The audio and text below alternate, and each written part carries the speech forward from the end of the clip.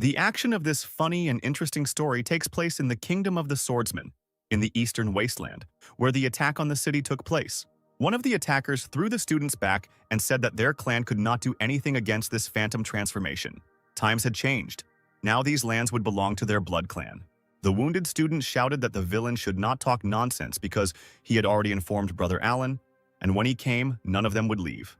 5 terrifying masters towered over the students, and one of them said that he did not know anyone among the best students of the Sword Clan with that name.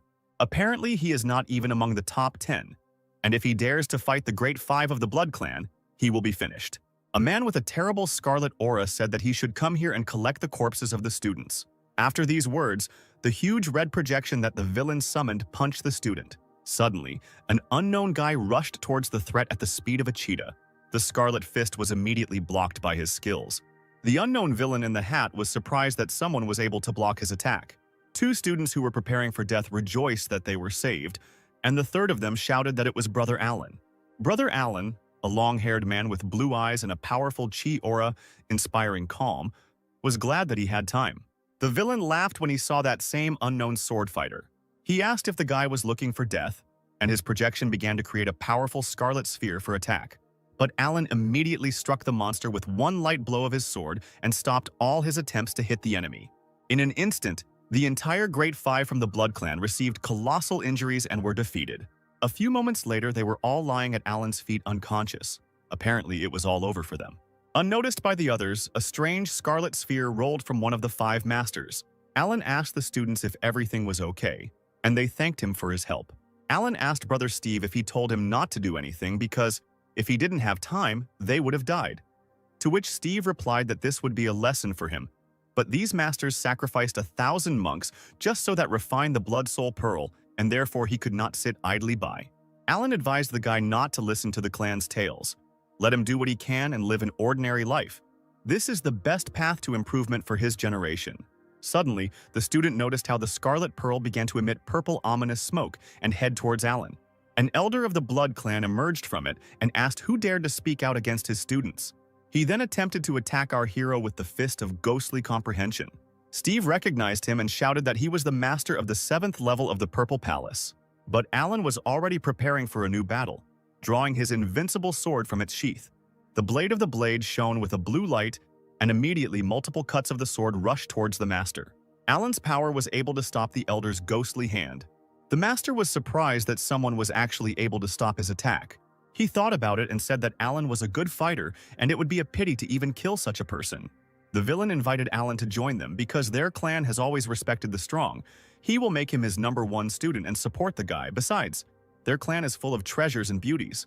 Alan answered the elder that he had heard that they work from early morning until late at night, eat and sleep in the open air, and are constantly hunted.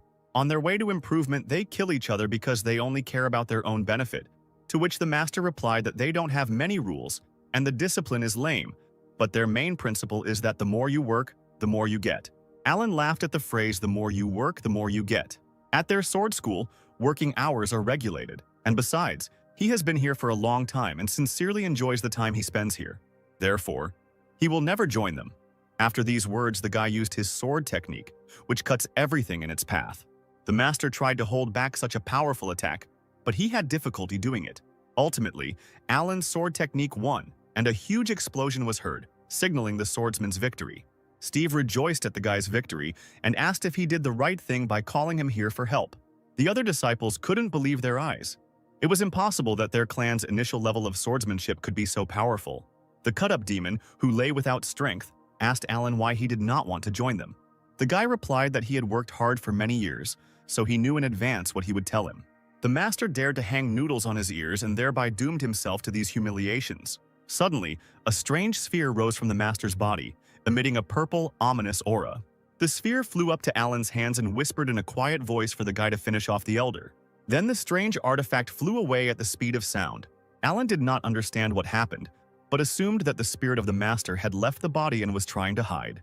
He readied his energy-charged sword and was ready to go in pursuit of the soul. However, suddenly the guy heard the disgusting sound of an alarm clock. The hero stopped, took his watch out of his cloak and began to look at it. After that, to the surprise of the other students, he turned around and said that the main mission was completed and he was leaving. One of the students could not believe that Brother Alan would simply allow the soul of the elder of such a powerful clan to escape. Suddenly, Steve started telling other students about Alan that they didn't understand something. The fact is that Brother Alan practices the 9 to 5 method. He pointed to the sun setting behind the mountain, which meant that time was up. This means that it is now the end of Alan's working day. What irritated Alan most was that at the end of the working day he still had a lot of work left, and he was practically forced to work overtime. The next day, we are transported to the residence of the Swordsman clan. Here, warriors train to control their blades, which they can use to fly if they focus enough chakra. In order to be strong, they train hard every day. But not everyone is such a hard worker. One of the students turned around and looked at the one who was again lazy and doing nothing. He didn't understand how the elders even accepted a student like this guy. It was Alan, who was sleeping peacefully under a tree while others were training tirelessly. The noise of the warriors woke up the guy, and he reluctantly began to stretch and wake up. He took off his blindfold to look at his comrades. Alan returned after midnight, so he didn't get much sleep. If he had known about everything in advance, he would not have been the one to put such troublesome tasks on his shoulders. Up to this point, he had been continuously working overtime for 5 years, 996. The 996 work schedule is an unofficial work schedule from 9 a.m. to 9 p.m., 6 days a week. His boss shouted at the guy from morning to night that he was lazy and that he should continue working until he finished and not even think about leaving. As a result, the guy lost consciousness, and his colleagues told the boss to call an ambulance. But he said that first let the guy finish the project. Suddenly, Alan died and accidentally ended up in this fantasy world. Here he is a simple student of the Swordsman clan, and finally, he has a second chance to change everything. But other students, just like in his previous life, tell him to work hard and not stop for sleep, because a student of his age should devote himself to practice, not sleep. Everyone around tells the guy that he is lazy, and they have never seen such a lazy person. But he decided, so as not to repeat the mistakes of the past, he would never work overtime in this world. But the guy didn't expect that even here he would stand out so much. Suddenly, someone distracted him from his memories by calling his name. It was Steve who told Alan that the elder was looking for him. He wanted to ask him about the details of yesterday's mission. Alan asked if Steve had told him anything about him. The enthusiastic student replied that the master had already called them to talk. But no one said a word about Alan's strength. The eternal lazy man replied that this was very good, and next time the guy would teach Steve a couple of techniques. The student immediately blushed and thanked his brother in arms. Alan used his magic sword and headed towards the elder's palace. After some time, he arrived at the main hall. In this world, improvement is divided into 6 stages. From the lowest to the highest, they go in order. Chakra improvement, the realm of the spirit. Then the formation of the soul is the limit of the palace of the immortals, sealing one's power. And the last stages are called the purple palace, and then the ascent to truth. Each of these stages is divided into 9 levels. But there is someone more serious than all these stages.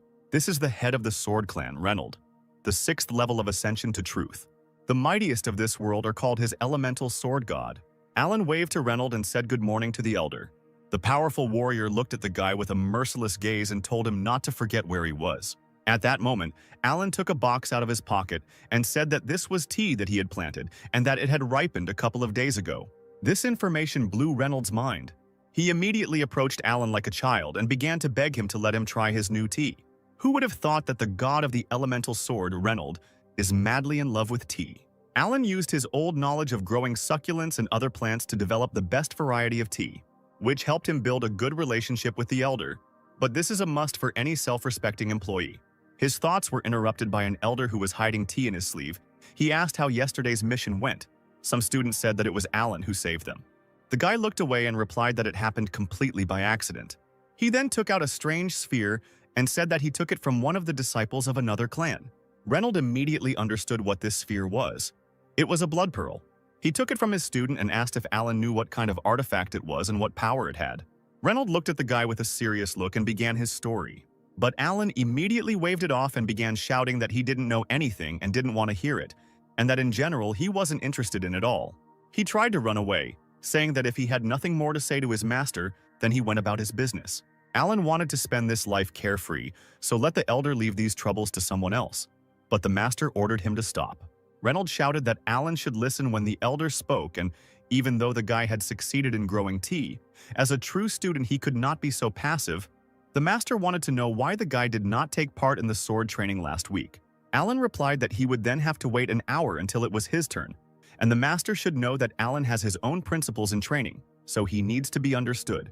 Reynolds objected, shouting that because he missed class, all the masters came to him to complain, and they all unanimously asked to demote Alan from the students. The guy calmly turned around and asked if they really said that. Reynolds thought that he was too harsh with him and should have said it more carefully. However, Alan was only glad to hear these words, because if he was demoted to an internal disciple, no one would bother him anymore. Alan asked the elder when he would demote him, and Reynolds' patience was already reaching its limit. And then he exploded and shouted that in the entire history of the clan, there was not a single precedent like this. If Alan was demoted, it would be tantamount to a slap in the face to his elder. The guy replied that he didn't know that something so wonderful would happen. Suddenly, someone behind the guy's back called his name, and Reynolds was glad that she had finally come. The girl went to Alan and said that tens of thousands of students work day and night to become true students. But for some reason, only brother Alan is ready to give up this once-in-a-lifetime opportunity. This beauty's name was Hannah, and she was the true #1 disciple of the Swordsman clan. Even in her early years, she achieved great success in cultivation, and since then she has been ranked first among the disciples. She is called the future of the Sword clan, and she was also very beautiful. Meanwhile, Alan takes 55th place, which is the clan's last place. The guy said that his sister doesn't know, but he has been stuck in the Purple Palace for a long time. So Alan decided to start over as an inner student, re-strengthen the spirit, break through the limit of the Palace of Immortality, and become stronger, because the one who repeats everything 10,000 times becomes the strongest. Hannah replied that she didn't think he would be so progressive and think so deeply about ways to improve. It was different from what she had heard about him. The girl bowed down and said that she was wrong, and meanwhile the master was watching this performance that Alan staged.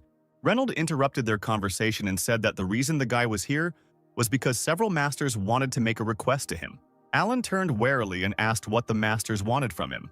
They want him to go on a mission with Hannah and learn how to work hard from her best student.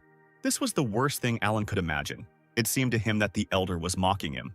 It was Hannah who, through her hyperactivity, doomed the entire clan to live up to her standards. He and Alan were completely different people, and the guy believed that they could not work together. Reynolds said that the girl is the best student and people line up to her for advice every day. And the guy is also dissatisfied that he had such a wonderful opportunity to study. Alan replied that he was simply worried that he was not good enough for this mission and would interfere with his sister's improvement. He turned to the girl and, with a calm expression, asked her to confirm his words that she did not want the guy to interfere. Hannah, on the contrary, shouted to the guy not to worry about it. Her eyes sparkled with enthusiasm, and she said that their entire clan was family, and they should support each other and make progress together. In addition, Brother Alan can use this opportunity to prove himself and destroy the rumors that other people are spreading about him. Alan was gripped by fear. The guy thought that they were trying to intimidate him because he didn't want to suffer like she did. Then he used another trick. The guy folded his hands in a sign of humility. He stood in front of the elder and said that if he took part in this mission, his tea leaves would be left without sensitive supervision. The elder even invited Hannah so that Alan could take part in this mission. But he did not intend to deviate from his principles. He had no reason to go with her when he could play the fool here just fine. Suddenly, the enraged master raised his hand, making a strange gesture. Reynolds said that if Alan successfully completed this task, he would give him 3 days off. 3 days off, these words echoed in the guy's head. A whole 3-day weekend, one could only dream about it. Alan immediately grabbed the master's hand as a sign of gratitude. His eyes glowed with enthusiasm, and he asked the elder to immediately inform him of the contents and location of the mission. He will go through fire, water, and copper pipes to complete it. And meanwhile, the master only sighed in disappointment. A quarter of a day later, Hannah worked hard to master the techniques. Alan, meanwhile, was yawning after a deep sleep. He approached the training girl and said that she was training very hard. Hannah, meanwhile, was angry with the guy because he was late. Alan answered her that if he did not sleep at lunchtime, he would not have any strength for the battle. The girl began to scold him, saying that he should devote more time to practice. So she, for example, came here on time and managed to make 3,000 swings of the sword. But Alan, it turns out, needs sleep like an ordinary person. He is too weak. The guy said that she was right, and that he would think about everything in his spare time and then give it his all at the next training session with double strength. But in fact, he was only thinking about the fact that Hannah was grumbling like an old woman. The girl exhaled in disappointment and said that they didn't have time for this and it was time to move out. At that same second, our new team rushed to the mission site. While they were flying to the place, Hannah asked Alan what he thought about the mission, to which he replied that the elder had sent them to investigate the disappearances of people in the mountains, and this mountain range was located right next to the sacrificed village. Alan suspected that the disappearance was not accidental at all. Hannah agreed with him. The inspired girl encouraged the guy, telling him not to worry. Given his level, she would protect him. Alan looked at her and thanked her happily. He didn't think that Hannah would be a person he could rely on. The guy thought that he had hit the jackpot and would get a 3-day weekend and make friends with the beauty. Alan mentally thanked the elder, and they set off on their mission. Towards evening, the team reached the mountains where people disappear. The girl told brother Alan that they first needed to ask the local residents, and Alan, meanwhile, was looking for something in his robe. Suddenly, he took out his watch, opened it, and began to look at it, which greatly surprised Hannah. The girl looked with a surprised look and did not understand why Alan was counting down. When he counted to 0, he shouted joyfully that the time was up. He went to rest and shouted to Hannah that he was leaving everything to her and tomorrow let her tell him everything. After some time, our hero reached the inn of a local village. The establishment was a bit empty. Alan came in and asked the owner to give him 1 room. The seemingly gloomy and tired man replied that it would cost 1 silver. Alan provided the currency, and the owner handed him the key to the room on the 2nd floor. When Alan took the key, he noticed a strange tattoo on the man's hand that looked like the tentacles of a black squid. Although this could be a clue, Alan decided that it did not matter because now it was his time to rest. When he got to his room, he lay down on the soft bed and thought about how Hannah was progressing in the investigation. After some time, the guy woke up due to a loud noise from below. The owner was telling someone that there was no room, and some girl was shouting that there was clearly no one here, and the owner was acting ugly. The guy jumped out of bed and was unhappy that someone woke him up. But Alan had already heard this screaming voice somewhere. It was Hannah, who offered 2 silver pieces for the room, but the owner still said that there were no more places. Suddenly, someone called the angry girl by name. Hannah was delighted to see her brother Alan, who told her not to torment the owner because he had already said that there was no room. The guy turned to the man and asked if his younger sister could spend the night in his room. The gloomy owner nodded, and Hannah was surprised at this proposal. The girl could not believe that she would spend the night with him in the same room. She was seized with panic. Alan walked up the stairs and told the stunned Hannah that if she didn't want to spend the night on the street, then she should follow him. Hannah was embarrassed. She had no choice but to follow the guy. Alan walked slowly, and the girl followed him like a very quiet mouse. She was worried and thought that they would not do anything that would make her ashamed later. In addition, the girl is much stronger than him and will be able to stand up for herself. A few minutes later, they came to the room where Alan was eating cookies, and Hannah was sitting quietly next to him. The guy asked the girl if she had dinner. He handed her a plate of cookies and asked if the girl wanted to eat a little, to which Hannah replied that they should learn to abstain from food in order to strengthen their hearts. Only when your heart is strong can you… The girl didn't have time to finish speaking when Alan put a cookie in her mouth. The guy was wiping his hands of crumbs, and meanwhile Hannah was all red. Having swallowed the food, she ascended, tasting the sweet but not greasy pastry, which melted in the mouth and gave off a little flour. It penetrated the girl's heart, making her want to drown in it. At that very moment, her sanity returned. She started screaming at Alan, scolding him for sneaking up on her with this cake. The guy, with a calm expression, turned to the girl and asked if it was delicious, to which she replied that she really liked the pastries. But there is no benefit from such food, so it is much better not to eat. But Alan did not agree with this statement. He asked his sister if she had ever wondered whether it was possible to walk by leaps and bounds, avoiding 5 vegetables, 3 flowers, and the bustle of the world. The 5 vegetables are vegetables that Buddhist monks do not eat, and the 3 colors are the 3 colors of the clouds, and Alan said that they should not be avoided. After all, they walk around this world, and even with all their desire, they cannot isolate themselves from everything in the world. Blind avoidance will only tire you physically and psychologically. You will be afraid of everything that makes practice difficult. The girl asked how then they could practice without giving up human desires.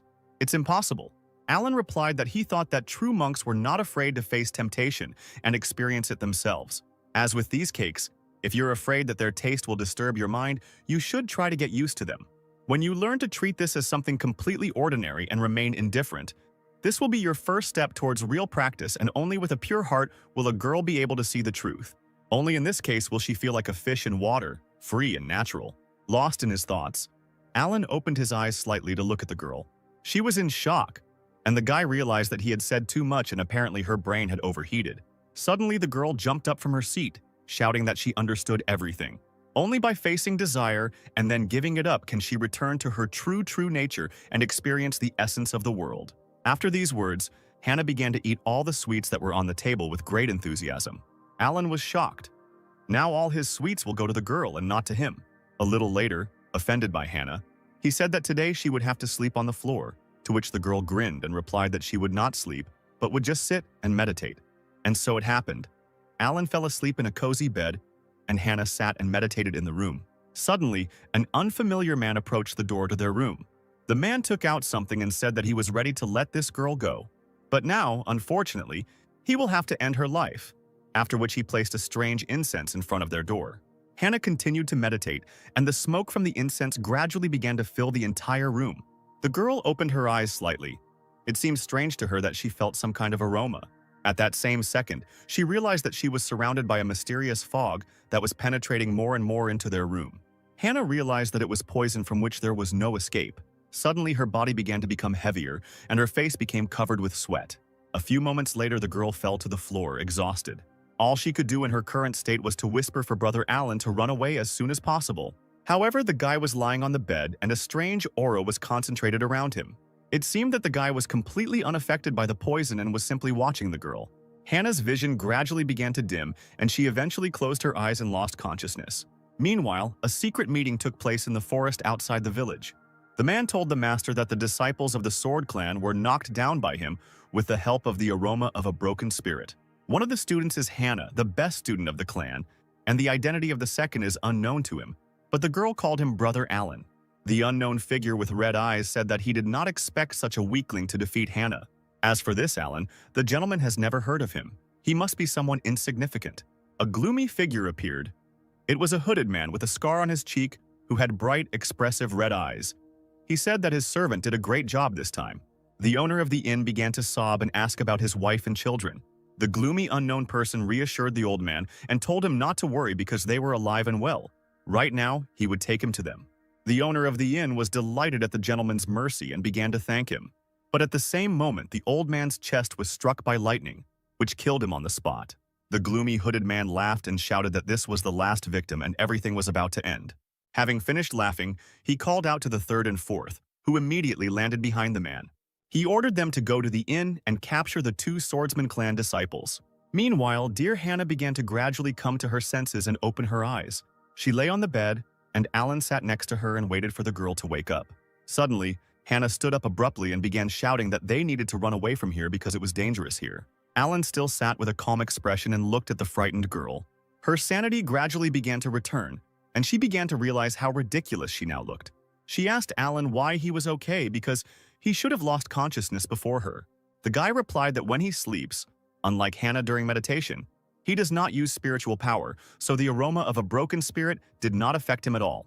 But Alan had to remain still for a long time for the scent to dissipate, and Hannah came to her senses. In fact, it is difficult for monks below the 5th level of the Purple Palace to resist this poison. Alan told the girl that her social experience was too small and she should be more careful. If she had gone on the mission herself, the consequences would have been catastrophic. The girl bowed before Alan and thanked him for saving her. In the future, she swore that she would be more careful. Meanwhile, the guy brewed aromatic tea. He handed her tea and told her to drop politeness and drink some tea and warm up. Hannah was very embarrassed, feeling guilty about the incident, but thanked her brother Alan for the drink. There are rumors that Brother Alan is just an ordinary lazy person who doesn't know how to do anything and doesn't strive for anything. But Hannah never expected that he would not only say a few words to her, but also reveal the secrets of cultivation. All this time he was so attentive to everything, even saved her life, excellent character, pleasant appearance. It's a pity that his level is not enough. Immediately, the girl shuddered and caught herself thinking that she should not think about such things. Alan, meanwhile, turned to her and asked how she was feeling. The girl laughed and thanked the guy for his concern, saying that she was completely fine. Meanwhile, a strange purple flash appeared in the night sky. Two unknown fighters, overflowing with power, headed straight towards the room where Alan and Hannah were. The best student immediately sensed the approach of the enemy. She pushed the guy aside and pulled out her sword, shouting that the killer was coming right here. Hannah turned to her brother Alan and told him to hide. There was no need to force Alan. He was already heading to his bed and said that since Hannah was already better, she should deal with it herself because his working hours were over. Hannah went to the killers because anyway, These two are much stronger than Alan's brother, and if he gets involved, there will only be more problems. The girl was left alone with her opponents and was already waiting for their approach on the street. She gripped her blade tightly and shouted that it was no coincidence that they came here. A huge blue whirlwind created by Hannah's sword rushed towards the opponents and knocked down their flight path. Two unknown people landed with a crash in the nearby forest. The sophisticated girl instantly landed where a dark aura wafted from the ground. Standing in front of her were two people from the fourth clan of the Eastern Wasteland, the Purple Spirit Clan. Hannah didn't understand why the Purple Spirit Clan's disciples attacked them, so she asked what they were doing here. But they didn't answer, and their eyes looked especially strange. They were black. These two were bloody puppets. Their souls were consumed by magic, turning them into weak-willed dolls. This is the magic of the demon sect. Apparently, the disappearance of an entire village is also their doing. The strength of these two is equivalent to the third or fourth level of the Purple Palace, and you need to be careful. Hannah, covered in blue chakra, slowly landed and said that they upset her. The girl took out her striking blade and summoned her sword technique. Then she used a powerful ability, clouds breaking the moon, and everything around began to fly into pieces. A powerful wave created by the sword headed towards the opponents. But the girl and the guy were able to deftly jump away and dodge her attack. However, this was not the end, and Hannah commanded her blade to dissipate. After this, the blue blade immediately split into two parts and flew towards the enemies. The targets were immediately hit, and small flashes from the explosions ran through their bodies. The cut and beaten fighters lost their strength and fell to the ground. Meanwhile, Alan watched the battle. He was surprised how Hannah was able to easily separate the light from the sword. But apparently the force of the blow has also decreased. By the way, it's much more convenient to watch the fight this way. You don't even need to open your eyes. However, these two definitely did not plan to give up so easily. With difficulty, the girl rose to her hands and tried to stand up. She called Hannah sick and said she couldn't do that to them. The best student realized that these guys had not completely become bloody puppets. Apparently, there was still a trace of self-awareness in their heads. The subordinate girl got angry and shouted that she would kill Hannah for what she did to them. She jumped towards the girl and swung her staff, concentrating her purple chakra. The two girls clashed in battle.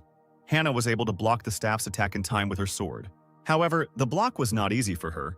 Hannah was surprised that her opponent could wield such a formidable weapon so easily. The enraged girls continued to attack each other, but no one wanted to give in. The air around them became electrified. The blows became faster and faster, so much so that at one moment their outlines were difficult to discern.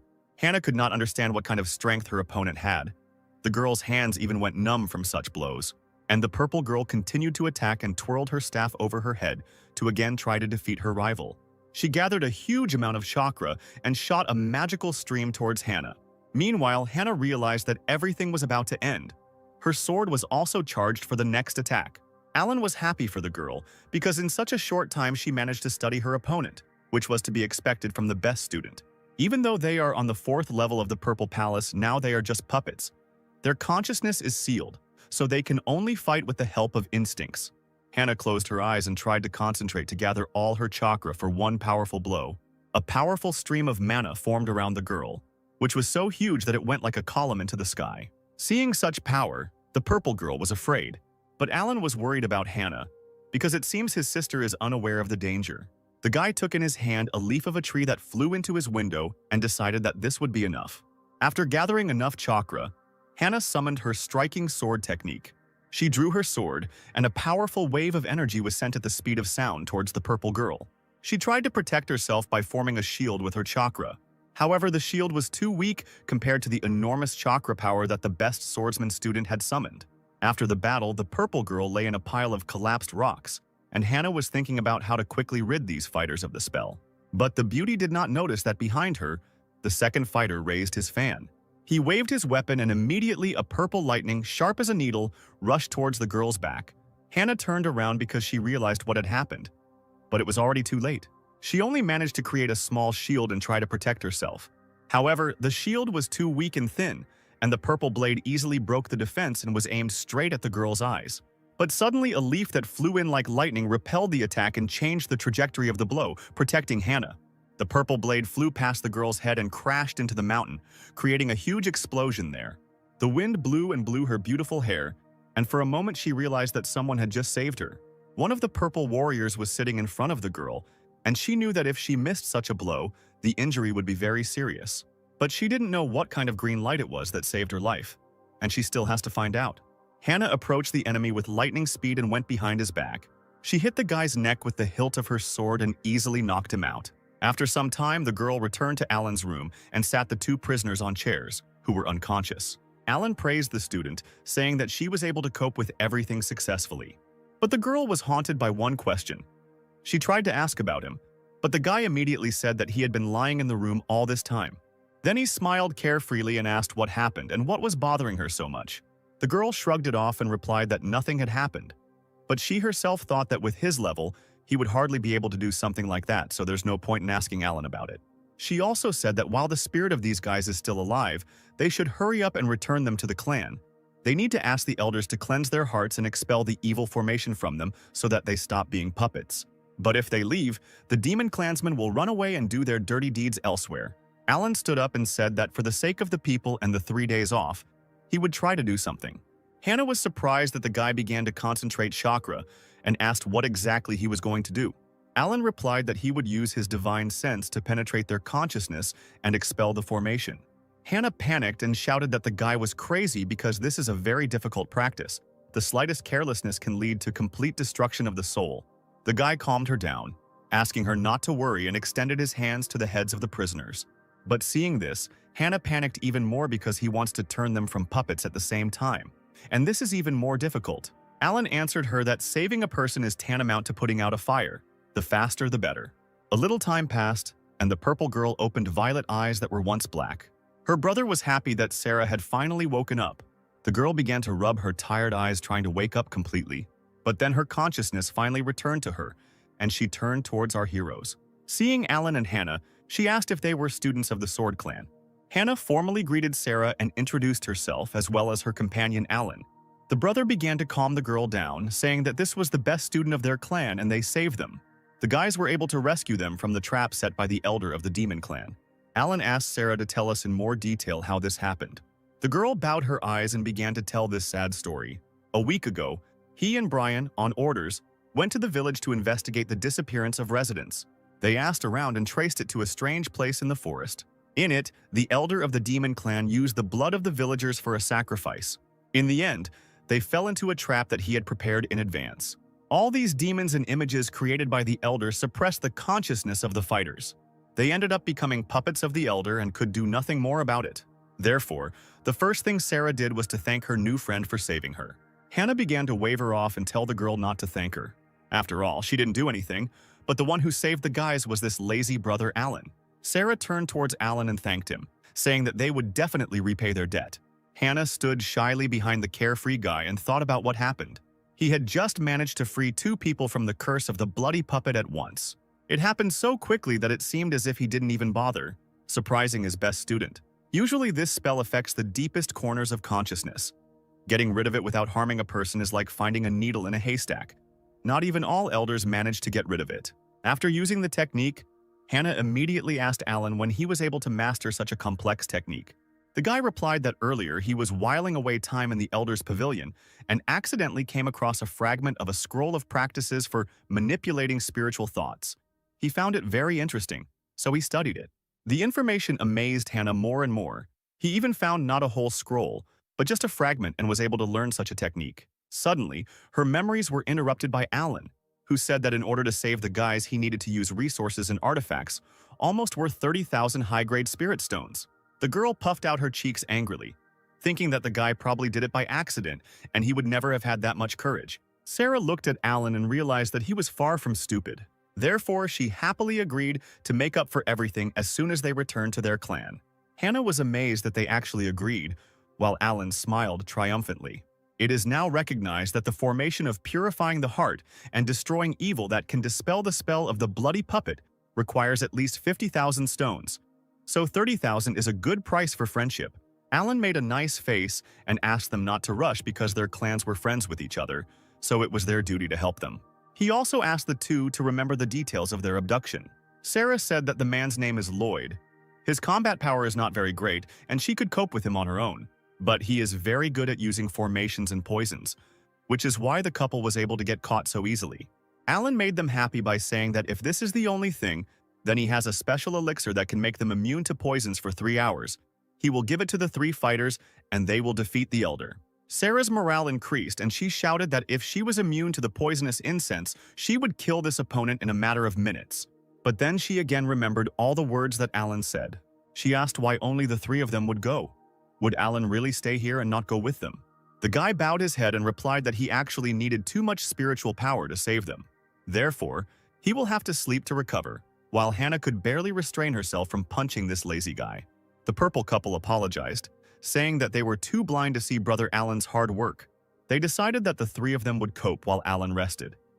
Meanwhile, Hannah realized that the lazy man had again deceived everyone in order to do nothing. After some time, a new team set out in search of the Demon Elder. Sarah looked at the small blue sphere and asked if this was really the magic elixir that Brother Alan was talking about. Hannah told her that they should believe him because he had already saved them several times. After these words, all 3 fighters took the magic pill. Sarah noticed that the elixir melted pleasantly in the mouth and was no different from ordinary pills. Brian added that it was not that he did not trust Alan, but his level of cultivation was very low. The team continued to walk through the forest. The moon had already appeared in the sky, and it became somehow too quiet around. Hannah took up her sword, noticing that something was wrong here. Brian confirmed her words by saying that there was not a single living soul here. Sarah began to panic. She guessed what had happened. An unknown gloomy voice confirmed their guesses, saying that they were on his territory. Hannah reacted to the enemy with lightning speed and sent a whirlwind of sword in his direction. The whirlwind blades immediately struck several eyes. But there was nothing on that side. The tree crowns dispersed, and she saw a strange swamp that was not there. Brian assumed that these were parts of dead creatures that were dealt with here.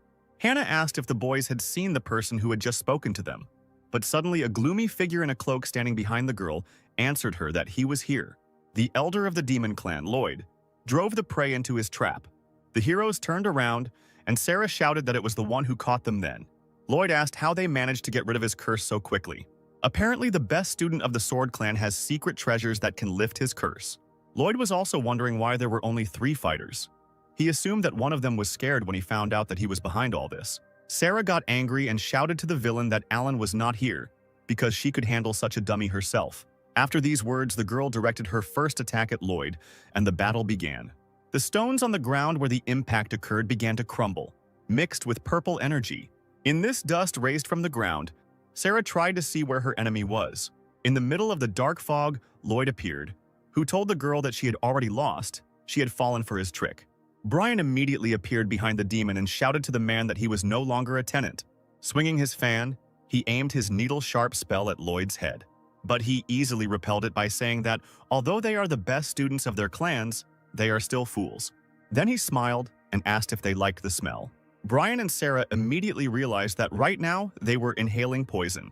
Hannah also did not stand aside and attacked the dark bubble in which Lloyd was located.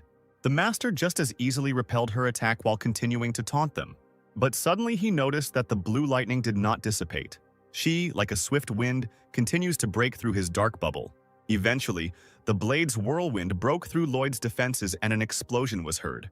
3 fighters were already in the air and were waiting for their opponent. The dust from the explosion cleared, and Hannah saw a small hole where Lloyd was standing. She became angry, realizing that they had missed the villain. But at that very second, the air turned scarlet, and a dark fog formed around the heroes. It was poisonous incense. Lloyd emerged from the poisonous fog, and he really had his own tricks. The master hung in the air right above our heroes and sprayed his crimson mist. He laughed and shouted that it was useless for the soldiers to run away anywhere because they had already inhaled his poison. It only takes 10 breaths, and they will immediately turn into bloody puppets and become his faithful servants. However, nothing happened, and the guys stood and smiled. At that moment, Lloyd realized that something was wrong. And then he realized that he was missing the 3rd fighter, who was already swinging his huge staff behind the master's back. Sarah took advantage of the moment and hit Lloyd on the back. The force of the blow was colossal, and the master immediately spat out a lot of blood. Then he rushed towards the ground at the speed of sound until he crashed into it. Brian also wanted revenge. He prepared his fan to finish off the enemy. Swinging his weapon, several sharp chakra needles rushed towards the prone Lloyd. The purple needles mercilessly hit their opponent in all places of his body. The demon elder bled, his most terrible weapon no longer working. He could hardly stand on his hands and bled while trying to understand how this happened. The master raised his bloody gaze to the team. He did not find an answer to his question, so he asked them why his poison did not work on them. And the squad of fighters only mocked the once strong villain. Sarah was happy that Alan's elixir was really so strong. Resistance to poisons would help them deal with all the members of the demon sect. Lloyd knew that this poison was even stronger than the previous one, and even if you held your breath, it would be absorbed into the skin, and nothing short of his special antidote can dispel it. Then why doesn't he take these warriors? Apparently they have some kind of secret of their own. Hannah said it was time to finish with him and prepared to use her sword technique. But Lloyd wasn't going to give up so easily. He wiped away his blood and said that this was far from over. The demon elder immediately jumped and took off from the ground. Having covered a great distance with lightning speed, he said that the game had just begun. Flying into the sky, he summoned the bloody flames of the heavenly formation and covered the entire area below him. The girls who got into the area panicked and tried to understand what was happening. Lloyd scoffed and reminded them that they had entered his territory. He ordered the first to get rid of them, and at that very second, something began to form from the dirt behind them. Brian turned in horror to see a man began to form from the mud. A powerful, angry demon who was ready to tear everyone apart. The team realized that this was the bloody puppet of the 6th level of the Purple Palace. Lloyd continued to taunt, telling the guys that they would definitely not be returning home today. Speaking of the house, Lloyd sent the second one there. He has the 5th level of the Purple Palace, and he will deal with the coward who is hiding there. Hannah immediately began to worry about Alan, because he was too weak to cope with such an opponent. Meanwhile, Alan was sleeping peacefully and was not at all interested in the outcome of the battle. And a terrible demon with 6 eyes had already entered his house through the window. But, to his surprise, he found no one on the bed, and there was not a soul in the house. Sly Alan was lying in the next room and had absolutely no intention of working overtime. He turned to go to sleep, but immediately, an explosion thundered behind him. It was a trap that Alan had left for the demon. But, to his surprise, the enemy was not torn apart, and there was a silhouette behind him. It was a demon who was struggling in agony and screaming because he had received many injuries. Actually, no, the trap was too weak for him. Alan had to get out of bed. He realized that the demon would not be able to return until he caught him. The guy didn't understand whether it was really necessary to involve him in all this. Meanwhile, a fierce battle broke out in the forest. Hannah concentrated her power and used her sword technique to create a hurricane of water. Meanwhile, the bloody puppet began to form a cloud of energy to repel the attack. Then he put up an impenetrable shield, and the blades of water crashed into it without causing damage. But suddenly Sarah appears behind the monster, who took advantage of the situation and the fact that the enemy was distracted. The girl tried to attack him with her staff, but the bloody puppet successfully blocked the blow. The monster then took hold of Sarah's staff, and with a powerful movement of his hand, he threw the girl away from him. Brian was angry and summoned one of his techniques, the sealing purple chains. Approaching from behind, the sealing chains seemed to have successfully begun to bind their enemy. But the monster was not so weak. He gathered his energy and began to scream with all his might. The chains that bound him broke, but Hannah managed to take advantage of the moment and strike the body of the immobilized enemy. The girl was focused and confident that this time she succeeded. Indeed, the monster's body was cut into 2 parts. People cannot survive such wounds. But the bloody puppet had nothing to do with it. After separation, he immediately landed on his severed part and fused together. Hannah couldn't believe her eyes when she saw this. Meanwhile, the monster decided to attack his opponents and jump towards them. The first to be hit was Brian, who immediately flew away, covered in blood. Then Hannah was attacked and was also unable to evade. Sarah, noticing the loss of her comrades, immediately shouted their names. Blood was leaking from under Brian's head. Seeing this, Sarah became angry. No one could touch her brother. The girl jumped from her seat with lightning speed and landed behind the bloody monster. Her rage gave her strength, and she was able to hit the monster's back with her staff. However, the monster that received the blow jumped away from her to a safe distance. This time was enough for Hannah to come to her senses. The girl landed next to Sarah and said that this guy is so strong that with his endless regeneration they will simply fizzle out over time. Sarah said with a serious face that she had a secret way to destroy him. Hannah was happy because there was hope, but Sarah needed time to gain strength. So the purple girl asked Hannah to buy her some time. The best student prepared for battle, saying that she could rely on her. Lloyd taunted them by saying that if they have any aces up their sleeves, then let them use them now. These puppets are a masterpiece of his collection of bloody techniques, so they will all soon come to an end. Suddenly the master felt something strange. Number 2 did not move, and the master thought that apparently he had finished with the coward too quickly. However, everything was not so simple. The bloody puppet was tied with Alan's blue bonds. The guy looked at the bloody puppet and said that the elders should under no circumstances find out about this. But he just wanted to sleep peacefully without any unnecessary noise. And if the puppet does not do this, then he will give her something in return. After these words, Alan immediately grabbed the puppet by the hair. He slowly walked to the window, holding the monster by the hair.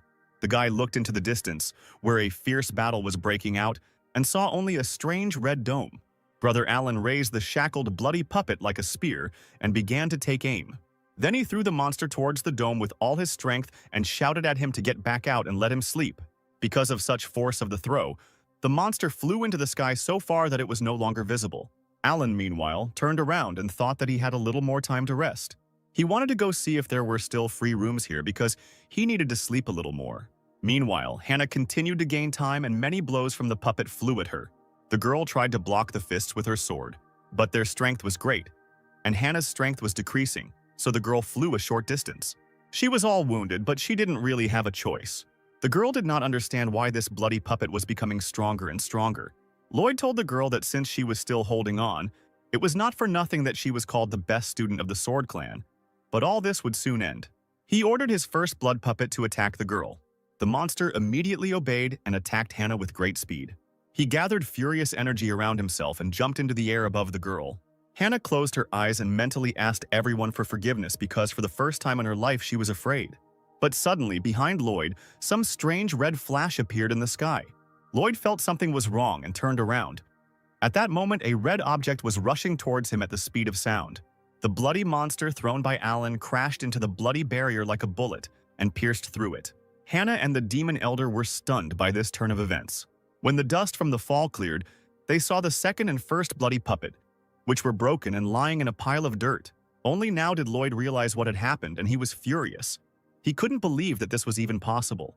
And Hannah was glad that if the second puppet was here, then everything was all right with Brother Alan. Apparently, one of the elders came and was able to protect the guy.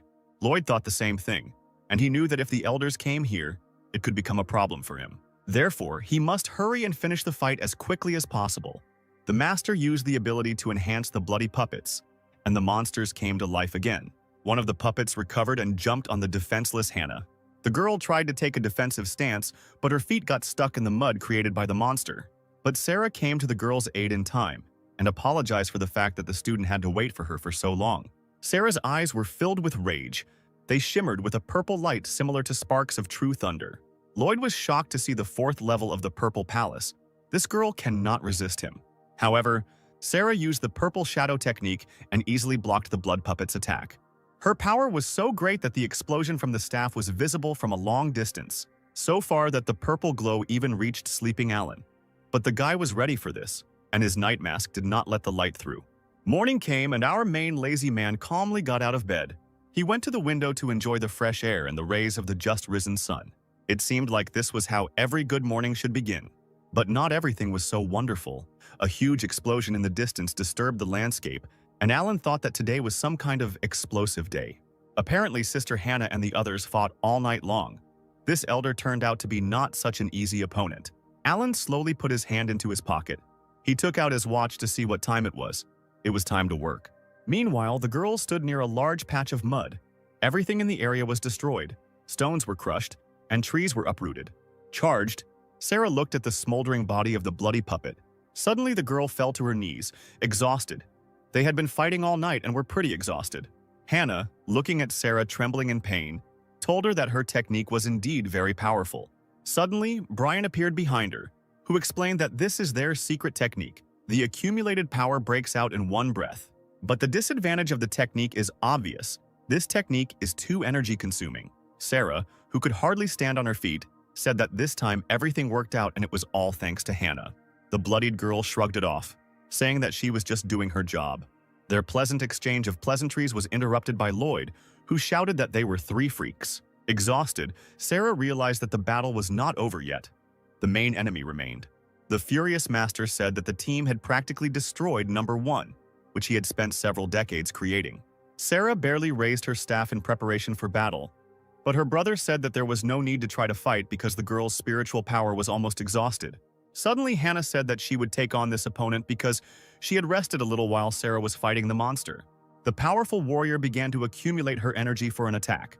Lloyd also began to form bloody hands, shouting that the trio of them would be buried here today. Powerful hands made of dark matter aimed at the small, fragile girl. Hannah used her sword technique and a stream of water like a whip burst out from his blade. The blade, as powerful as a needle, pierced the black magic of the demon elder. Moving further, it reached the place where a gap had formed in the dome. And the claws created by Lloyd in the meantime almost achieved their goal. But it was not for nothing that the girl was the best student. She cut the bloody magic into small pieces with lightning speed. Lloyd glared at Hannah, noting that she was quite strong. He was wondering if the girl could handle his other technique. However, the dome on which Lloyd stood suddenly began to crack. Then it simply burst, crumbling into thousands of small fragments. Only now did Lloyd realize that the girl was aiming at the previously made hole. The master did not expect that Hannah would have the strength to do something like this, but he was not going to give up, after which the master suddenly shot himself right in the head. He absorbed the power of the dome and his blood magic completely into his body. Having squeezed the blood to the limit, the master summoned a pentagram, which he filled with the remnants of his power. Hannah realized that things were bad. It was obvious that the master wanted to use a secret technique, but suddenly her impulse was stopped by drops of blood that hit the girl in the back. The demon elder sealed her acupuncture points to release spiritual energy, but that was not all. The faces of the purple allies were also subjected to a strange, bloody attack. Then the allies opened their eyes, and Hannah saw that they had turned black. The master's bloody puppet technique was not so easy to dispel, as it turned out. The demon elder ordered number 3 and number 4 to capture the disciple. Lloyd told her that although she was talented, she was like a little child in front of him. But such power should not be wasted, so Hannah will become his new number 1. The master summoned his bloody hand to apply the seal and said that her blood would make a wonderful offering. The claws rushed towards Hannah, and the girl mentally apologized to the elders for the fact that their best student was defeated by the devil's spawn. The sweet beauty burst into tears, remembering her brother Alan, because she promised him to be careful.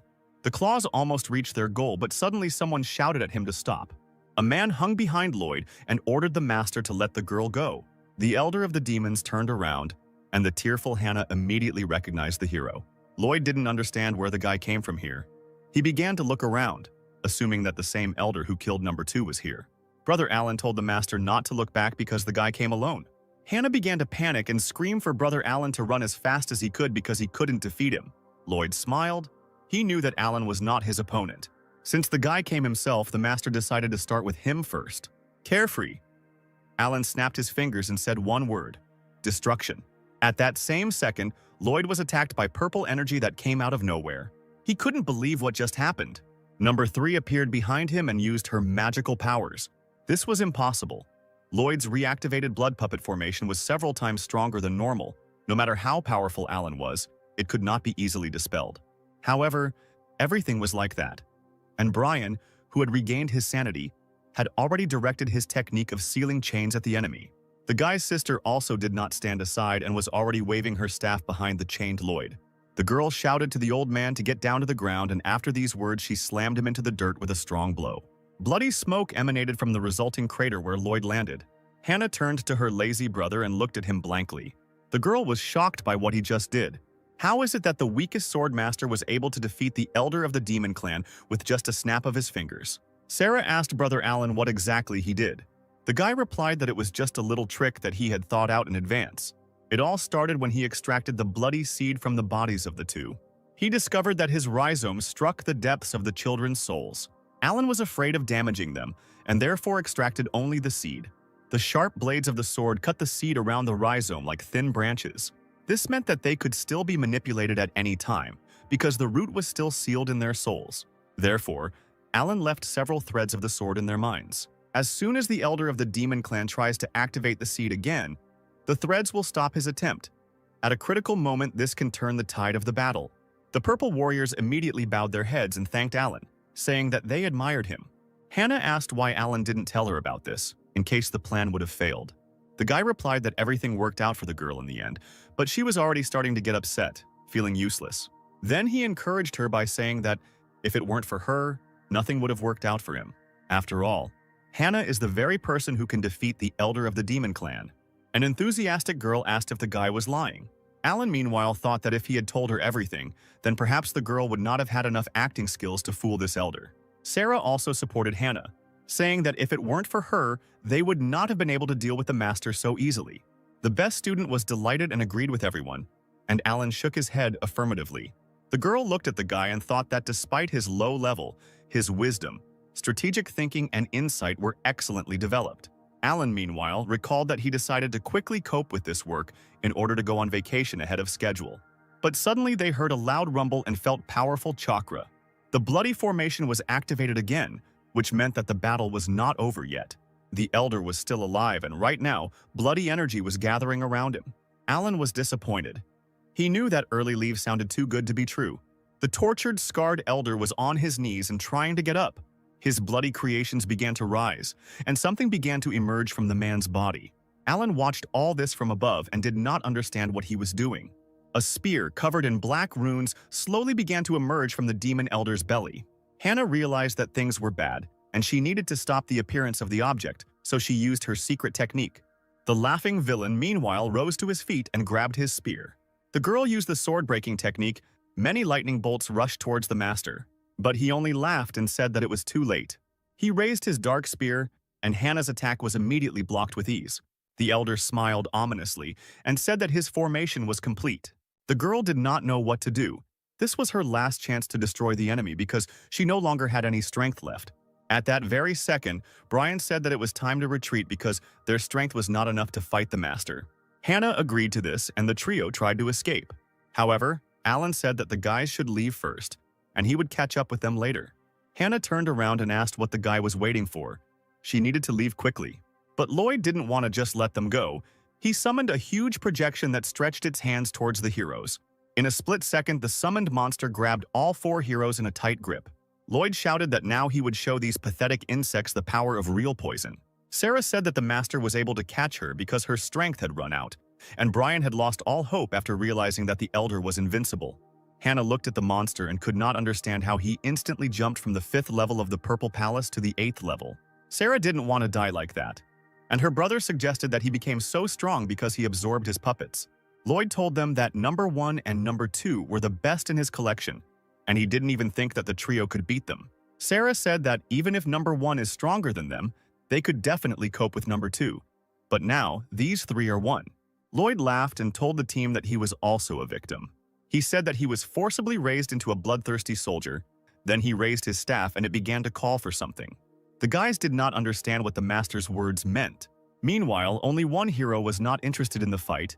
He looked at his watch and Hannah asked him what he was doing. Brian said that the ancient books say that demon warriors first appeared 10,000 years ago.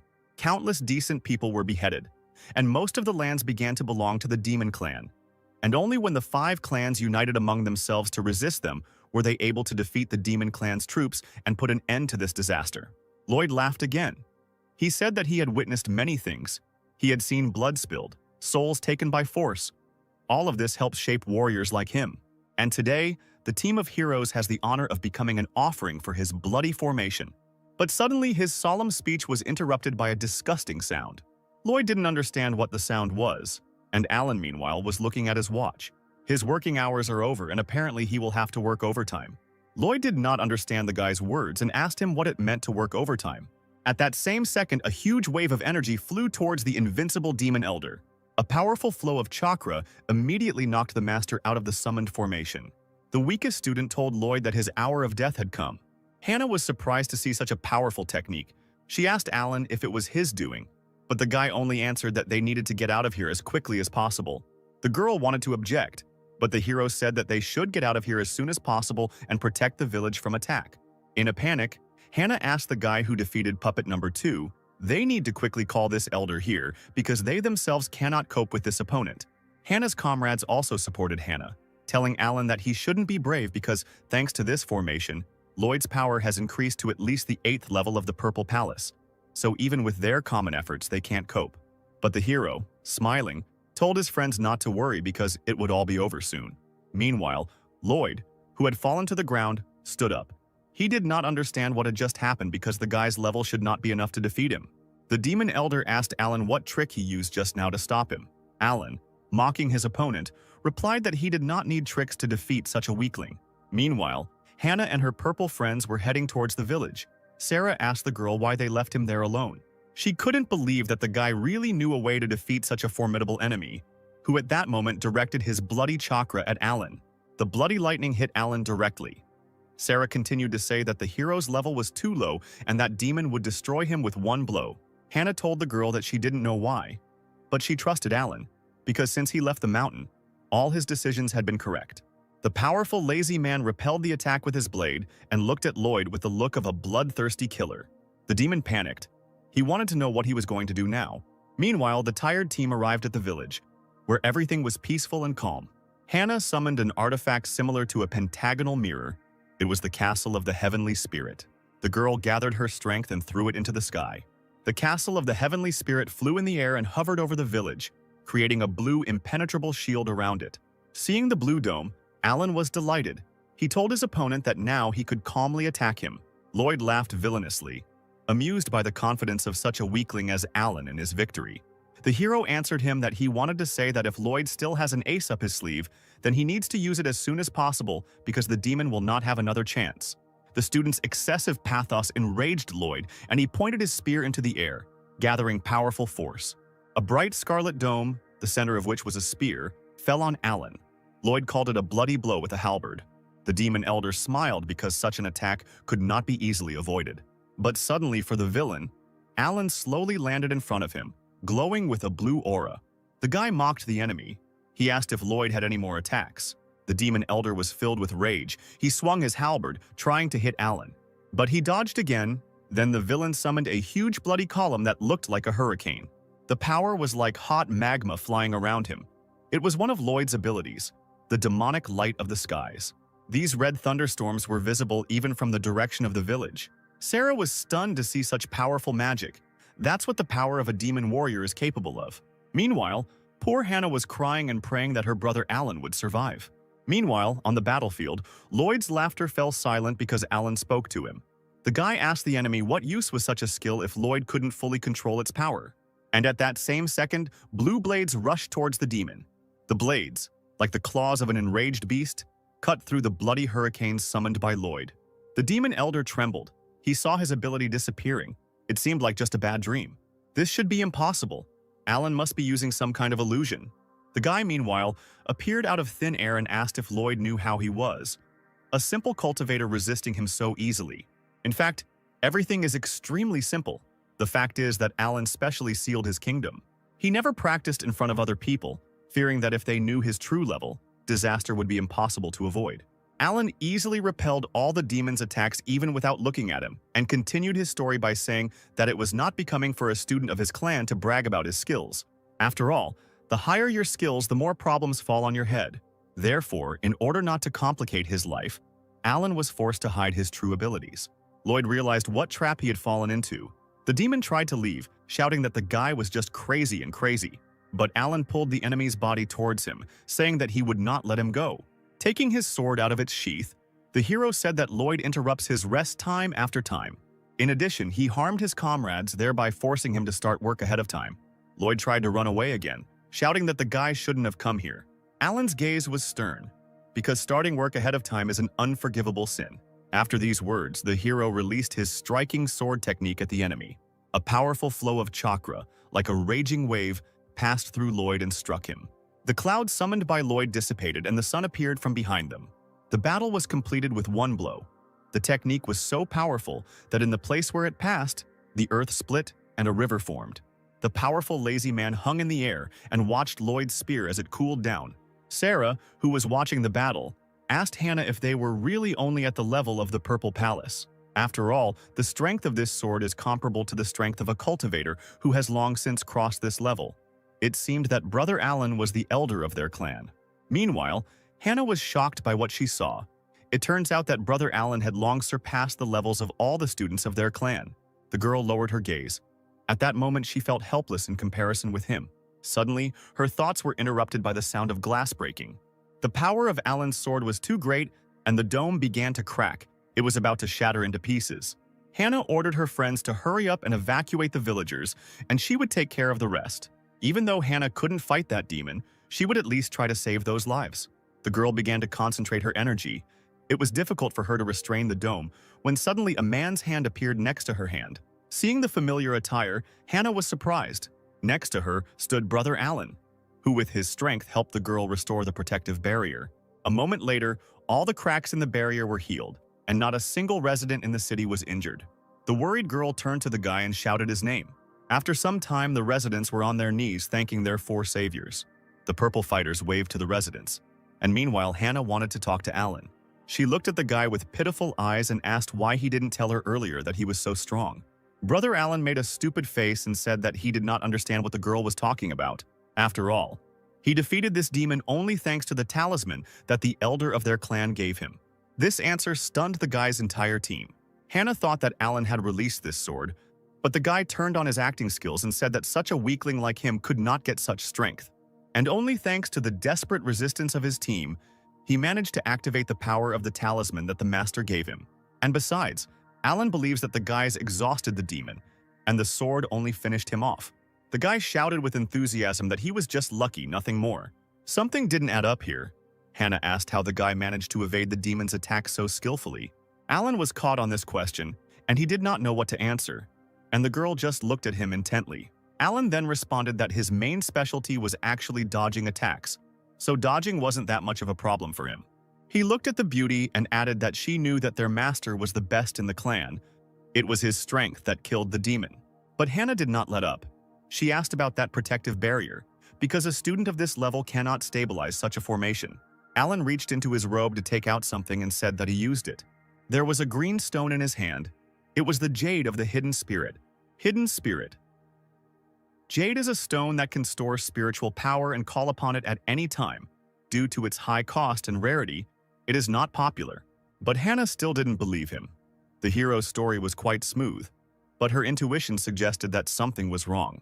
Suddenly, Alan put his hand on her head and told the girl not to give free rein to her imagination, because if he was really strong, then the master and elder would have known about it long ago. Alan also believes that Hannah is the best student in the clan. There's definitely no doubt about that. From such words, the cutie became embarrassed and shouted that Alan was using a sudden attack with compliments on her. Speaking of that demon, Sarah wanted to know what ultimately happened to him. Alan replied that his body is full of magical power. It is impossible to even touch it now. Therefore, the hero created a formation to suppress it. Sometime later, our heroes were at the burial site of Lloyd, where the suppression of his power was almost complete. The demon clan was so enraged that they began to train such soldiers. Hannah believed that they should inform the other clans about this as soon as possible so that they could take precautions in advance. Alan agreed with her, but first she needed to fully deal with the demon, when suddenly their conversation was interrupted by a force escaping from the halberd. The chakra bubble burst, and the power of the bloody spear absorbed Alan's formation. Hannah was horrified, and the hero became wary. They realized that something had gone wrong. The bloody spear began to summon a strange circle of fire and blood. The power of the demon awakened. Alan reacted instantly and tried to strike the enemy's chakra clot. The rest of the heroes managed to jump away, and suddenly, the spear and the demon's body disappeared along with the bloody chakra. Sarah realized that apparently their master had taken the demon from here, and Brian believed that now was not the time for chatter. And it was logical that the master would not just abandon the creation on which he had spent so much time and effort. But Hannah calmed the ardent fighters because they clearly did not have enough time and energy to pursue now. Alan, meanwhile, looked at his hand, from which his attack came out. He realized that he could not let the girl know how strong he really was. However, this formation that the hero left should be strong enough to stop Lloyd. Meanwhile, an unknown figure was in a strange place filled with a bloody aura, where he was sitting in the middle of candles emitting green light. He opened his mouth wide and absorbed all the bloody aura that was flying around him. This was the elder whom Alan defeated at the beginning of the story. He swore that next time he would tear him into thousands of small pieces. When suddenly his meal was interrupted by another gloomy figure who appeared behind the villain. The elder bowed his head in greeting to his master. The dark secret figure said that apparently Howard had already finished cultivating his body. Howard smiled and said that he couldn't do it without his master's help. Suddenly the gentleman said that Lloyd was dead. This information shocked the elder. The unknown person said that he completed the formation before his death and created a demon embryo. However, when the master tried to take it away, another force did not allow him to do this. Now the fruit is in the Yun clan prefecture on their mountain range. The Lord ordered Howard to return it. He also gave 3 things to his subordinates, saying that these artifacts would help him in battle. Howard failed him last time. If he does it again, he will have to answer for his misdeeds. The elder bowed his knee and understood the order of his master. At this time, our heroes said goodbye to each other because the enemy had disappeared without a trace, and the mission was over. Hannah and Alan looked at the purple comrades who had become their family for a short time. Sarah and Brian set off and talked along the way. Brian said that no one could have expected such a move from the demon clan. The demons' abilities already went far beyond their combat training. But Brian was most concerned not with them, but with the abilities of his brother Alan. Sarah was surprised by these words. She did not understand what was wrong with the hero, that her brother was worried about this. Brian told her that it was obvious that the guy was in control from the very beginning, starting from the moment he gave them pills that made them invulnerable to poisons. And what happened to the bloody formations during the battle? When they were ready to accept defeat, Brother Alan appeared and took the situation into his own hands. If not for him, the bloody formation would have covered them all. But it's true that after hearing the information from her brother, Sarah thought about it. However, that was not all. Brian asked if the girl remembered the pill that they took.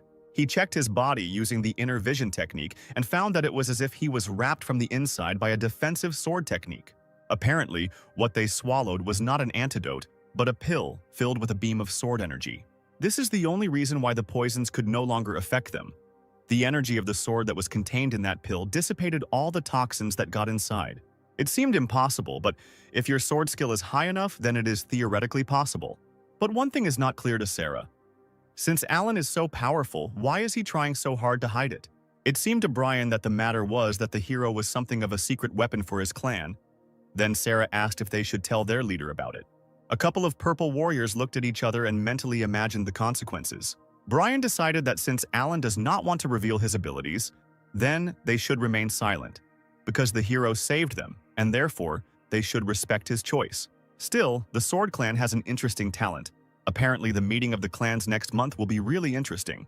Meanwhile, Hannah looked at the strange golden stone and said that it was time to return. She turned to Alan, saying that the head told them not to linger, and the guy didn't seem to really listen to her. He smiled and said that these guys are very smart. Hannah asked what kind of very smart guys they were, and Brother Alan grinned and said that it didn't matter. It was time for them to move forward. The hero decided that he should dissipate his sword energy. After all, if the head of their clan notices her, it will be a rather unpleasant situation. Heading home, Hannah suddenly turned to her brother Alan. A sweet girl asked me to tell her honestly if the guy had any secret power, to which Alan replied that he had no need to lie. He was just a newcomer to the 6th level of the Purple Palace. He was still far from a genius like Hannah. It seems that the girl expected such an answer and only exhaled in disappointment. Suddenly, a bolt of sharp sword energy flew into Alan's chest. Hannah stood in front of the hero with a serious face and drew her sword. She was serious. Her blow hit the guy right in the chest, tearing his clothes. Suddenly, behind the torn clothes, a strange book appeared. There was nothing holding the book back anymore, and to Alan's surprise, it fell out of his inner pocket. The guy tried to catch her, but Hannah managed to intercept the book in flight. The girl smiled triumphantly. Apparently, this is his diary. Now she will know the whole truth. She opened the book when suddenly on its cover she saw a girl and an inscription that said that she and her sister had a great time. Hannah's face immediately turned as red as possible from embarrassment and what she saw. Alan immediately snatched the book from the hands of the embarrassed girl, saying that he would explain everything. This is a fairly popular book. It's just a novel. Hannah said that she didn't think the guy was like that. Alan immediately explained that the picture on the cover was just to attract attention. In fact, it was a serious adventure story. Hannah suddenly grabbed the book to look, and on the next page she saw a passionate flirting girl, strewn with rose petals. She again became embarrassed and turned away sharply, and Alan shouted that she understood everything wrong. These were illustrations. They were needed to attract attention. It is actually a story about a young man who is part of a clan and his relationship with his female companions. This is an orthodox adventure story. It is very popular among monks and ordinary mortals. Updates are released every 3 months. Alan had to wait in line all night for this limited edition. It is very difficult to buy. Hannah pretended to believe it, saying that she would pay for the clothes she had ruined, but in reality she was thinking that the guy did not dodge her blow. Apparently he really did not have hidden strength. The girl said that she thinks that her brother should get less involved in such literature. This kind of thing in their clan is called fiction. They are prohibited. She looked sternly at the guy, adding that their head believes that this distracts from practice, and his brother, like no one else, should work harder on himself. Alan smiled sweetly and nodded, saying that this is exactly what he would do. The girl turned around sharply and said that it was time for them to move on, and the hero exhaled. because now all of Hannah's doubts about him should have evaporated. But suddenly, another sharp blade of energy flew towards him. This time, the blade flew straight into the book the guy was holding. Alan pressed the book to his chest protectively and repelled the attack. The force of energy that burst from his hand dissolved Hannah's chakra and flew towards the nearest mountain. Half the mountain was immediately destroyed, at which point the hero realized how much he had screwed up. Alan asked Hannah if she could pretend she didn't see it, to which the girl replied that despite her level, she couldn't just turn a blind eye to it. The guy hid his treasure in his bosom. This book failed him again. It's time for excuses. Alan admitted that he didn't tell Hannah something. The girl abruptly approached the guy and asked whether his skills greatly exceeded hers, to which Alan stood at attention and replied that they were only slightly superior. A malicious smile appeared on Hannah's face and she said that she would keep the guy's secret, but he had to promise her something. Fearing for his secret and for what the girl would ask, he asked what she wanted. The sweet beauty's eyes sparkled with happiness. She asked her brother Alan to teach her sword techniques, but the hero was not delighted. He thought that this mission would help him get along with his sister and get 3 days off. But for some reason now he thought that he had screwed up badly. And meanwhile, Hannah was burning with joy and waiting for the guy's answer. Alan pretended to think, answering that in principle he could teach her, but there was one but. The sparkling top student swore that she would keep her mouth shut. The guy need not worry. She flew up and said that she could not wait to return, and Alan mentally asked the head why everything turned out so against him. After some time, sad and eternally lazy, Alan and the inspired student returned home. Our heroes entered the main hall to report to the elders. Hannah greeted the chief, elders, and masters. The men turned around and saw their favorite student and said that she had done an excellent job. The master thanked the girl for her hard work and asked whether she was injured anywhere. Alan lowered her head and quietly, without much enthusiasm, greeted the head, elders, and masters. In response, they only looked at the guy with contempt. The master asked if the guy on the mission had caused problems to Sister Hannah. If she had suffered while protecting the hero, then he was a dead man. The man hoped that Alan had made every effort to learn as much as possible from the girl.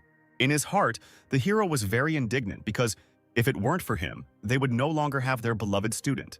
Suddenly, the head rose from his chair and demanded that the master stop slandering Alan. After all, if he had not activated the talisman in time, they would not have defeated the elder of the demon clan. Alan smiled. It was not for nothing that he gave so much tea to his beloved friend. The elders looked at the master, who had Alan under his command. And it turns out that he is a real hero who saved the whole situation. The man said that it was only natural that he would give the protective talisman to his disciple. The other elders smiled, feeling the master's strength. They praised him for destroying the elder of the demon clan with just one talisman. However, the master clearly remembered that the talisman he gave to Alan was barely above the first level of the Purple Palace. But Lloyd, the elder of the demon clan, was rumored to be at the 5th level. Is it possible that the master gave Alan the wrong talisman, and that's why he defeated the elder? They were all interrupted by the head of the clan, who announced that they were gathered here for only one reason, because their world would soon face a crisis. He asked Hannah to tell everyone what happened after she met the elder of the demon clan. This information is extremely valuable both for the clan and for the entire alliance. The girl immediately agreed. Late in the evening, the meeting ended, and a tired Alan, leaving the building, was happy about it. Starting tomorrow, he will finally be free. He needs to plan his weekend well. However, the guy's joy was interrupted by a sweet female voice that called him by name. Hannah, anticipating new knowledge, reminded the guy that he must teach her as they agreed. Alan tried to fight off the crazy beauty by saying that he had plans for the coming days, but the girl said that she could not wait any longer because she could learn from such a powerful person as Alan. The guy tried to use his acting skills by saying that they were both tired after a difficult mission and he needed to rest before he started training her. But Hannah was also no slouch, and making kitten eyes began to cry, saying that her brother slept all night, and she fought. She's a fragile girl and doesn't complain. Why then does Alan complain? But this won't win the guy. He said he was tired because he made a big contribution to the victory. Then crazy Hannah grabbed him by the clothes and threatened that if he didn't help her, she would tell everyone about their relationship. Alan panicked because they were at the main entrance. He asked the girl not to say nonsense. What other relationship? But the girl shouted that she didn't care because he himself was avoiding responsibilities. She said that her brother was a fraudster. Suddenly, the hero agreed, and the sweet beauty immediately calmed down. Alan said that she could come to him tonight and then he would teach her a lesson. But after that, Hannah should leave him alone.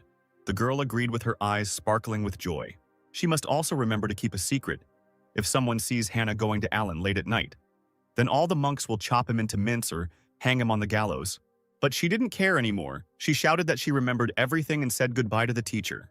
A few hours later, our hero arrived at his home. He was sitting reading his novel when suddenly Hannah landed next to him. Alan raised his head and greeted the student with a serious face. She asked why her brother was so serious. The girl was worried that it was because of her. Maybe she had caused him a lot of trouble. But the thing was different. Alan said that he had just learned something very important. The sweet girl looked at the mentor and asked what he learned. Stern Alan replied that the new issue of Sister Shu was coming out the day after tomorrow. He overheard a conversation between two monks who were complaining about the demon clan. Because of them, they would have to travel all the way to Yun City and stand there all night for a new release. Therefore, Alan must leave for Yun tomorrow, so there will only be one lesson. He hid his book and asked his sister Hannah to attack him with all her might. The girl was surprised, because if she tries so hard, the guy's house won't stand it. Brother Alan smiled. He replied that the girl should not worry because she did not have the strength to do it. This answer provoked the best student, and she prepared to show her power. The fire of rage burned in her eyes. Now she will show everything she is capable of to the new teacher. The girl released maximum energy from her sword and sent it into the air, calling on the heavenly heights. All the blue energy gathered into one huge clot of chakra and rushed towards Alan. It seemed that such power could not be contained, but suddenly there was a bang and the whole clot seemed to burst. Hannah was in shock. All the power that she had summoned dissolved in front of Alan's hand. Then the remnants of her chakra simply flew into the sky and completely dissolved there. Meanwhile, Alan looked pathetically at the girl, demonstrating to her what he was really capable of. Hannah was in a daze, her eyes fluttering in surprise, and her mouth open from the shock she felt. Feeling helpless, the girl fell to her knees. She could not believe that she had lost. Alan looked at the lost beauty and said that this world is far from ideal, as is her technique.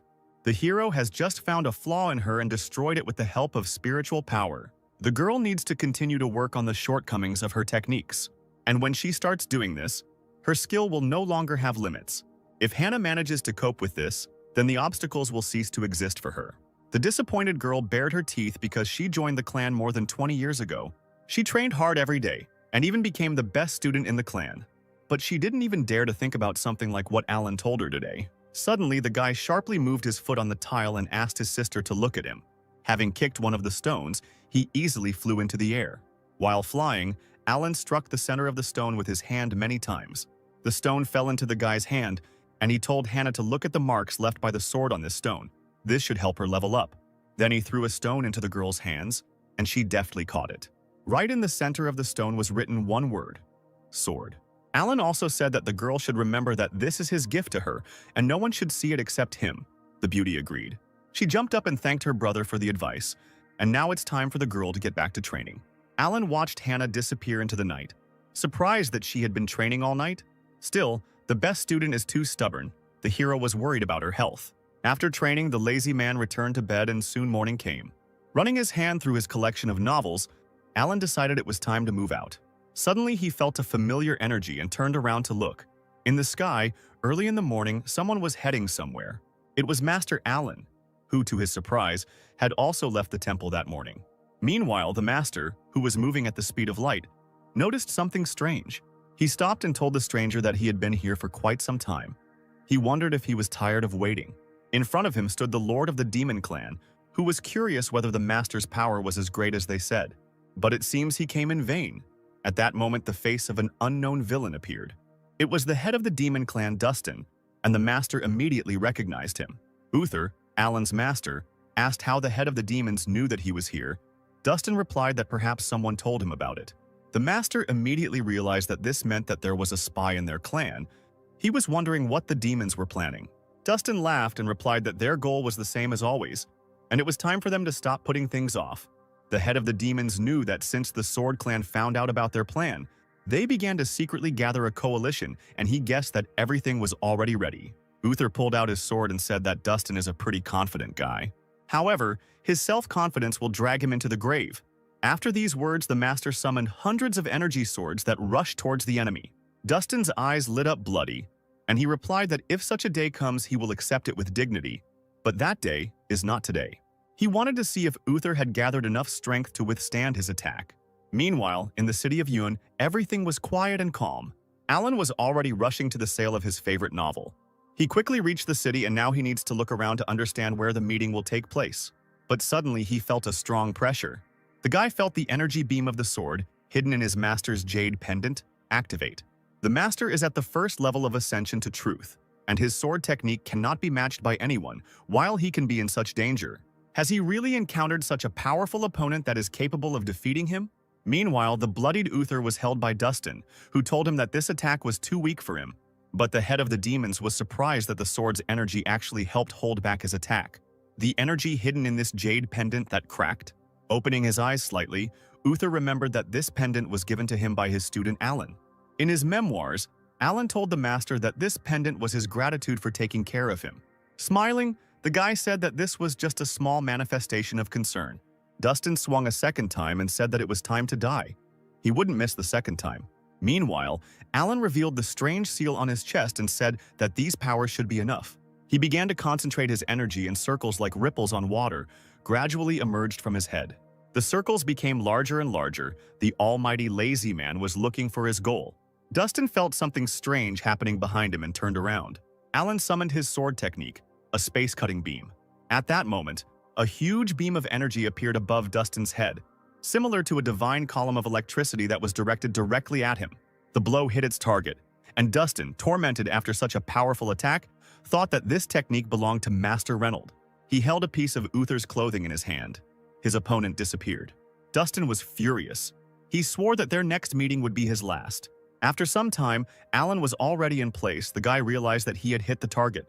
However, this did not help. The strength of his opponent was probably much higher than the level of the Purple Palace. But why did someone from the Demon Clan need to kill his master? Fortunately, Master Uther managed to escape and Alan was already rushing back. The hero returned to the city where his book was being sold. The guy thought that upon returning home, he would need to visit the master. The guy looked down and was surprised that this city was quite crowded today. All these people stood in line for the ceremony in honor of the release of the new volume of the Immortals' Mad Journey. Alan didn't think it would be like this, but he had no choice. He had to stand and wait. Evening came, the line gradually shortened, and suddenly the seller said that there was the last copy left. The residents were indignant, but Alan rejoiced at his success because now it was his turn. He extended his hand to the coveted reward. Apparently today luck is on his side. But suddenly someone's hand also reached out to the book.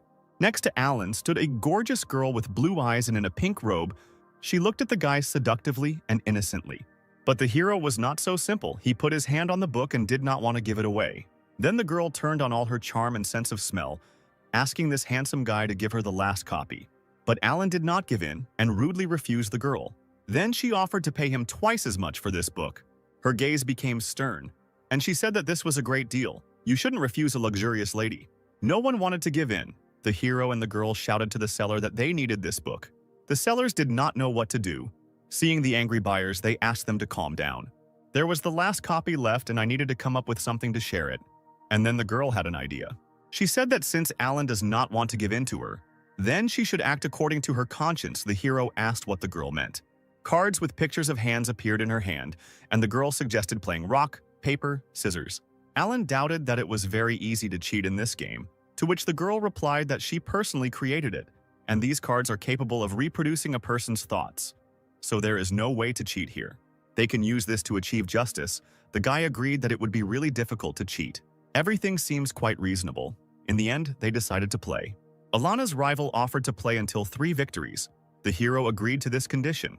He decided to choose scissors in the first round to check everything. The girl gave a countdown. After she counted to 3, they put the cards on the table. She invited the vendors to turn over the first round of cards. The sellers turned over the cards, and a disappointed Alan saw that he had lost. The girl rejoiced at the victory, and the guy tried to understand whether she cheated or was just lucky. The second round began. This time, the guy was not going to lose. To prevent her from cheating, Alan decided to turn over the cards himself. Turning it over, he saw that he had scissors and the girl had a stone. There was pure disappointment in Alan's eyes. One more loss, and he would lose his treasured book. But the girl won another round. She mocked him by tossing her cards in her hand. Apparently, she was lucky today. Alan could hardly stand on his feet, realizing his failure. And the sellers said that if he felt bad, they could contact someone from his clan to pick him up. He tried to find where the girl cheated, but everything was clear. The guy wasted so much effort and his book went to another buyer. But nothing can be done about it. The hero decided to return home. His tea leaves are about to ripen. He needs to prepare a new batch for the head of the clan. After walking around the market, Alan still didn't find any new seeds for tea. Now he has nothing to do here. It's time to return home. Flying over the city, Alan suddenly heard the swearing of passers-by, who shouted that the girl had deceived them. They asked the scammer to return their elixir to them. She in turn said that she was just lucky, to which the guys replied that she could not be lucky 20 times in a row. This was the same girl who defeated the hero. She shouted that she was an honest person. But these two monks are unlikely. Apparently, heaven is punishing them for all the bad things they have done in their lives. The guys were sure that the girl was a liar, so she decided to run away from the crime scene in time. But the monks were not going to give up, and one of them decided to use his golden energy. Instantly, a golden hand appeared above the girl, and she realized that this energy was at the level of the Purple Palace. Suddenly, she saw Alan and started waving at him, getting his attention. The girl asked the guy to help her, and two monks asked the hero who he was. Alan was outraged that the beauty was asking for help, complaining that these two monks wanted to beat her, because just recently she had taken his book. The monks were wary, but the hero folded his hands in a sign of peace and said that he didn't really know this girl, so he wouldn't interfere in their showdown. The girl shouted that Alan was heartless. She asked if he had forgotten their first meeting. Just like the hero remembered her, they played a strange game, and he lost. The monks realized that apparently not only had they been deceived by this girl, they would still have to teach her a lesson. Alan, meanwhile, only thought that if he did not interfere in the affairs of this couple, then he could regain his romance. But the girl was not happy with this situation. She took up the book and shouted that if the guy didn't help her right away, she would tear it into small pieces. The monks asked why she went crazy. After something like this, she wouldn't get away with it. The guy called on his chakra, and instantly it formed in the form of a golden hand. But suddenly his chakra was dissolved by a column of blue energy. Alan stood up to protect the girl. A blue aura shone around him, protecting him. The monk experienced a strange effect. It seemed that his powers were blocked. But the stranger said that he would not help the girl. Why did he stand up for her now? Alan apologized to them. He said that his plans had changed and asked him to understand. The indignant hero then turned to the swindler and asked her to give him the book. But the girl was not going to do this. She thanked the naive guy and used one of her abilities. At that same second, the girl disappeared into the air, leaving behind only a blue silhouette of energy. But Alan was not going to just let her go. He caught the rest of her chakra. The guy smiled menacingly. She wouldn't be able to get away from him so easily. Having caught the remains of chakra, Alan jumped after the criminal. The monks who watched this felt the guy's creepy energy. They wanted to know what clan he was from. Suddenly, the second monk remembered that their treasures were still with that lady, and they needed to return them. Meanwhile, a cunning girl appeared outside the city. She was glad that it was not in vain that she had been training for so long. But suddenly she felt a strong pressure on herself and someone was next to her. The terrible Alan appeared right in front of the girl and asked how she dared to lie to him. He sent 2 of his energy blasts into the girl's chest. Suddenly she felt that she could no longer levitate. Alan blocked all her powers. The hero managed to catch her. Looking at the criminal, he menacingly asked what clan she was from. Alan said that the girl's lies would not easily get away with her. According to the law of forces, her spiritual power should be sealed, and she should be demoted to a simple person who would have to clean pigsties for a whole week. The girl imagined how she would be poking around in the mud with pigs, and this terrible punishment frightened the exhausted beauty. She kicked her legs and tried to escape. At that moment, 2 monks flew past the couple, whom the girl had robbed. The beauty asked to let her go, but Alan said that he would not let her out until she gave the book back. Then the girl said that he would be alone for the rest of his life if he continued to read such novels. But she had no choice. The swindler took a book out of her pocket and handed it to Alan in exchange for her powers. Alan did just that. He restored the girl's strength and threw her a spirit stone. But he was really curious about how she managed to cheat so cleverly. The girl was indignant. She said that she did not cheat and did not deceive anyone. She just took advantage of a small illusion. The monks who heard this were indignant because this was cheating. Alan asked what illusion the girl used. She took the card, and at one moment there was a stone on it.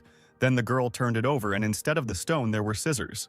The monk said that such an illusion does not reveal even half of the real strength. Quite cleverly, it is not surprising that they lost. With the help of this illusion, they can adjust round after round for their own benefit.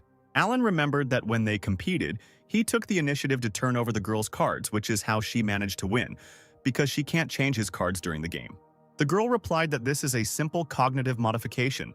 While he thinks that he has lost, the picture in front of his eyes will change as she needs. Cognitive modification is an advanced method of illusions that includes the laws of cause and effect, which is what makes the method work. The stunned monk asked the girl who she was. The beauty struck a pose and introduced herself. Her name is Lisa, and she is from the Palace of Heavenly Illusions. One of the monks asked a comrade what power this heavenly palace has. He replied that this is a famous ancient clan that is voluntarily isolated from others. They do not enter into an alliance, but their strength should not be underestimated. The monks bowed their heads and asked Lisa's forgiveness for not recognizing her. To the girl's surprise, they allowed her to keep the thing that she had taken from them. In addition, the monk asked her to go with them in search of treasures, because her illusions would be very useful if they encountered danger. Hearing the words about treasures, the girl immediately became inspired. She loved everything valuable and shiny. The monk explained that a few days ago, in the depths of the Yun mountain range, a red ray of light appeared, filling the air with energy. It was likely that some rare treasure could be found there. Alan, hearing these words, became interested, because it could be that same demon. The monk continued the story by saying that this ridge is winding and long, but he knows the approximate path, so they can go there together. If there is a lot of treasure, they will divide it among themselves, and if there is only one, they will use it in turn. Alan wondered, the red beam a few days ago, if this was the very thing he was thinking about. However, the guy decided that it was useless to think, because it could be a simple coincidence. Sister Lisa happily agreed to go with the monks in search of treasures.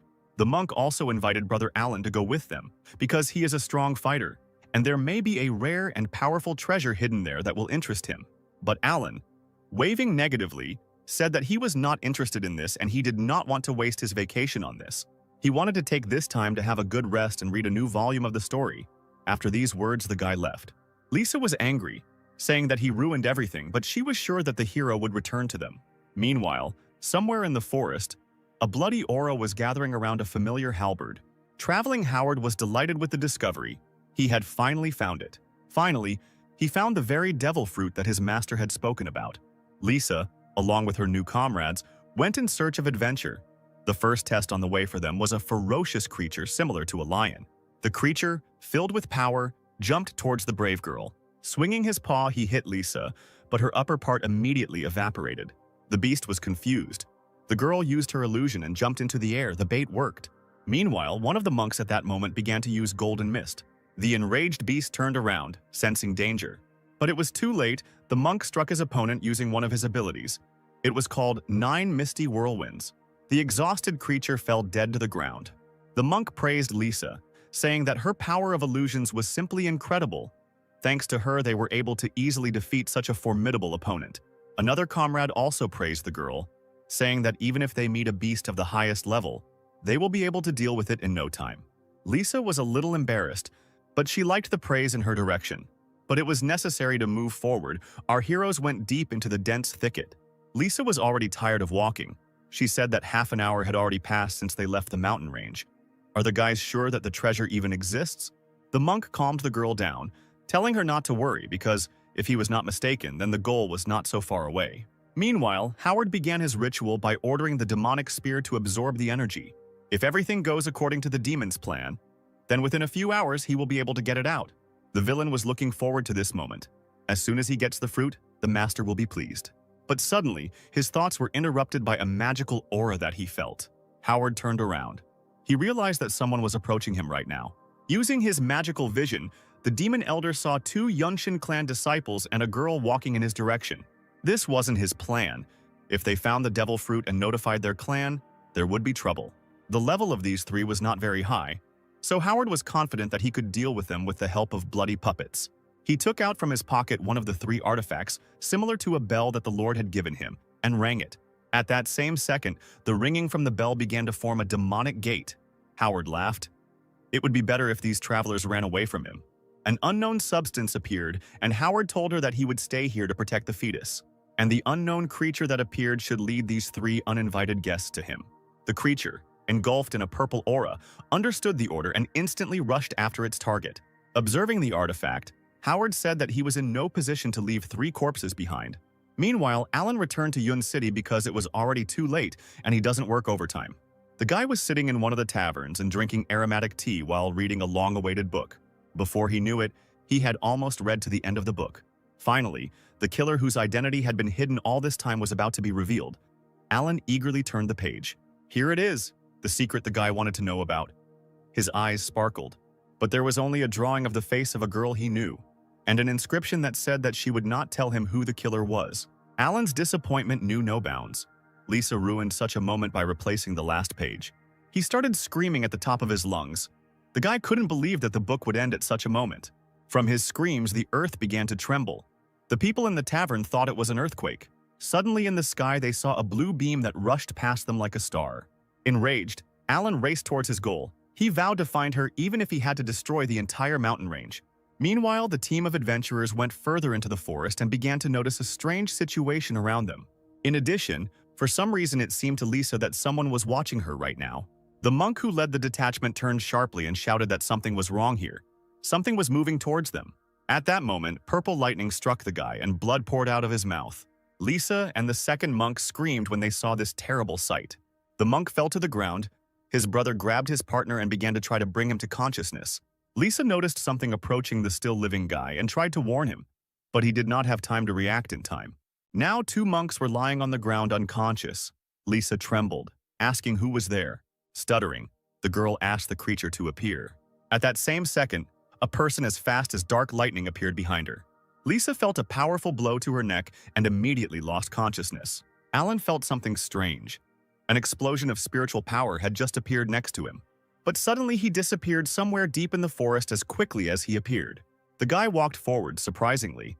But there were no signs of a battle, as if everything had disappeared or someone knew how to cover their tracks. The hero used his sensory ability, and at that moment he felt that there was something in the air. The dark entity was already about to attack the guy, approaching him from behind. But Alan, who was standing motionless, suddenly opened his eyes and stopped the attacker. The dark blade almost touching the hero's neck stopped. Alan asked the creature who he was and what he was trying to do. The violet aura dissipated, and inside it, Alan saw a cute little girl holding a needle with trembling hands. Feeling a terrible aura in front of her, the girl suddenly began to cry. Alan assumed that she could not speak and asked about it. The cute creature nodded her head. The hero asked if the 3 guys who fought with her were still alive or not, and the girl again nodded her head in the affirmative. Suddenly, the guy became stern and told the creature to take him to them, and then he would not punish her.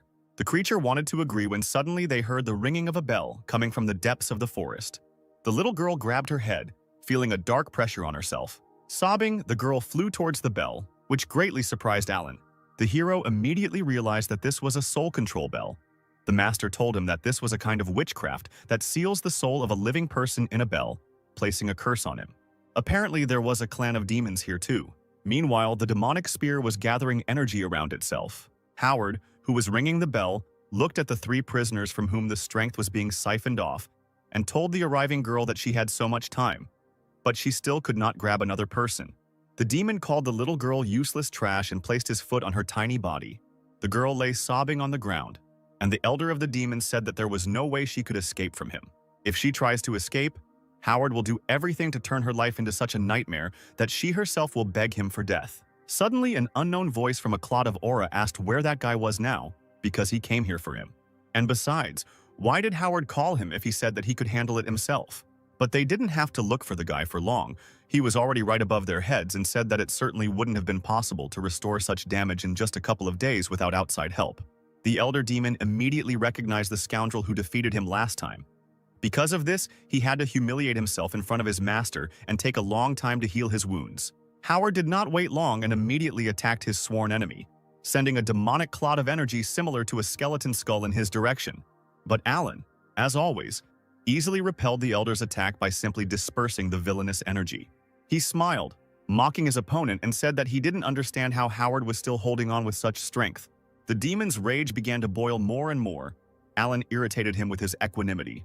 He grabbed the bell and ordered Gwyneth to quickly kill the vile insect. But Alan, with a quick movement of his blade, cut off the demon's hand, which was holding the bell. The hero approached the little girl. Now he knew her name. Her name was Gwyneth. The guy attacked the ancient artifact with his energy, and it immediately split into small pieces. He told the sobbing little girl that she no longer needed to be the demon's puppet. Now the girl is free and can do what she wants. From these words, her eyes filled with even more tears. The girl flew sharply towards Alan, but Howard ordered her to stop. Gwyneth immediately fell to the ground. The demon said that even without the bell she could not disobey his orders. The villain tried to say what would happen to her if she disobeyed, but at that moment he shut up because he got hit on the head by a little girl. After the blow, the frightened Gwyneth immediately rushed into Alan's arms. The guy stroked the crying girl on the head and told her that now she can return home. And she doesn't have to worry. The hero here will sort everything out himself. This is coercion and exploitation of labor. He himself understood all this perfectly well, because he had once been in exactly the same situation. Howard was not going to give up. He stood up and hit the ground with his fist, calling on the bloody hell technique. At the same second, a bloody aura began to escape from his hands, within which many eyes appeared. A huge hand appeared from the bloody hell, and a voice was heard from inside that asked who dared to challenge his master. A huge demon appeared from a dark portal, which Howard ordered to immediately kill this monk. The monster understood the order, swung at the hero. He shouted that this guy was just a small pawn, and his master should not dirty his hands with such garbage. Sharp blades of bloody energy rushed towards Alan to kill him, but he took his sword out of its sheath. At that moment, a huge pillar of the guy's aura hit the sky and blocked the path of the demon's attack. The creature was surprised by the guy's strength, but it's a pity that because of his seal, the demon can only show 1/5 of his strength. The monster shouted that one day he would return, and there would be a glorious battle between them. But for now, the guy could only remember his name. The monster wanted to say his name, but without speaking, he burst due to Alan's multiple cuts. Gwyneth hid behind the guy and was shocked by what she saw, and Alan only sighed in disappointment. Howard was horrified how a mere mortal could defeat such a powerful demon. However, that was not all. Alan was not going to just let the impudent elder go this time. The guy concentrated his powerful power in his fingers, creating a blade of energy. Howard realized that now his end would come, and began to beg the guy to stop and wait a little. But before he could finish speaking, a powerful stream of mana created by Alan passed through him. Then there was an explosion, and the guy who turned around said that he didn't need to wait. Suddenly, Alan saw his still shackled comrades, among whom was the girl who had stolen his treasured page. He sent a small part of his chakra into the girl to wake her up. At that same second, Lisa opened her eyes and gradually began to come to her senses. She immediately recognized the guy and panicked, but Alan hastened to calm her down, saying that she had spent too much spiritual power and she needed to rest. Then he would help her get to the city. But suddenly, a scarlet light shone behind Alan, which did not bode well. The battle was not over yet, because the bloody halberd began to rise and whirlwinds swirled around it. Suddenly, among the collected energy, Lloyd appeared, who told Alan that he was one step away from killing the master. The hero actually forced him to sacrifice his last magical weapon, and now the only thing Lloyd so fiercely wants is Alan's death. The lazy man exhaled in disappointment. Again, he had to fight another battle with a madman. He turned around and pointed his hand at the demon, saying that he did not understand what was happening to him. But if one sword was not enough for him, then he would use another one. After these words, Alan released a powerful stream of energy, which, like a destructive wave, rushed towards the enemy. But this time, Lloyd was able to repel the hero's attack, shouting that he was now much more powerful than his opponent. The villain counterattacked by sending his bloody aura in the form of a demonic mask at the hero. The guy realized that it was too dangerous to leave his allies here and threw them away with the help of his strength.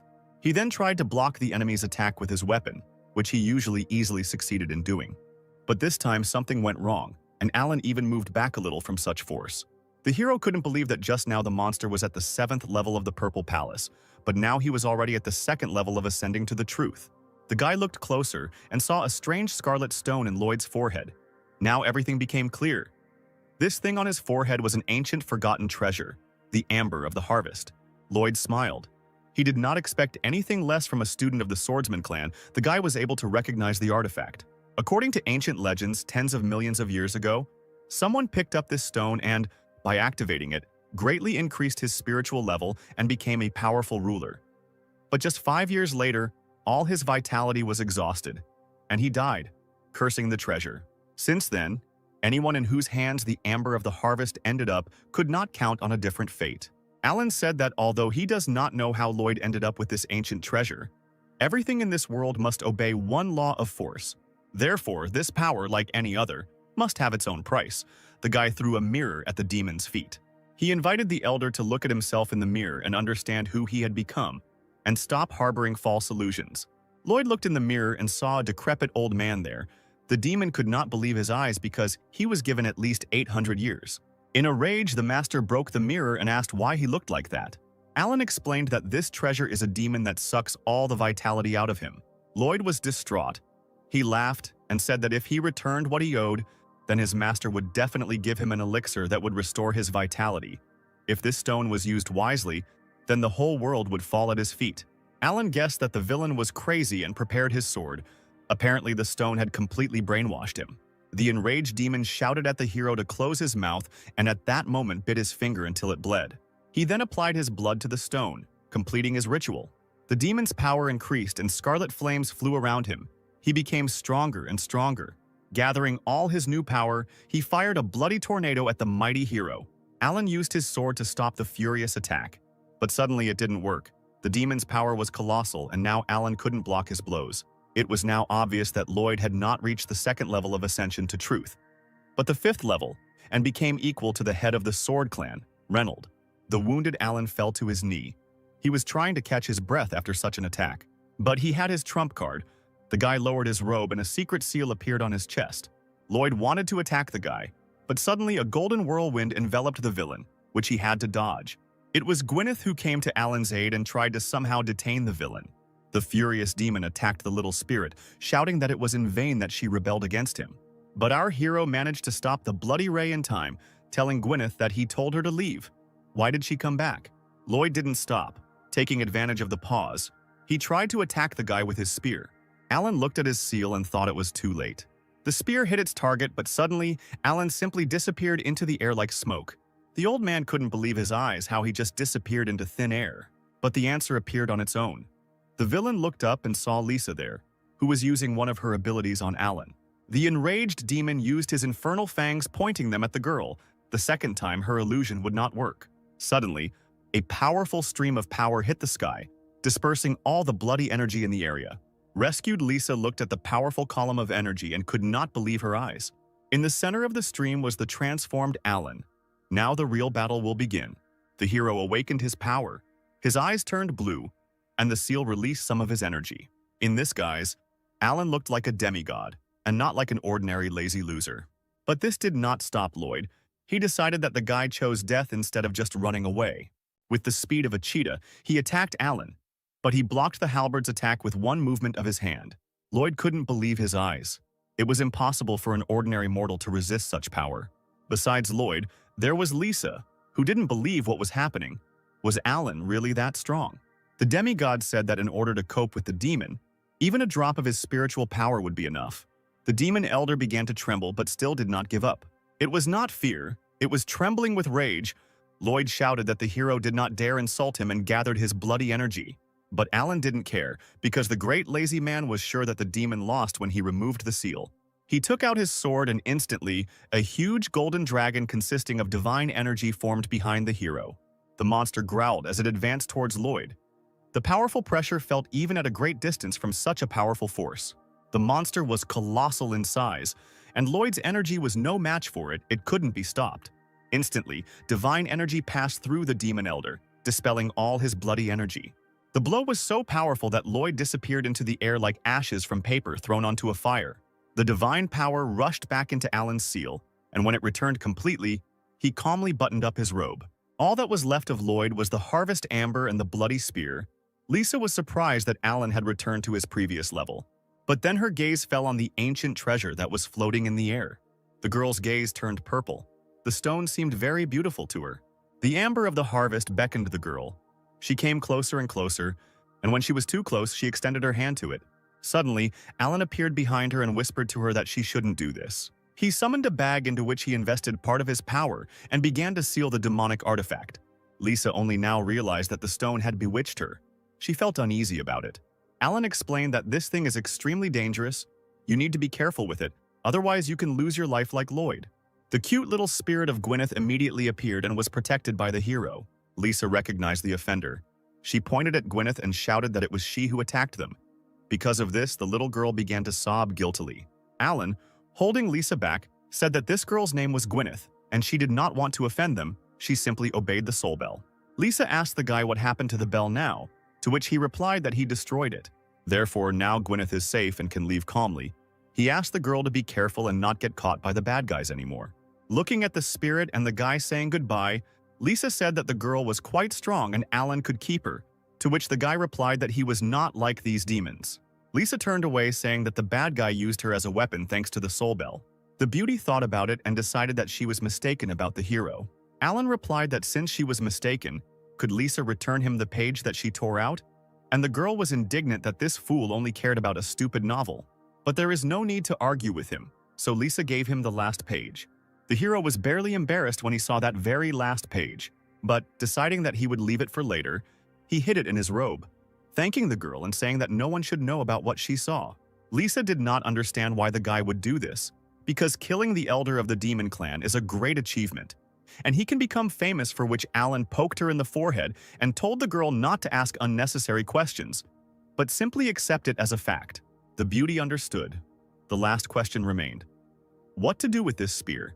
And Alan had the answer. He would simply take it with him and dispose of it. And he also asked Lisa to take care of those guys while he went first with this thing, to which the girl got angry, saying that she was not a nanny. The guy extended his hand to the spear to take it away, when suddenly a huge hand of unknown strength appeared from space. A voice from space shouted that he would not allow the bloody halberd to be taken away and grabbed the artifact, dragging it along with him. A second later, the monster disappeared. This was quite unusual. Lisa shuddered from such a strong aura. She asked what it was. Alan replied that it was probably another elder. The girl asked if the guy was going to follow him because the weapon was probably valuable. To which the guy replied that, firstly, the unknown person was too strong and it would not be easy to deal with him. And secondly, he did not care about the disposal of this artifact in an amicable way. Well, thirdly, Alan is now on a legal vacation, so it's time for him to leave because he needs to quickly return and find out how the novel ended, the hero hoped. The hero said goodbye and hoped that he would meet Lisa again. After these words, the guy quickly ran away, leaving the girl confused. She stuck her tongue out at him in parting, saying that she didn't need him to meet him again, because so many bad things had happened since their first meeting with the beauty. But if you think about it, Alan has incredible strength, good character, and he's not bad looking. Lisa thought that she shouldn't think about this because this guy left to deal with the consequences of what happened. But in their next meeting, by morning, Lisa woke up the monks, the girl slapped each guy in the face, and they immediately woke up. The monks did not understand what had happened. The head of the demons disappeared somewhere, and Lisa sat in front of them without a single scratch. The girl saw the questioning faces of the guys and decided to tell them everything. After a few minutes of stories, one of the monks was horrified to learn that the treasure was a weapon of a clan of demons. It turns out that Lisa and Alan saved them from death. Lisa confirmed the guy's words, adding that they were lucky because the elder died from exhaustion of spiritual energy. The monk asked where Mr. Alan was. He was worried because they didn't even thank him for saving him. Brother, isn't the solemn meeting about to begin? Considering his strength, Mr. Alan would surely be there as a representative of his clan. Indeed, there we can thank him, the monk answered, which surprised Lisa. The girl became interested in what kind of meeting would be held, when and where it would be. The monk scratched his head and said that it was not surprising that the girl knew nothing about the meeting because their city was isolated from the rest of the world. Most of the clans from the east are part of the alliance, and every 10 years they send a representative to Tianjiao. During this meeting, the rating of each clan is determined. This is called the Great Meeting in Tianjiao. In addition, the place in the ranking in the future affects the distribution of resources between clans. Lisa understood everything. She assumed that she could also come there. The monk answered the girl that given the reputation of her clan, it was quite possible. The cunning girl smiled and thought that if she went there, she would have the opportunity to fight with that guy. Her gaze was insidious, and the girl decided that it was time for her to return. Meanwhile, Alan was already hurrying home. Flying over the mountains, he thought about past battles. That man, what happened to him? Casting such a spell requires extreme skill and great spiritual strength. His power is very great. If I don't destroy the seal by at least a third, I'm definitely not his opponent. But most likely this will need to be done because the demon clan has taken up the matter and dared to attack even the master. They probably need that demonic halberd for a reason. Even if I try to return the weapons, it will certainly lead to a lot of attacks and a big crisis. I count on the help of the elders of my clan, and I myself can contribute to solving this problem. Suddenly, the guy felt a strange aura in the wind. He stopped and asked the entity why she had come. At that same second, a golden whirlwind formed behind him. To the guy's surprise, Gwyneth appeared from a golden whirlwind and crashed into the hero's chest. Looking at the child's tear-stained eyes, Alan realized that she simply had nowhere to go and she wanted to go with him. The hero said that she could join him, but if in the future she wants to leave, she doesn't have to ask for permission. Hearing these words, the little girl's spirit burst into tears and pressed closer to the guy as a sign of gratitude. Alan stroked her head to calm her down. The hero did not expect that he could get a magical companion for nothing. Having gone home, the guy said that it was great that from the outside, Gwyneth's power looked like the wind. This was an excellent conspiracy. In the future, Alan promised to solve her speech problems.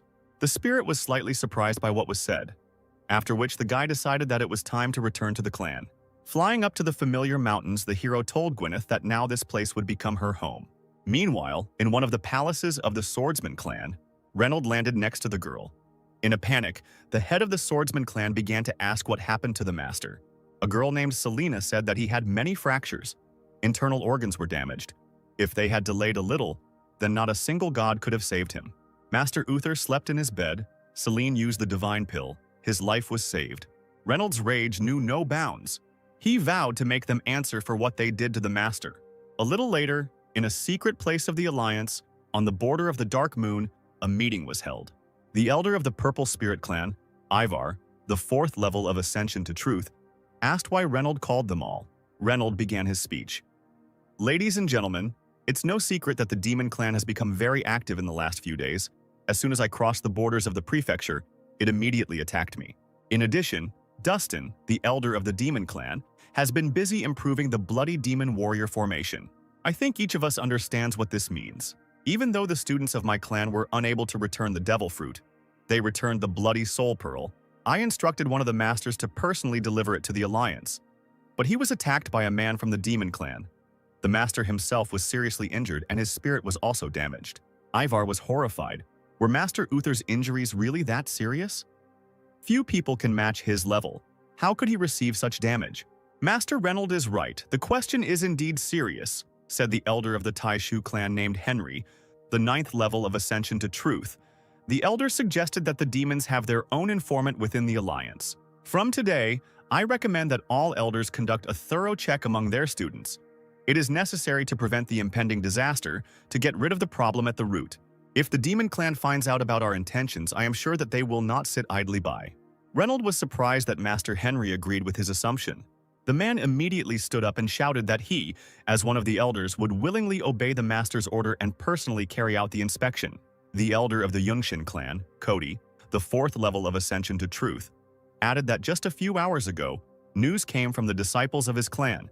They met the elder of the Demon Clan on the mountain ridge. He attacked them, depriving them of spiritual strength. Their lives hung in the balance, but the elder was weakened due to the fact that the ancient treasure sucked all the life force out of him. As a result, a student of another clan and a guy named Alan joined forces to kill him. Hearing the name of his weak and lazy student, Reynold was very surprised. The elder did not understand what the guy was doing there. He must be on vacation. How did he end up there? Seeing Reynold's reaction, Henry asked him if he knew the name. Reynold explained that in his clan there is a disciple with that name, but his level cannot be that high. He must have just been helping. I'll ask him when I return. Suddenly, a vague cosmic figure spoke. The man said that due to the increased activity of the Demon Clan lately, they were forced to take action as soon as possible. It was the elder of the Starry Sky clan, Silas, the 8th level of the Purple Palace. He said that some adjustments would need to be made to their charter to encourage the interest of disciples and clans. Ivar thought. Since the creation of the Alliance, the rules have been revised only 3 times. Changing the charter now. Is this appropriate? Energy began to form in Silas's hand, and he said that those gathered here could be sure of this. After all, he will not skimp on motivating the students. When they saw what he created, the elders were surprised. Silas offered to use this as a reward. In his hand was a golden thing that looked like a mysterious key. After some time, Alan returned to the clan residence and decided to visit his master. He held a box and a small jug in his hand. The guy looked friendly and asked the master how he was feeling. Uther greeted the student. Thanks to Selena's care, he felt much better. He just needed a little time to recover. Alan, meanwhile, opened his box and replied that he was calm now. In the box, there were 2 lumps of greens and a spoon. The hero took the greens and, using a spoon, carefully poured them into the glass, telling the master that he carefully grew these tea leaves. Then the guy added water from a small jug. This water was straight from the mine. Having brewed the tea, Alan handed it to the master, saying that a cup of this tea would definitely restore the spiritual strength of the teacher. Alan came closer to the bed and asked Uther to drink it. He happily accepted the gift. After taking one sip, the man felt a surge of strength after appreciating his student's tea. He then said that Alan should use the time he spends on plants on his own development because his level is still too low. Among the students, Alan is perhaps at the lowest level. The teacher's words upset Alan. Again, he took up his task. The hero decided to release some spiritual power this time. A blue aura surrounded Alan, and the guy told Uther that he had risen to level 8 recently. Seeing the force flying around the room, the master was surprised, but then his gaze changed from joyful to indifferent. The angry teacher said that 5 years have passed since Alan's last breakthrough. Look at your sister. She trained hard to achieve her goal. Alan, in his usual manner, said that he would try his best. The teacher asked him to stop making fun of him. As your teacher, I know that you don't like to hear about such trivial things. You probably visited me for a reason. Realizing that the conversation was getting serious, Alan hurried to get out of here as quickly as possible, but the master stopped the guy. The teacher said that he was wounded by one of the people of the demon clan, and he almost died in that battle. But the jade pendant that Alan gave him protected him from a deadly attack. Then there was a sudden flash of light that injured the attacker and allowed Uther to escape. Alan, tell me the truth, are you hiding something from me? For example, your true level. Or maybe you sealed away your true power so you don't show it to us. Master, are you serious now? How could I hide my level from you in the head? That's also true. You're not very diligent. I don't think you could pull off something like that. But what about the jade pendant? Where did you get it? Uther asked, and Alan told him that he found it in a treasure chest. I felt that it exuded an unusual aura, so I decided to give such a precious thing to the teacher. Uther smiled. You accidentally picked up a real treasure. This jade pendant probably contains the energy of a sword of incredible power. If it weren't for you, I would no longer be alive. Such words even made Alan slightly embarrassed. It wasn't often that he heard the master's praise. Suddenly, Uther called the guy and he turned to the teacher. At the same second, the master pointed his palm at the guy, trying to attack him. But right in front of the hero's face, he stopped his hand. The frightened Alan asked the teacher what he was doing. In fact, Alan guessed that the teacher was testing him and did not shy away. Uther laughed, saying that Alan's reaction was not sharp enough for an 8th level. Alan confirmed the master's words, saying that he was still far from achieving the teacher's skill. At that moment, a book appeared from his robe. A gust of wind shook her in her hero's robe, and the book fell straight onto the bed. The master noticed the book and seemed to recognize it. Alan blushed and panicked. The teacher must not find out what is inside this book. Uther tried to take the book, but Alan quickly snatched it away and said that it was just a little hobby. Suddenly, the master waved his hand. Driving the guy away, he allowed him to go. Finally, he advised the hero to practice more and read less nonsense. This behavior surprised Alan. The teacher should have reprimanded him for it, but he didn't even pay attention. The master interrupted Alan's thoughts by asking when he would leave. The hero replied that he was leaving right now. As soon as the guy left their room, the master lifted the pillow, under which lay that same book. After picking up the novel, Uther said that he didn't think Alan would like something he had written. Considering that this is a limited edition book, and also with an autograph, we can conclude that this is exactly what he spent his vacation on. Having hidden the book, the master decided that it was better for Alan not to know who its writer was. The next day, Reynold gathered the chief elders of his clan. Standing in front of the 4 men, he announced that the rules of the alliance would be changed. The head of the Fangling Hall named Mark told the head that they had already discussed this at the last meeting. Would they really do this? Yes, we need to test our students. The following changes were adopted by a margin of 7-3 votes. The first change is that a non-aggression rule has been introduced. Safety is guaranteed for each member of the alliance. The second change is the need for a written agreement to participate in the battle. And the last thing is the ban on revenge for those killed in battle by his clan brothers and sisters. The Blue Moon Hall. Master named Frank said that all the students who take part in the competition are true geniuses. Their death will be a great loss. Reynold himself understood this. The master's worries were not unfounded, but the attacks of the demon clan had become more frequent. To cope with a possible crisis in the future, the younger generation must quickly learn from their experience. The head of the Langson Hall named Kevin said that in fact, if anyone from the demon clan decided to threaten the lives of the students, they would have to engage in direct confrontation. It is true, however, that it is better to face a crisis with a sober mind and decisive action. Everything else should not bother your minds, said the last master of the Luyan Hall, named Uther. Reynolds said that Master Uther is right. Moreover, this time we plan to take first place. After all, the reward for first place will be the key to the Emperor's tomb. When the masters heard about the award, they were surprised. This was one of the most valuable relics. The emperor was the first person who ascended to the truth 5 million years ago, and many treasures remained after him. His tomb was discovered in the sea area. It took 5 key fragments to open it. Reynolds said that 4 of them have been discovered so far, but he could not imagine who would have the last fragment in their hands. And if they could get it, they could open the emperor's tomb. That is why our clan must win. We must take first place. Reynolds announced that the selection of applicants will begin in a week. After some time, the guys were discussing the announcement on the street. This time, the competition would be different from previous ones. You can use not only talismans but also some forbidden knowledge. Some students considered this too dangerous. "It doesn't matter," said one of the students, "because all the heads and elders will gather there. I heard that the top 5 will receive worthy rewards and they will represent our clan at the great meeting. Then what are we waiting for? We need to stock up quickly. If we are late, there will be nothing left for us." The guys went to the store, and our lazy guy, who was sleeping under a tree, noticed that they were too nervous. Fortunately, he had prepared for a long time. Suddenly, he heard a shrill voice come from behind him. It was Steve greeting his brother. Alan asked the guy what he wanted, and why Steve was here and not in the shop with the other students. "Why do I need something when I have the technique that you taught me, brother?" Steve answered proudly. Alan laughed and said that you can't be so careless. It often leads to defeat. But Steve believed that he could take first place. According to the rules, the top 3 could challenge special students, and, if they won, replace one of them. Therefore, ordinary students line up to challenge Alan, defeat the weak lazy person and take his place. The sly man wondered if it would not be more correct to allow himself to be defeated and transfer back to ordinary students. And then my responsibilities would become even less. Steve looked at his idol and admired him. There was not a drop of panic on his face. Everyone who underestimates him will pay for it. Suddenly, Uther's pendant lit up on Alan's belt, which meant that the master was looking for him. Alan told Steve to train hard while he visited the master. A few minutes later, the hero was already at his residence. Standing in front of the master, the hero asked why he was looking for him. Uther greeted the student and said that he had one requirement in view of the upcoming competition. The master said that the guy should not restrain his strength. He should at least get into the top 20 students of the clan. Alan shouted that this was absolutely impossible. In his head, he had already developed a plan for how he would become an ordinary student thanks to this opportunity. "There are 55 true students in our clan," the master said.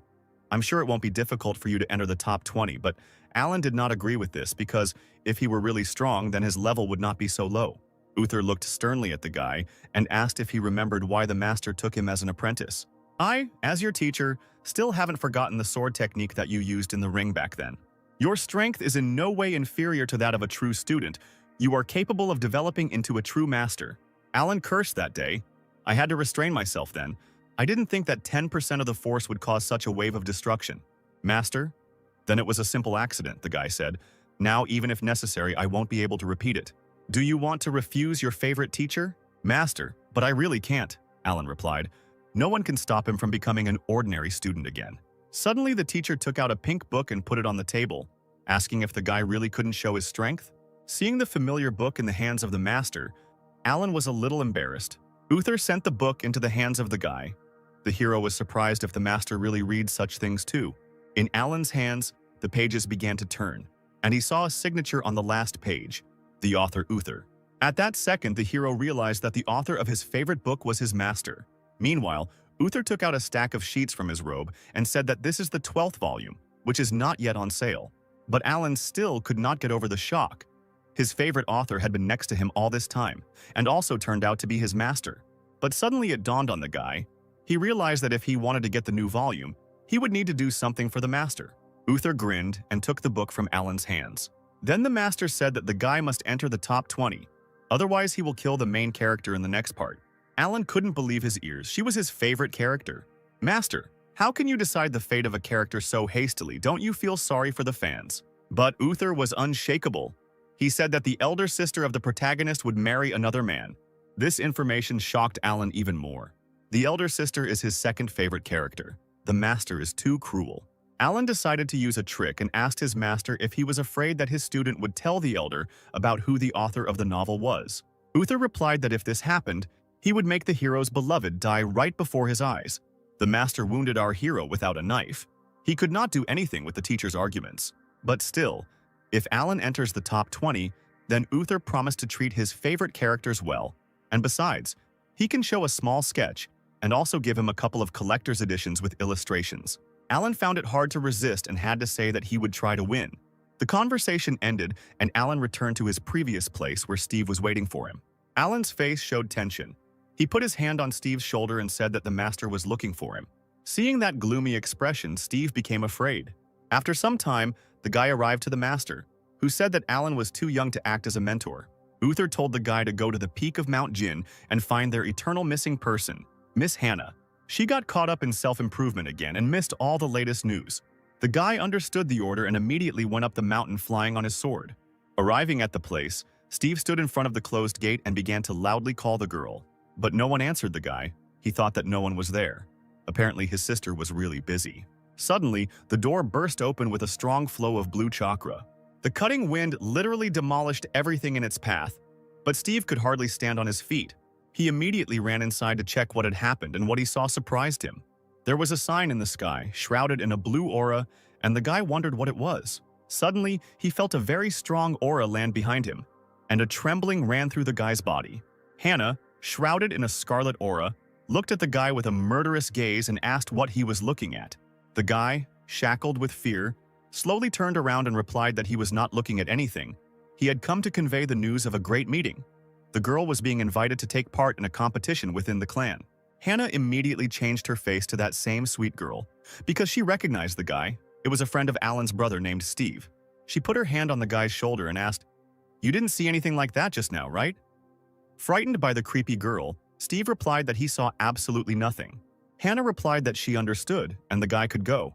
Steve didn't wait long, but immediately tried to get away from this creepy lady as quickly as possible.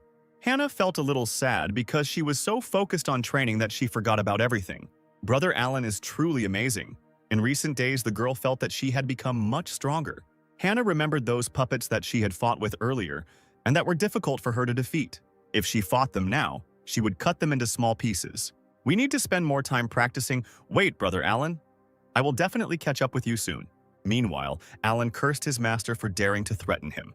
"In a normal battle, I would quickly reveal my true strength. But this time, the rules are more flexible. So I can throw everything into props so that if I win, I won't be given new responsibilities." The hero collected all his accessories in a bag. With these things, he will definitely win a couple of rounds. Suddenly, his gaze fell on the red rare jade. The hero considered it an excellent option. The guy wanted to take the stone, when suddenly a voice was heard from the jade, asking the guy to touch it, and then the stone would give him whatever he wanted. "Pour your spiritual power into me, and I will give you luck that will reach the heavens. I will give you everything you can think of." But Alan stood motionless. Then the stone began to scream even more and order the hero to touch him and pour in spiritual energy. "Touch yourself, get the hell out, or I'll break you," Alan shouted and threw a stone to the ground. Suddenly, the jade came back and asked why he was unable to seduce the guy. This was the first time in so many centuries that he had met something like this. Alan replied that this is because Jade's demands are like a pop-up spam window. Looking at the interesting creature, the hero began to think. He became interested in who this stone was. The Scarlet Stone said that he was a venerable lord, a demon of heaven, a great master. What kind of great master is this? I've never heard of such a thing. Scoundrel? I came here with the devil himself. He left and I remained. All the monks of the world should address me as lord. Alan replied that now everything was clear to him. Apparently his owner had thrown the stone. This phrase outraged the demon. "How dare you insult me? Pour some spiritual energy into me and I will show what I am worth." "So it means you have some kind of secret," Alan said with interest, looking at the stone. "Well, boy, do you dare to touch me? Or are you still a coward?" Alan laughed and touched the jade with his finger. The hero said that this was nothing for him and released his spiritual energy into the ominous stone. In the blink of an eye, he found himself in a heavenly jade void. Around the guy there was only space and purple lights that seemed like raindrops falling down. Wandering through the emptiness, Alan suddenly felt something. He turned around and saw huge violet eyes that mocked the fact that all people are fools. Alan answered the demon that he thought so, that he looked pathetic. He didn't even have his own body. Insolent. How dare human trash like you talk to me like that, to the great demon Mo Zun. You have a strange name, Alan answered. The demon explained that Mo is a race and Zun is a position. Mr. Mo Zun is an honorary title. Alan yawned. It seemed too difficult for him. Since your body is purple and you are a demon, just call yourself a purple demon. The great demon got angry and ordered Alan not to call him that. "Okay, purple demon," the The hero smiled back. Mozun told the guy that he wouldn't behave so arrogantly for long. Does he really think that once he got here he can do whatever he wants? Alan asked how to leave here then. The demon replied that the first option was to get his permission, but this was not the case with the hero. The second is to bargain with the great demon. Wealth, beauty, land, position. What do you need? This proposal interested Alan. The hero's eyes sparkled, and he asked the demon to give him 100 years of life. The demon replied that, unfortunately, he could not do that. Alan was disappointed and called Mo Zui trash. Do you have any other desires? The demon asked. Alan thought again. In principle, you can get a couple of volumes of my favorite novel so that I can read everything first. The demon asked what kind of novel it was, and Alan began to look for it in his robe. He took out a book with a pink cover and said that it was very popular and was written by his master. And who then should fulfill your desire? The demon shouted. The hero got angry and replied that Mo Zui was worthless and could not cope with two trifling desires. You, since you refuse to call me by my name and do not want to bargain, you will remain here forever. You will die in fear and hunger. Your body will be completely destroyed, and also, before the demon could finish speaking, a huge blue hand squeezed his face. Alan clutched the entity tighter. He assumed that if he could touch the demon, he could get out of here. Decided to crush me. Until you master the law of the Great Tao, you will not be able to cause me any harm. The demon laughed, but suddenly he felt his body begin to crack from the powerful grip. The demon could not believe what was happening, and Alan told him that this was an interesting coincidence. It just so happened that the guy was not so simple. After some time, Alan returned to his former place after breaking out of prison. He held the scarlet jade in his hand, thinking that he had done well in harvesting. A little earlier, a wounded and crying little demon offered the guy a magical weapon and he agreed. The hero put the stone in his robe and thought that with the purple demon weapon he could now relax. Well, there are still 2 days before the competition. You need to have a good rest. Meanwhile, somewhere far away in the thicket of the forest, 2 voices were heard in one of the caves. The guy in the robes of the Sword Clan looked into the purple mirror, in which an unknown person asked what his chances of winning were.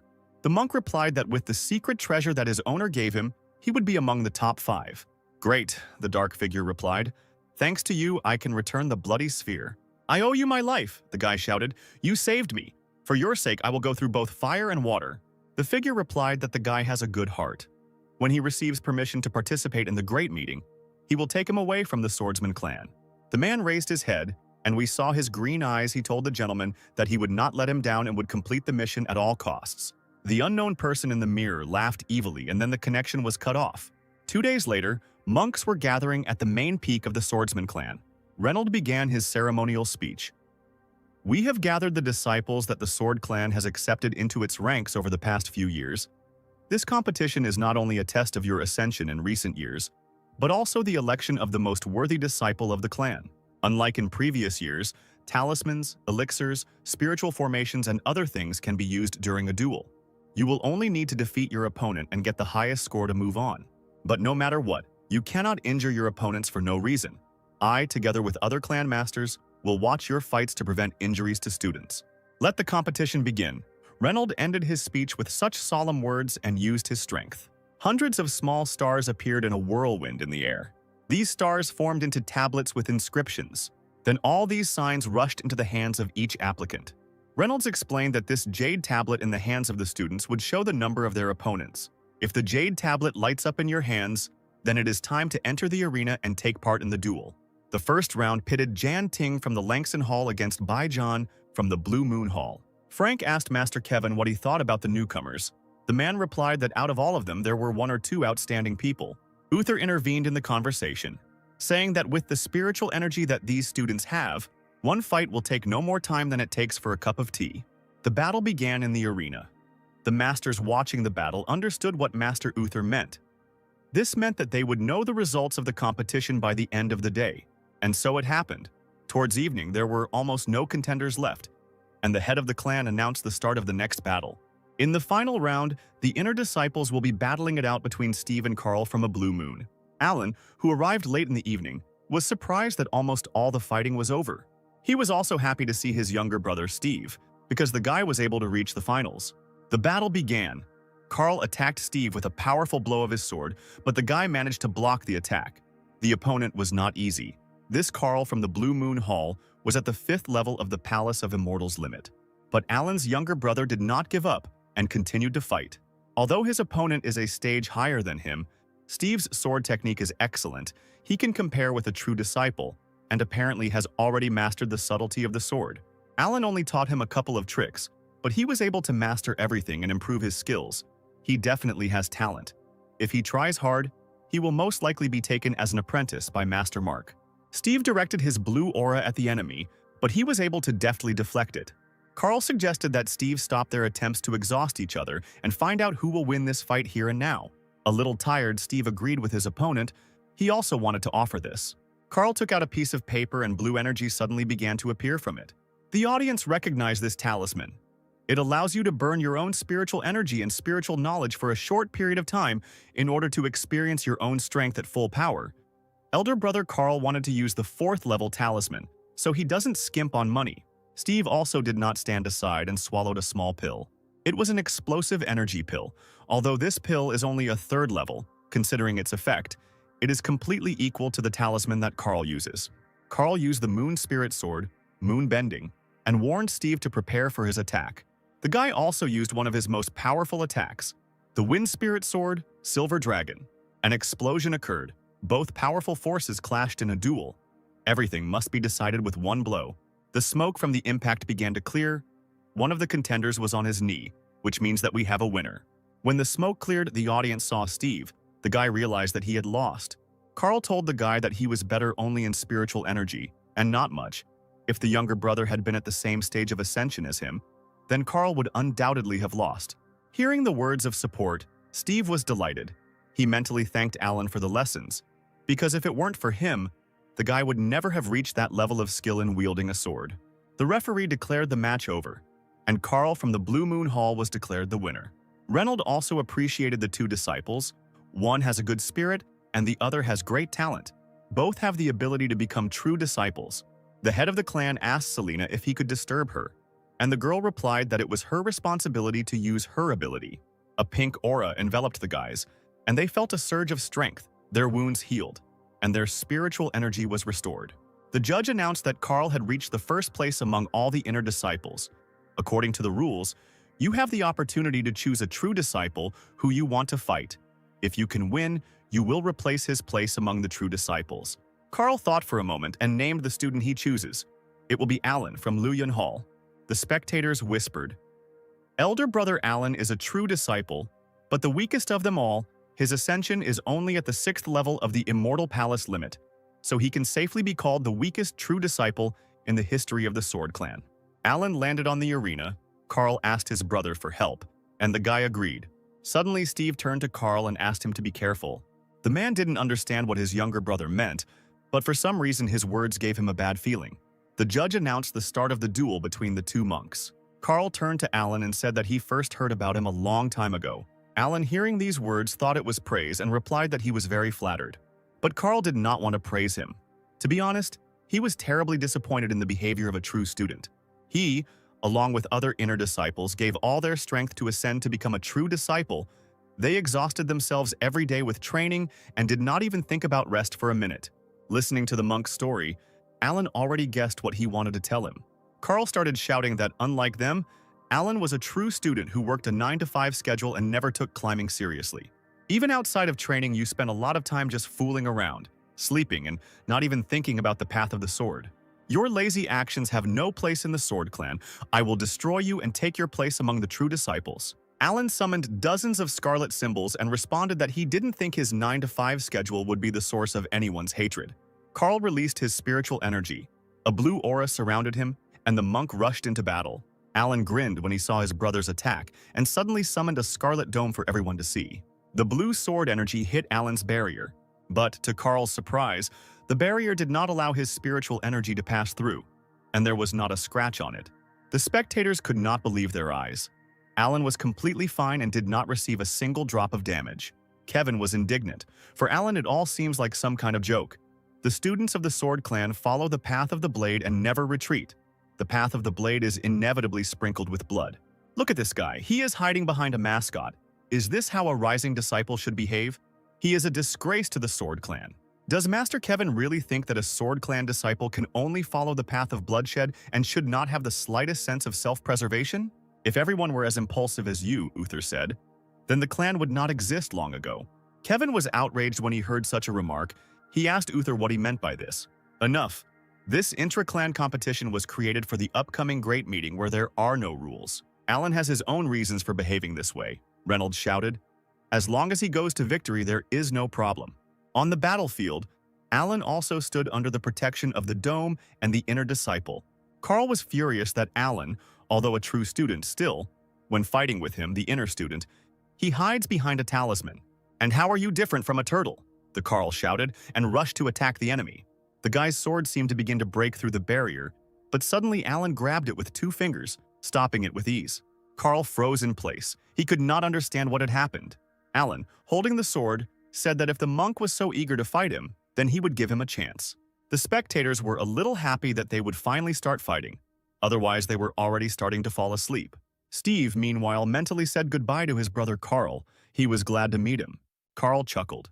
Finally, the older brother began to show his strength.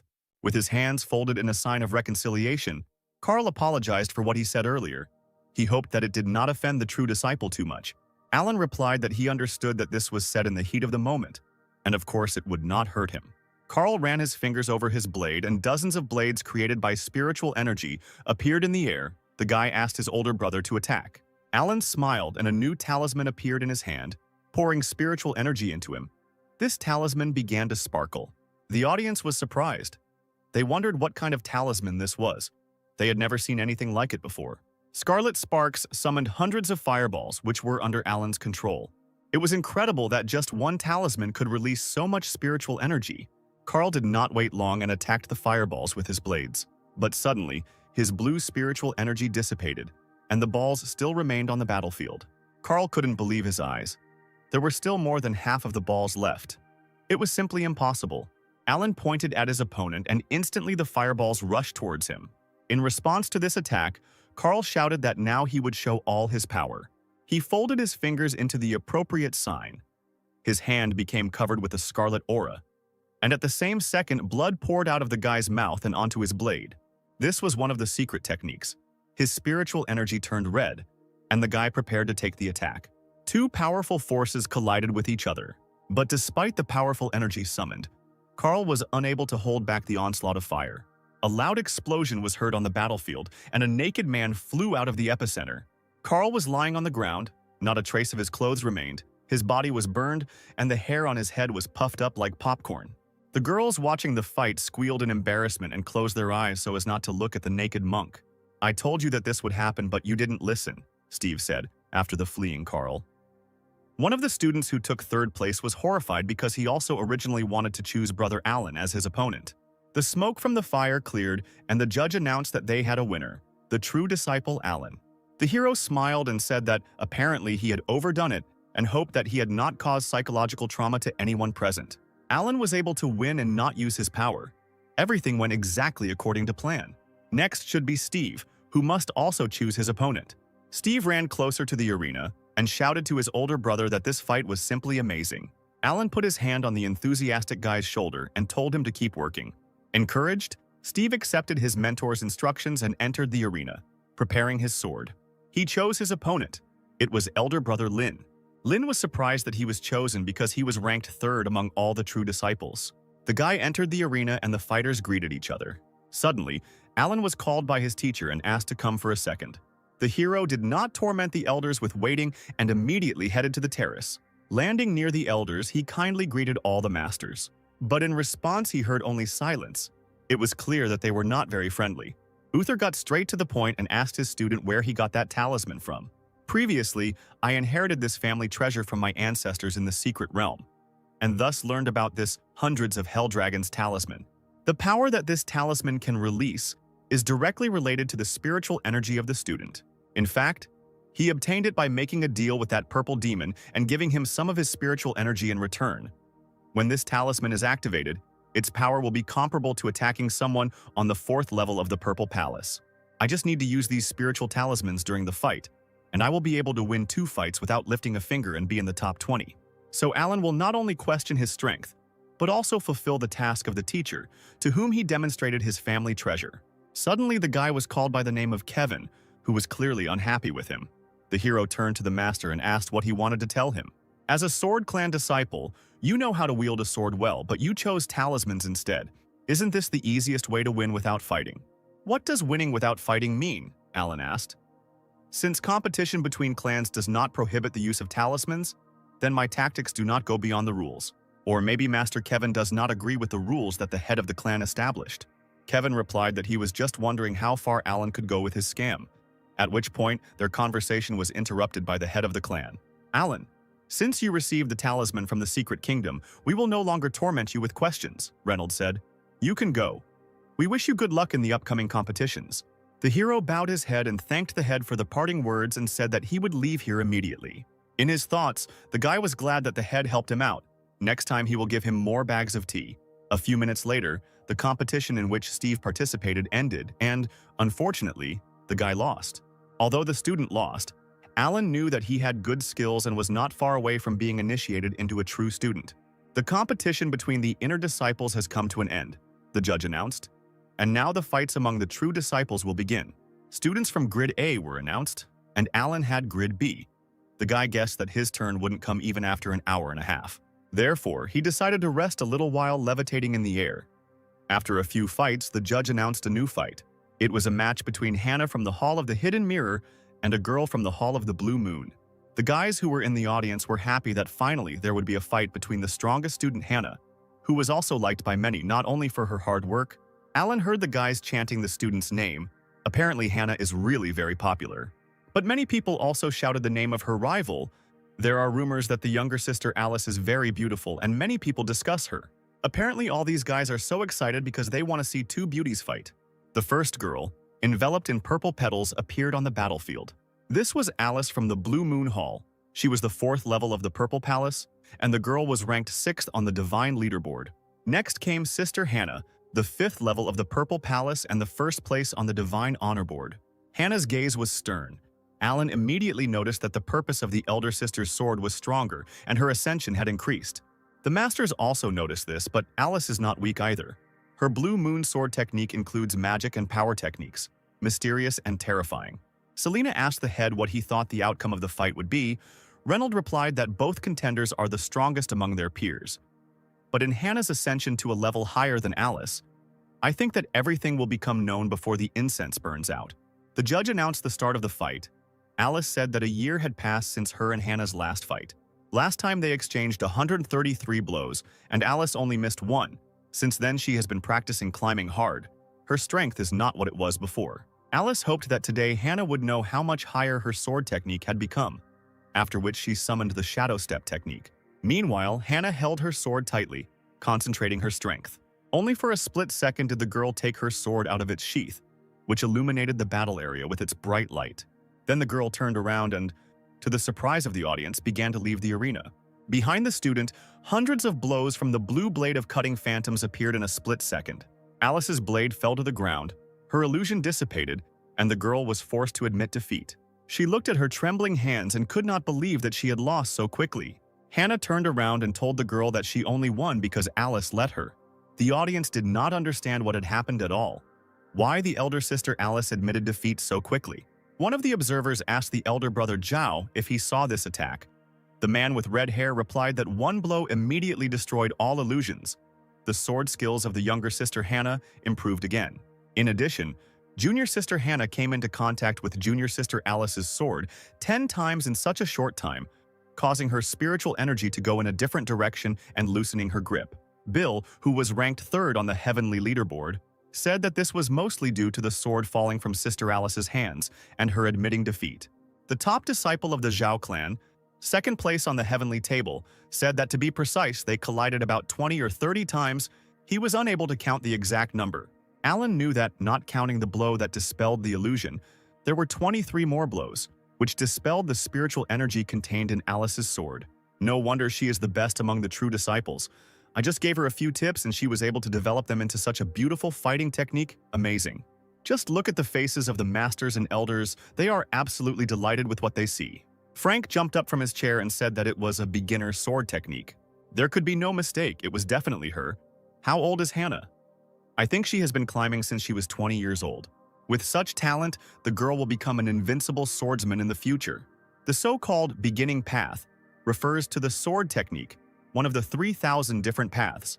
There are only 10,000 cultivators of the 9th level of the Purple Palace in the whole world. But among all those who can understand the path, analyze it, and ascend to the truth, there are terribly few. Countless cultivators have tried to go overboard, going to dangerous places just to have even a small understanding of the path. Even if you search the entire world, it will be difficult to find an equally talented disciple. With such a talented student, the clan will become stronger and stronger, Reynolds replied. By the end of this competition, I will personally find Hannah and ask her in detail about the training. The fighting between the students continued, and towards evening Alan became bored. The sun had already begun to set, which meant that his working time was almost over. The judge invited the following fighters into the arena: student number 23, Sean from Luyuan Hall, and Alan from Luyuan Hall. Looking at the booklet for the upcoming battle, one of the students was horrified, remembering that same guy. Sean was the first to arrive at the arena. He was a massive dark-skinned man who clearly wanted to get started. Sean from Luyuan Hall ranked 13th on the heavenly table and had the 2nd level of the Purple Palace. I would never have thought that in the very first fight I would meet an older brother from my own hall, also in 13th place among the students. But nothing can be done. Alan arrived at the arena. The judge announced the start of the fight, and a barrier formed around Alan. Shan, seeing the barrier, assumed that the talisman had already been restored. Alan replied that one could say so. Shan said that as soon as he entered Luyuan Hall, he perked up and wanted to become number 1 in the Sword Clan. I had strict expectations for my brothers, believing that everyone in Luyuan Hall was working hard to ascend and did not allow themselves to rest. But you are a true disciple of Luyuan Hall, and not only do you not work at all, but also your laziness infects the entire hall. What kind of high expectations for children's speech is he making? Alan thought. Why does it seem like he's even more serious than our teacher? Big brother Sean, the hero replied. I respect your opinion, but you can't force it on me. Working from 9 to 5 is what I live for, and it is different from laziness. You must understand that in life, in addition to climbing and work, there are many important and interesting things. Alan remembered that he had to pay a high price to learn this from personal experience. He hoped that Shan would also be able to understand this someday. Even now you are looking for excuses, Sean shouted. You don't even use a sword in battle, but shift all the work to trinkets. Today, I will break your talisman and make you understand that the Sword Clan lives by the sword and follows its path. The path of swordsmanship is the ultimate goal for every student, including me. After these words, the audience heard a loud impact of ice shards on Alan's barrier. The spectators were amazed to see such a strong blow. Its strength was comparable to the 5th level of the Purple Palace. It looks like Alan will soon be carried on a stretcher. He is still just at the limit of the Palace of the Immortals. He is lucky that he lasted so long. The judge was ready to announce the end of the fight because Alan was encased in ice. But suddenly the ice cracked, and the guy's insidious smile appeared from under it. As expected from senior brother Sean, the power of your strike exceeded all my expectations. Steve and the other spectators were surprised to see Alan escape the trap. Sean was also surprised because he put all his strength into this blow, but it only hit the talisman and did not hurt it at all. Your protective talisman turned out to be stronger than I expected, Shan replied. But now it is broken. Will you face me or admit defeat? Alan replied that he wanted to admit defeat, and at that moment various talismans appeared from his sleeve. But, unfortunately, he simply cannot lose in this battle, and therefore he uses all these talismans. Sean grinned. Since he was able to break one of Alan's talisman, he could break others. The hero said that destroying these talismans would not be as easy as the student thought. After all, the talisman that he broke was a weakened version, so the hero advised Sean to give up. After all, this is a full version of the barrier. At that very second, a huge blue barrier formed around the guy. Seeing such terrifying power, Sean froze in place. Looking at his older brother with a stern look, Alan asked him to attack. Is this some kind of joke?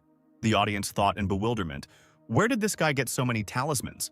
Sean bared his teeth with overwhelming anger. The man jumped and summoned ice fragments. Pieces of ice crashed into the barrier, but this time they couldn't do anything. Thousands of talismans reliably protected Alan from any attack. The spectators began to whisper. Shan had just spent all his strength. Breaking the shield of so many talismans would not be easy. How powerful would the attack need to be to break through it? Frank, watching the fight, was surprised that the guy used all these talismans so suddenly. Can he really control them using only his spiritual power when he is at the Immortal Palace limit stage? He must have used some kind of medicine or treasure to increase the amount of his spiritual energy, Kevin guessed. Meanwhile, Reynolds was amazed that he would never have thought that Alan would be able to find a way to shirk work right in the middle of an interclan competition. Uther analyzed the fight. From the very beginning, Alan used a standard shield talisman and deliberately did not show the full rune, which forced Sean to use all her power to attack. And then he revealed a full set of runes, when the enemy had already spent a lot of spiritual energy, and there was no need to worry if he broke through the shield again. Could it be that Alan thought of all this in advance? This is the first time my student has fought at this level. Only because of our agreement. As a teacher, I am pleased with his result. But still, both of these guys were students of Uther. Therefore, the master would not like to see either one student or another lose. Sean continued to attack the barrier, but each time it recovered after another attack, he fell to his knee, exhausted. Out of overwhelming anger, he slammed his fist into the ground. Even though he used all his spiritual energy, he still cannot destroy this shield. Therefore, the man decided to admit defeat. It was pointless to continue the fight. The judge announced the end of the fight. Alan won this competition. The hero smiled and bowed to his elder brother, saying that he only won because he allowed him to win. Shan did not answer, but simply turned around and began to leave the arena. Turning around, he said that a Purple Palace level 3 cultivator could break Alan's shield just with a little concentration. The same method will not work with other students. The guy will not always be able to pull off this trick. But Shan lost. But Alan would not get far if he relied only on the shield. The man hoped that the guy had more tricks in store to raise Lu Yunhao higher in rank. The hero was surprised by these words and thanked his older brother for his comments. Although senior brother Shan's words were rude, his intentions are good. But I don't care about rank. I just want to live an ordinary life in this world. Alan turned around and began to walk down from the arena. Around him, he heard the spectators condemning him, saying that this fight was too shameful. Everyone said that he did not even draw his blade. He was not worthy to be considered a true student. In principle, the hero expected such a reaction. He moved away from the arena and returned to his favorite activity, relaxing by the tree. Hannah, watching the fight, could not understand how older brother Alan came to use talismans. Suddenly, someone called the girl's name and she turned around. It was a true student of the Hidden Mirror Hall named Jennifer, who asked Hannah if she also thought that this fight was a bit shameful. Hannah got angry hearing this and asked how her little sister could even say such a thing. The head has long announced the rules for this competition. No restrictions. Victory is most important. So tell me what's wrong with brother Alan winning this fight because of his talent. The poor girl did not know what to answer. She just wanted to find a topic for conversation. Somehow Sister Hannah reacts too sharply to her words. Jennifer replied that Alan was a student of the Sword Clan and at the same time did not use a single blade technique. This was too much. Who said that a disciple of the Sword Clan must follow the path of the sword? According to my knowledge, the second elder ascended to the truth through the path of the wind. There's a reason brother Alan doesn't use his sword. The thing is, he doesn't need a sword to defeat his opponents, Hannah said enthusiastically. The girl stood and flew admiringly in the clouds. Jennifer did not understand what was happening to Hannah. This was strange because, as the first student of the clan, she always worked hard and did not even look towards lazy students. But, as soon as Alan, the laziest student of the clan, appeared, she suddenly became his protector. Today, something is definitely wrong with her. Suddenly, the girl's conversation was interrupted by the cry of the judge, who shouted at the monk asking how he could be so cruel. Alan also heard a scream and also felt a strange energy.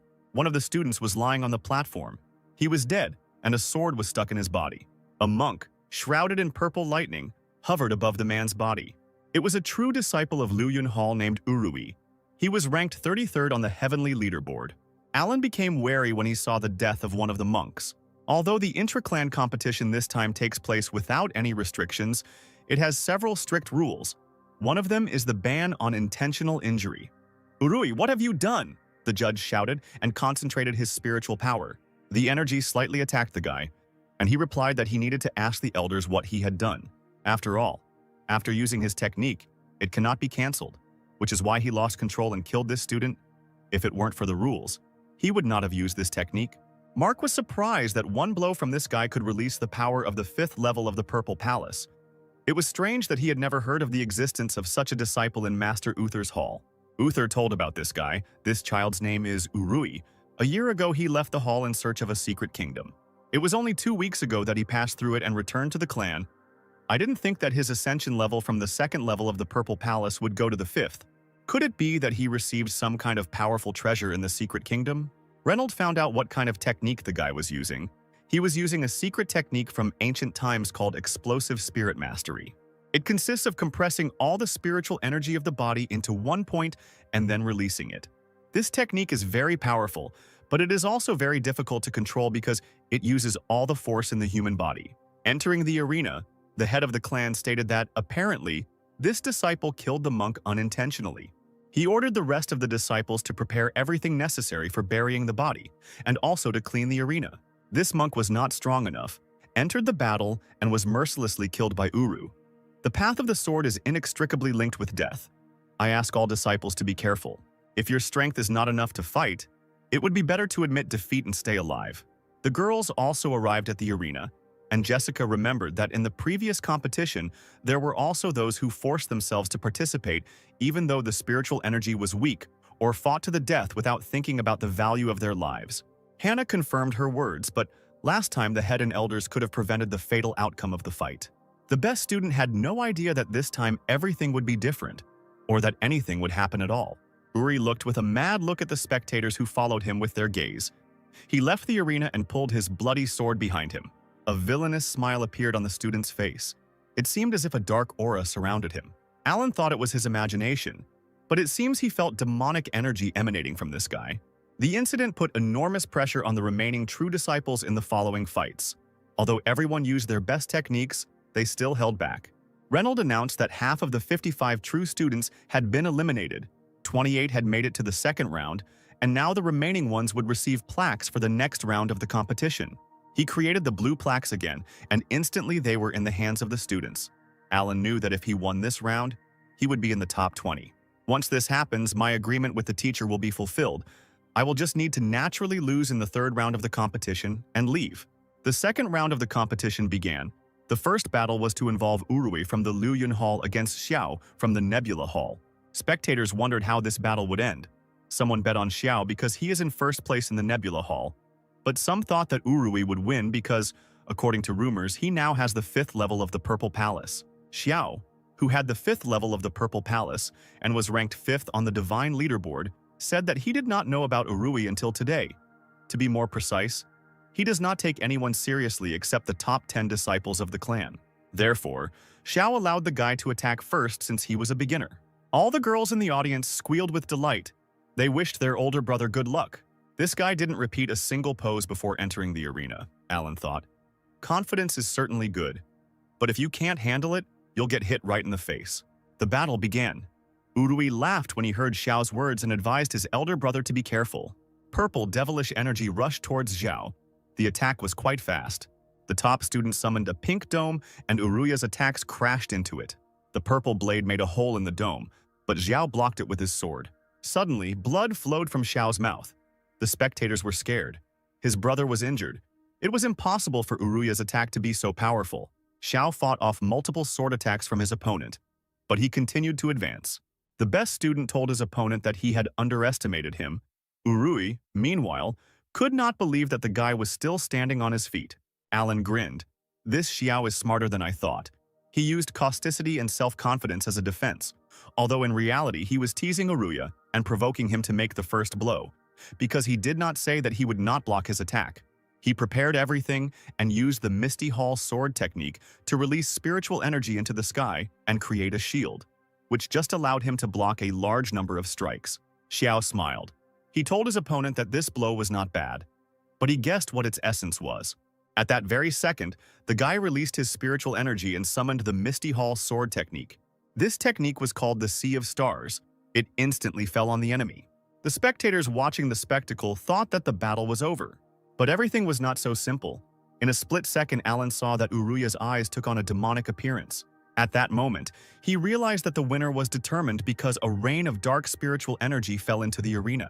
Xiao could not understand how Urui was able to attack him even after he used his signature move. Opening his eyes, the swordsman saw a huge sword made of spiritual energy flying at him. He summoned a shield that looked like a pink lotus flower, but Urui knew that it was still useless. To Xiao's surprise, the purple energy penetrated his shield and knocked his sword out of his hands.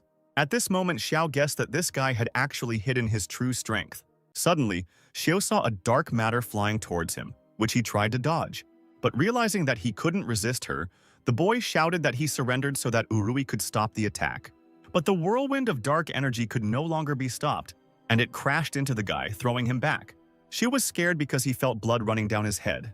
At that moment, he could have died, but miraculously survived.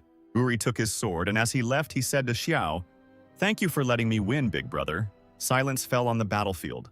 The spectators watched Uruya, and no one could believe what had happened. "How can Urui be so strong?" Kevin asked. His final strike could be comparable in strength to a 6th-level disciple of the Purple Palace. "But this student is too cruel," Uther replied. "This blow was very fast, and I am afraid even I would not have been able to block it in time. If he had been a little stronger, the whole city would have been ground to dust. But since he was holding back, it meant he had no intention of harm," Frank noted. It seemed like what had happened before had really been an accident. However, Alan thought differently. He understood that this blow could really take the life of their city. But in the end, Urui overcame his desire to kill and restrained his power. Obviously, he did not act recklessly, but pursued another goal. Could it be related to his demonic aura? Alan wondered if he had gotten involved with a clan of demons. But he is still only at the 5th level of the Purple Palace. To the head and elders who have ascended to the truth, he is just a bug. The hero smiled. Even if the end of the world came, he wouldn't worry about it. Let his elders deal with that. After a while, the referee announced the next fight. The number of the sign was called, and Alan saw that his time had come. He had to fight against Huang from the Liu Yun Hall. Upon hearing the name of Alan's opponent, Kevin told Master Uther that it seemed his student had reached his ceiling. As sad as it was to admit, Uther understood that Kevin was right, because Huan was on the 5th level of the Purple Palace, and his student was on the 6th level of the limit of the Palace of Immortals. Alan would never defeat him. Alan asked the guy for guidance, but Huan, who was in 4th place on the leaderboard, replied that someone like Alan, who had only survived this far thanks to a couple of old talismans, deserved his advice. This Huan was able to go far in the previous competitions, but he was unlucky enough to run into Hannah. Many students think that he is as strong as Zhao and Bill, who are in 2nd and 3rd place on the leaderboard. The competition began, and Alan immediately used his blue dome. Huan, seeing this, laughed and said that the guy was no match for him, and if he did not want to get hurt, it was better to immediately admit defeat. But the hero was not going to give up. So Huan immediately rushed into the attack, shouting that he would break through this motionless turtle shell with one blow. The boy's weapon rushed with lightning speed into Alan's dome. At that moment, Uther realized that the fight was over. But suddenly the blue ball began to move and Huan's weapon passed by it. Kevin and Huan were surprised by what they saw. It seemed impossible. But Alan raised his entire impenetrable dome into the air, and thanks to this, he simply dodged Huan's attack by jumping over his weapon. For the talisman array to remain intact, it must be motionless, Hannah said in surprise, because it needs to connect with the power of the earth and sky. The girl pondered over what she had seen while Jennifer tried to understand where the weak student got such talismans from. She had never even heard of such. The ball of Elder Brother's talismans can move so fast and dexterously. I didn't know that Elder Brother Alan had so many aces up his sleeve. In addition to sword techniques, he also controls talismans well. I can never catch up with him. Huan didn't understand where his opponent had directed the barrier, but he wasn't going to give up that easily. He used his sword technique called Ivory Tooth. Alan saw the enemy attack and took out one of his talismans. Huan's sword rushed towards the hero's dome, engulfed in green flames, but suddenly the dome opened and red opposing energy appeared from there. There was an explosion, the two forces collided with each other, and the spectators, meanwhile, did not see what happened because of the smoke. Huan's green blades cracked and smoke came out of them, obscuring his vision. Using the curtain, the guy threw shurikens filled with energy at his enemy, trying to hit him. But suddenly he felt a blade pierce his hand. Huan became angry that this vile scum dared to use a hidden weapon. Alan chuckled and replied that these were divine withered flowers, one of the sword techniques of the Liu Yun Hall, an authentic technique in which there was nothing dubious. Uther was ashamed of his student, because this technique never belonged to their hall. You, on the other hand, use the smoke to throw as many of those green aura weapons as possible, Alan said. This sneak attack is a bit much, don't you think? Didn't you say you'd finish me off with one strike? Who knew you wouldn't even use a sword technique? The audience, hearing such words from Alan, were perplexed, because they all knew that the guy was the first to start doing this. Meanwhile, Hannah admired her older brother's strength. It turns out he even understands hidden weapons, which made Jennifer suspicious. Didn't Master Kevin say that the clan's disciples should live by the sword and walk the path of the sword? Frank asked. So why did Juan use this weapon? Kevin replied that this Juan only thought about winning. These foreign objects only gave him a slight advantage. Usually it is the sword technique that separates the winner from the loser. But in reality, everyone realized that the master had double standards. "Damn, this old man keeps yelling at me from afar, trying to hear my voice to find out my location," Alan said. "There you go," Juan said, hearing the voice of his opponent. Juan threw his weapon, which went straight for the hero's barrier and made a hole in it. Old man Kevin was happy with what he saw. He thought that this time the fight was over. But suddenly he saw an unexpected outcome of the battle and was surprised. Juan was bound with golden chains. Was Alan really prepared for such an attack? Juan didn't understand how he managed to grab it so quickly. And Alan, meanwhile, smiled maliciously. Suddenly, the boy felt a blade on his shoulder and turned around, seeing Alan behind him. "It's useless to resist," the hero said. "This formation can even bind a 5th-level Purple Palace disciple for 30 breaths. Now Juan has 10 breaths left, and if he doesn't give in, Alan might torture him a little." The hero brought his sword to the boy's feet, pointing it at the most valuable sword in Juan's pants. Juan immediately closed his legs and shouted that he surrendered, not wanting to find out what would happen next. The judge declared Alan the winner. The hero smiled triumphantly and scattered his sword and chains. The guys slowly walked towards the exit, while the spectators watching Alan were talking to each other. They did not understand how Juan could lose to such a weakling. How did he even end up behind the guy? Although Alan had luck, he was able to defeat the disciple at the Purple Palace stage when he himself was only at the limit of the Immortal Palace. "It was an achievement the clan could be proud of," said Zhao, the second-ranked divine genius who was watching the fight. But Bill didn't think so. The guy said that Juan was deceived at the very beginning of the fight.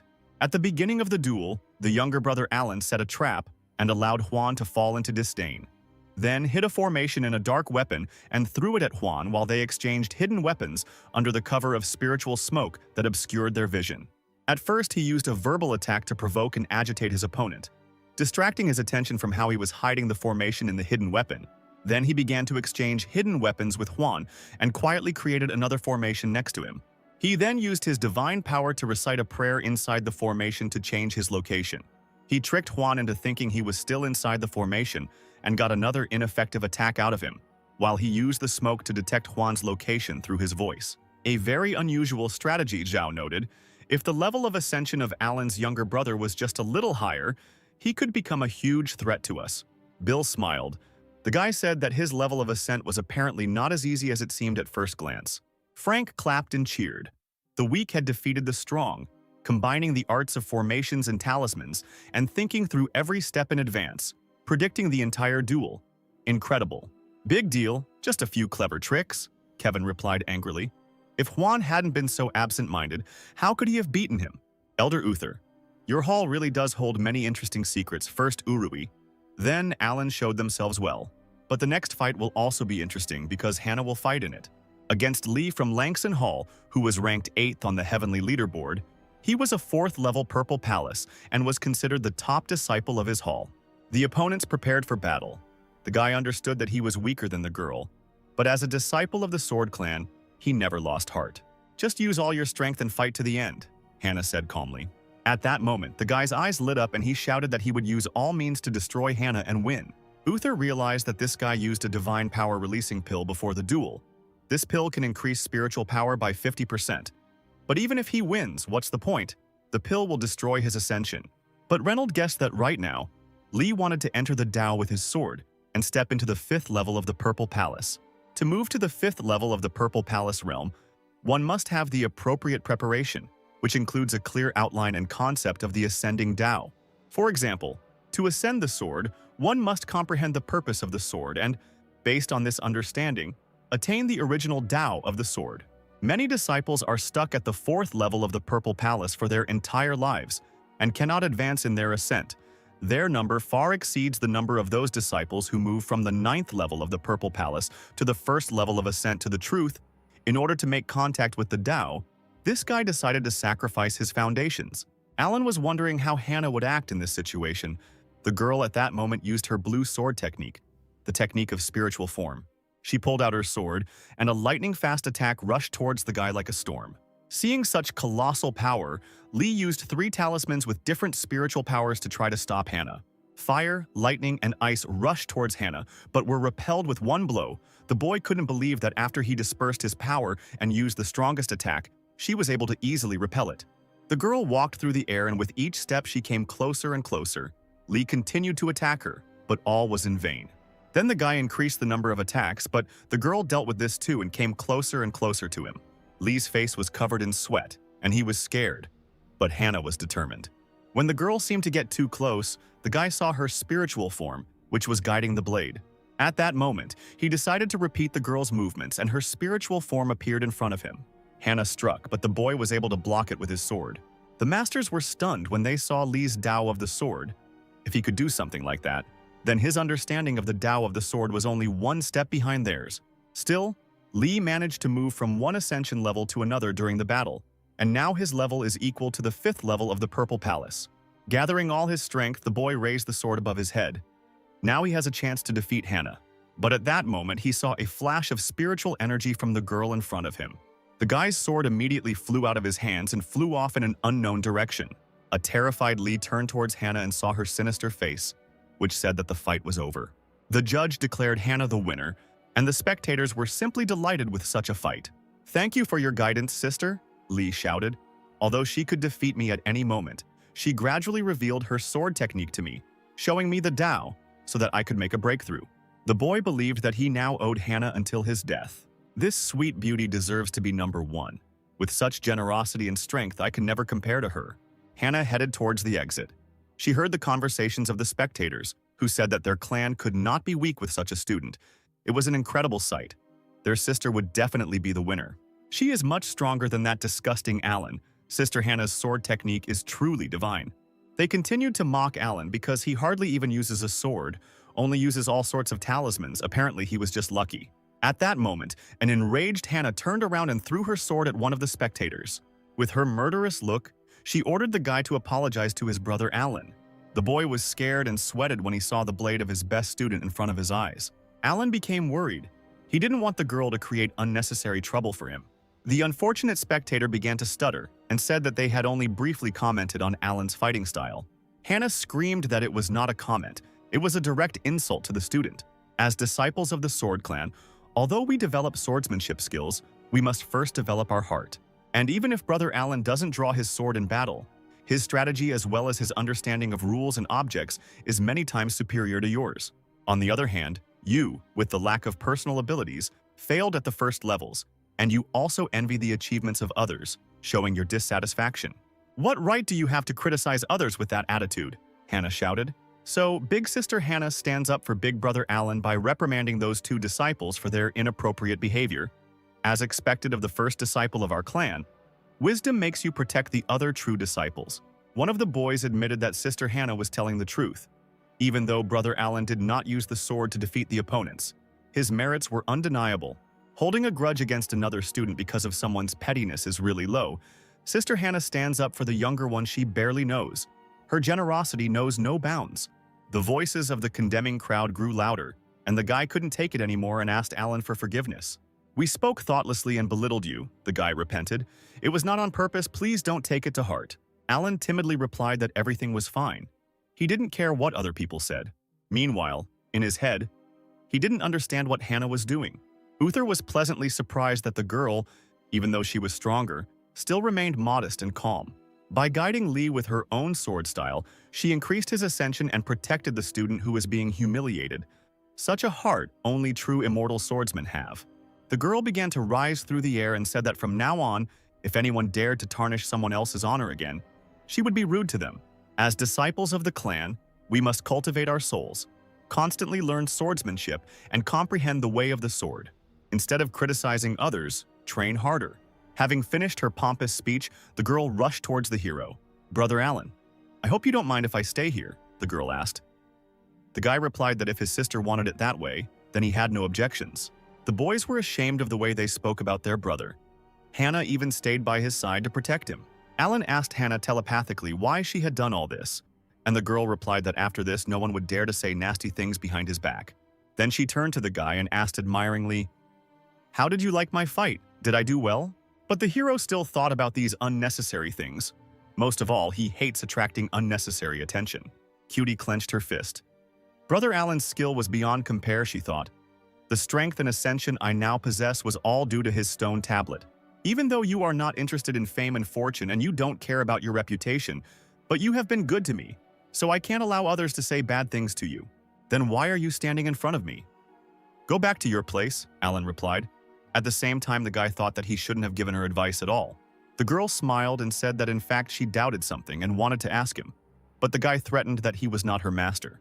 If you don't want to teach me, I can't guarantee that I won't do anything. Besides, what others think will have nothing to do with me. Alan answered her that she was too cruel.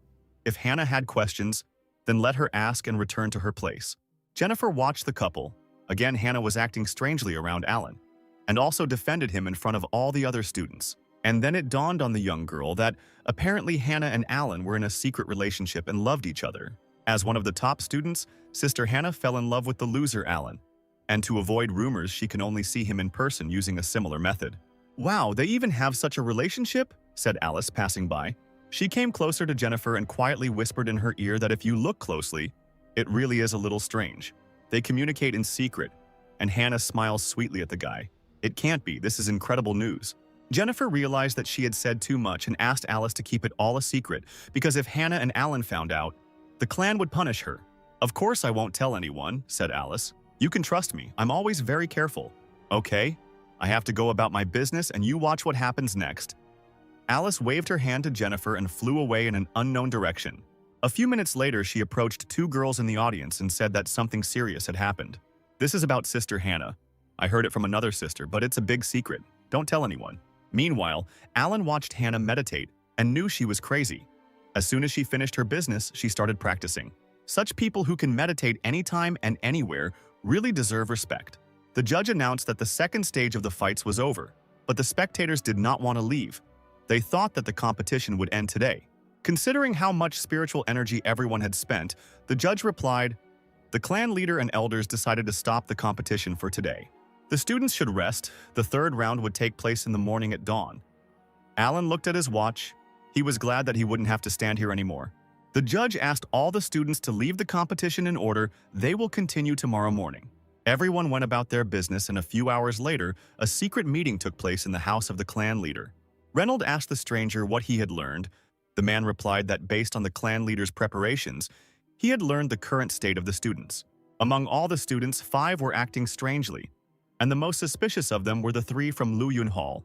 Urui, the student who committed the murder, Bill, the student ranked 3rd on the leaderboard, and Alan, the weakest student who made it to the 3rd stage. Uther was also at the meeting, and it seemed he understood what the second elder meant. The man wanted to say that the traitor was in the Luyun Hall, which was under Uther's command. The elders of the Sword Clan gathered to find the traitorous students hiding in the Sword Clan when Uther was attacked. Even then, it could be safely said that there were rats in the clan. The clan competition was held so suddenly, including in order to weed out 5 students who could take part in the great competition. Reynolds told Uther that the head of the ancient hall asks not to worry. It's just that most likely the traitor is hiding in Luyun. In the end, I only asked you to accompany the Pearl of the Bloody Soul. I didn't tell others about it. When you left, you acted very secretly. But despite all this, the demon clan found out about everything. Don't you think that's strange, Uther? So Reynolds asked the second elder to continue his report. The elder said that these 3 disciples had literally grown in strength in just 1 year. The first was Bill from Luyun Hall. 2 years ago, his cultivation base was only at the 2nd level, which was not particularly powerful. But a year ago, during a competition, it was discovered that his skills had increased significantly. He defeated all his opponents and took 3rd place in the great tournament. According to him, he received some kind of message which spoke about how to quickly increase the level of his strength. The second disciple, Urui, also did not stand out in his cultivation level. A year ago, he took 33rd place. But at the end of this competition, his level immediately soared to 5th. Simply unthinkable. In addition, the swordsmanship he learned is quite powerful. One might even say deadly. And according to him, he wandered into a secret kingdom where he learned his current abilities. And finally, Alan. He seems the least suspicious, but I'm sure he hides quite a few secrets, as far as I remember. Since he was promoted to a true disciple last year, he has stopped standing out and being cultivated. Moreover, he does not undertake tasks that take more than 2 days to complete. But how did he manage to master such amazing knowledge about talismans in such a short period of time? In addition, I recently found out that the connection between Qing Yun and the demons was broken by him. He destroyed the followers of the demon clan and returned the pearl. According to other students, the elder of the demon clan, Howard, was also there at that moment. But after Alan met him, he disappeared for no reason. Then he and Hannah went on a mission, and in the village they happened to run into Lloyd, an elder of the demon clan, who was engaged in the formation of a demon embryo. During the attack, he had a secret treasure in his hands, which in the end they failed to save. And then they met Howard, who had previously gone on the run. I think he got a lot of attention in this competition too. He used talisman strategies that I had never seen before, and he defeated 2 strong opponents in a row. I think he is not as lazy as he wants to show. On the contrary, he hides his true powers. To sum it up, I think Alan is the most suspicious of all. Reynold and Uther said in one voice that this could not be, and the guy could not be a traitor. Then the heads fell silent, a little embarrassed, and the elder wondered where the 2 of them had such mutual understanding. The silence was broken by Frank, who said that it seemed true. Maybe Alan had fallen under the control of demons. Uther approached the master and asked what his assumption meant. Frank explained that perhaps Alan was kidnapped by a clan of demons at some point, and then all these events began. I don't think that's true, Uther replied. I think he just hid his true strength for a long time so as not to stand out. Alan was always like that. And if the demon clan captured him, why didn't they take the pearl from us? Why did the elder of the demon clan start committing murders in the neighboring village? There is absolutely no room for logic in your speculations. Well then, why don't we just arrest all the suspects and deal with them individually? Kevin shouted. Enough. There's no need to jump to conclusions, Reynolds said, stopping the master's conversation. We need to find out why the demon clan planted spies among us. I think this is a top priority. Besides, I have a strange feeling that the demon clan wants to disrupt the competition. The second elder asked the clan leader what his words meant. Someone will be secretly controlling everything, Reynolds replied. Since the demon clan has thrown us a mole, we will use him as bait.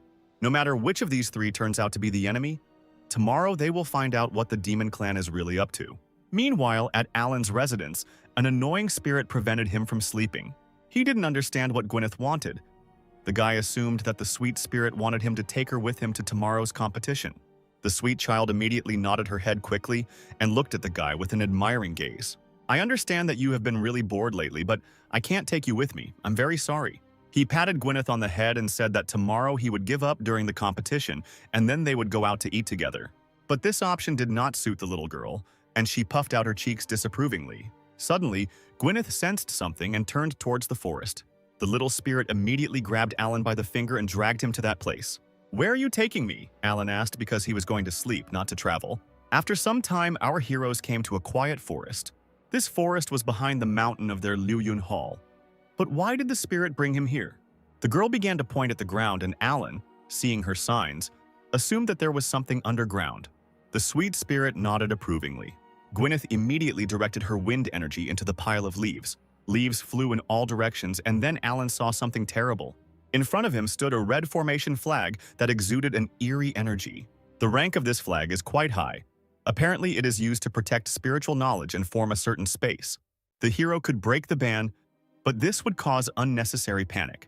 Besides, he didn't really care about what was happening, so the hero didn't care about this flag. However, judging by the arrangement of the flags, nothing good can be expected from this formation. If his clan faces a crisis, then he won't be able to lead a quiet 9-to-5 life. Alan turned to Gwyneth and asked her how she discovered this formation flag. The sweet spirit immediately began waving in all directions and trying to explain his discovery. Alan suggested that when she went out at night to absorb the essence of the sky and earth, she came across a man burying a flag. It was amazing how accurately he could understand her sign language. The hero asked the spirit if she could remember it. Gwyneth placed her hands on her head and began to concentrate purple energy. A few seconds later, Uruya's face appeared before Alan. Alan immediately recognized this guy, one of the students in his gym. He summoned his sword. Getting rid of this flag would not be easy, and he also needed to make sure it was not discovered. Alan could not find out the location of all the flags, so he decided to remove at least one of them. The blade energy he created could follow a specific target and then destroy it. The flag was covered with a dome of blue energy. Apparently, the villain's plot had come to an end, Alan thought. At that moment, the cute spirit immediately flew into the air and quickly began to wave its legs. Alan realized that Gwyneth thought she had now earned his recognition and wanted to go out and fight with him. He took the girl by the cheek and replied that he had already said that no one should know about her existence in the clan. But this answer did not satisfy Gwyneth, and she frowned again. Then the girl grabbed Alan by the sleeve, and orange talismans appeared from it. She grabbed one of them and showed it to Alan, hinting at a solution to the problem. I see. You're saying that we can use the talisman, and then she'll be able to enter the arena. But suddenly he realized that since the clan competition was not limited by any rules, it would be possible to resort to the help of spirit spells, formations, and talisman strategy. Therefore, there should be no problems if the spiritual beast helps him. The delighted Gwyneth immediately joyfully circled around the hero. But Alan plans to lose tomorrow, so even if they go together, she won't be able to have fun. Gwyneth was shocked that even though she had achieved her goal, she would still not have any fun at the competition. It was the morning of the next day and the competition was about to begin. The judge asked the 12 participants on the list to come forward, and the students immediately landed.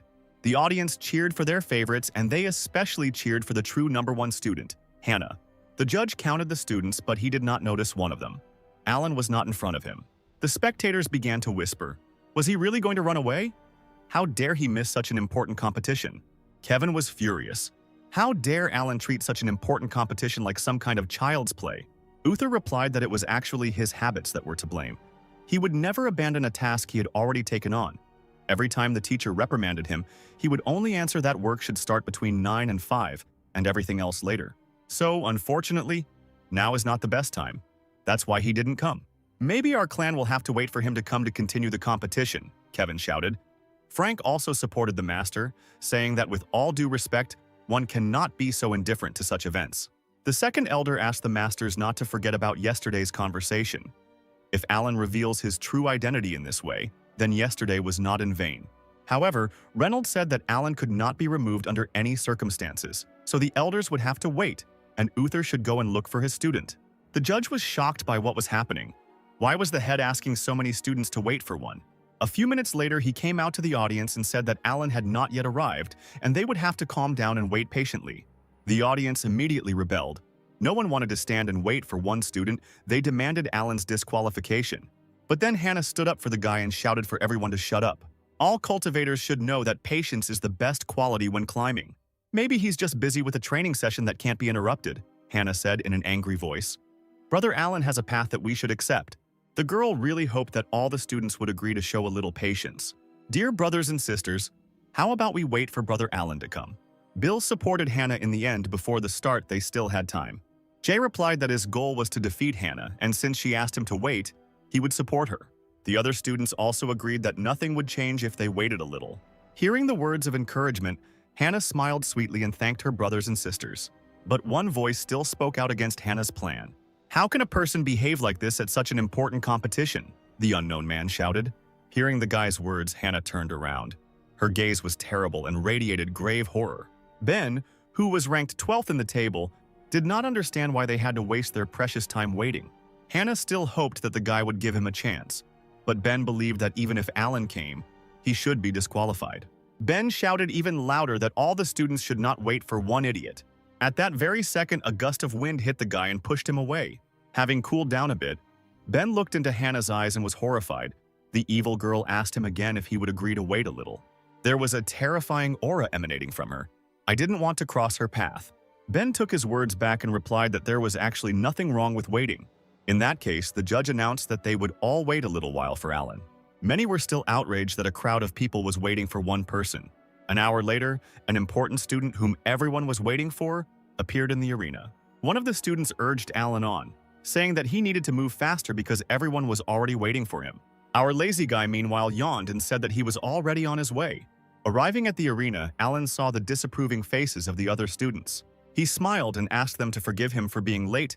He was really sorry that they had to wait for him. The thing is, I'm used to working from 9 to 5, and the competition fell early in the morning, so I forgot to set the alarm. Alan didn't expect that they would all stand and wait. The leader didn't remove him from participation, forcing everyone to wait for an hour.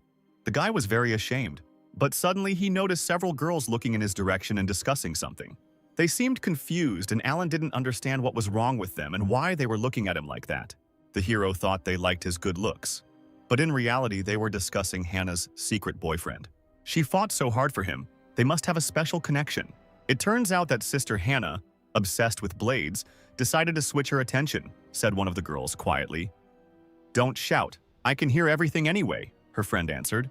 Another girl heard that they were hiding their relationship to avoid getting into trouble. This sounds very much like the plot of a novel about a man who managed to melt an icy heart, the girl said enthusiastically. And her friend heard that it was Hannah who took everything into her own hands. Apparently, they were being forced into a new plot of a romantic novel. Although the Sword Clan is immersed in an atmosphere of constant cultivation, for many students, spending time outside of practice is also very important. If they do not find something to occupy themselves with, they will most likely give up further cultivation, a method that many sisters use to while away the time and calm their hearts. Reading novels. Reynolds announced that it was time to start the competition, as everyone had been waiting for it for a long time, and threw signs to the participants. Alan was surprised that this time the leader used his hands to draw lots. He received a card with the first number. This time he will participate in the first battle. A few minutes later, the heroes arrived at the arena to begin the fight. The referee announced the fight and Alan immediately raised his hand to say his cherished words. But then he was interrupted by a loud cough. The clan competition is coming to an end. The 12 disciples are the best followers of the clan, Reynolds shouted. I hope everyone will be strong and confident. No one is going to be timid and try to give up right after the battle starts. Even if you fail to make it to the finals, you must make every effort to at least try to do so. Never give up, students. These words inspired many guys, but not our hero. It seemed to him that the boss was watching him and the weight of responsibility hung over his head. Now he could not just give up. If Alan gave up without a fight, then there would definitely be ridicule after such words from Reynolds. So the guy decided to start a fight and see what would happen in the end. A barrier of talismans began to envelop Alan. Ben saw a familiar trick and asked how many times the guy would use the same thing. The guy used his sword art and summoned one of the abilities called Meteor. Whirlwinds of cosmic energy rushed straight towards Alan's barrier. They hit the defense and made several holes in it, but still could not get past it. Watching the attack, Alan was not surprised that such a person would use such powerful techniques. But he was no slouch either. Once the talismans began to take effect, it took a little time for the connection between them to be established. Meanwhile, the shadow of a man appeared behind Alan. But the guy expected such an attack. Turning around, he called several of his talismans. Ben attacked with his spiritual power, but was immediately met with resistance from Alan in the form of a fiery serpent. The hero's attacks irritated the man. He said that if these were the only attacks the guy had, then he would not win. Ben concentrated his purple energy and tried to attack Alan again. The blow seemed unexpected and powerful. The hero froze in surprise and received a cut on the body. But then his body dissolved into the air like a large cloud of smoke. Ben reacted in time and dispersed the cloud of smoke behind which Alan was located. The guy wanted to use another talisman to summon a barrier, but he didn't expect the enemy to catch up with him so quickly. At that moment, Ben was already flying towards his enemy, pointing his blade at him. Alan watched motionless as the blade approached his head. He closed his eyes and was ready to accept his defeat. Finally, he would get the rest he deserved. But suddenly, a strange wooden sign behind his belt began to move. Instantly, Alan was surrounded by a purple energy similar to demonic. Ben froze. He couldn't understand what was happening. For some reason, he couldn't move. Alan was also wary. He was already prepared for defeat and did not understand what was happening. The purple energy surrounded Ben. It looked scary, and he was getting more scared with each passing second. Suddenly, Alan saw a familiar face in this mysterious cloud. It was Gwyneth. The vortex of energy prevented Ben from moving. It rose higher and higher into the sky surrounding him. The little spirit grinned evilly, but only Alan could see that smile. The guy, meanwhile, did not understand how this spirit appeared here. Then he looked at his belt and saw a wooden tablet made from a 1,000-year-old tree. It is said that Gwyneth's divine soul belongs to the yin spirits and is stored in an ancient tree for the benefit of soul and body. But when did she manage to put the sign? Was it really when I was sleeping? The spirit moved quickly across the field. Ben also realized that this wind belonged to the yin wind. But it was difficult for him to dodge, so he received a powerful blow to the back. The guy couldn't even feel that something was approaching him. Turning around to look at the enemy, he was horrified. There was nothing behind him. It seemed as if he was being attacked by an invisible being. This frightened the student. Suddenly, he felt the breath of wind change in front of him. The evil spirit attacked again, but this time Ben managed to jump into the air and dodge. The guy shouted to Alan. He didn't understand what was happening here and what kind of technique the hero was using. Alan, meanwhile, simply threw up his hands and replied that he was not doing anything. When Gwyneth encountered Lisa and her minions, she defeated them all in an instant. Unfortunately, Ben was no match for this force either. Gwyneth continued to beat the student. Her speed was colossal, so he missed most of the blows. The divine spirit was beating the guy in the air, hitting him many times. Alan shouted for the spirit to come back and stop attacking Ben. The audience was furious. They didn't understand what this energy was and why this was happening to Brother Ben. Holding his sword with all his might, Ben shouted to Alan that he was fighting him, not the spirit. He tried to use the spiritual energy of his sword, but at that moment Gwyneth lifted him into the air like a whirlwind. There was no point in fighting anymore. Ben was beaten and exhausted. He screamed that he surrendered. Alan grabbed the spirit energy, stopping it, and shouted that it was enough, this time in a rougher voice. The audience was a little scared. They did not understand what kind of terrifying force it was. The thing is that if Gwyneth did not want it, others would never see it. "Didn't we agree that you wouldn't come here?" Alan asked. At that moment, Gwyneth appeared and looked at the hero with pitiful eyes. Alan was immediately touched. He could no longer shout at such a sweet creature, so he forgave her immediately. Ben saw the creature that attacked him. He realized that it was a soul beast. The guy shouted to the elders that Alan was cheating. He brought a spirit beast. It was unfair. The audience began to whisper. It turns out that Alan brought a spiritual beast. Why does he always cause so many problems? I wonder what race this spiritual beast is. What nonsense. He can't be considered the winner, Kevin shouted in anger. This guy was on the wrong path from the start. The clan doesn't teach such techniques. Where did he get them? He's definitely a spy. There are no restrictions on this competition, Uther retorted. Alan's ascension is only at the 8th level of the Immortal Palace limit. He must have achieved such results through hard work. He decided to choose his own way of fighting, to resort to the help of talismans and spirit beasts. Don't worry so much, said the head of the Reynolds clan. I specially arranged a battle between Alan and Ben, so that the latter could destroy the talismans. In this way, they wanted to check Alan's belonging to the Demon Clan. But no one expected that he would have an ace in the form of a spiritual beast up his sleeve. I guess this is Gwyneth, who was once a household name, a rather rare divine beast. A supporter of the Demon Clan would not take such a risk by displaying it.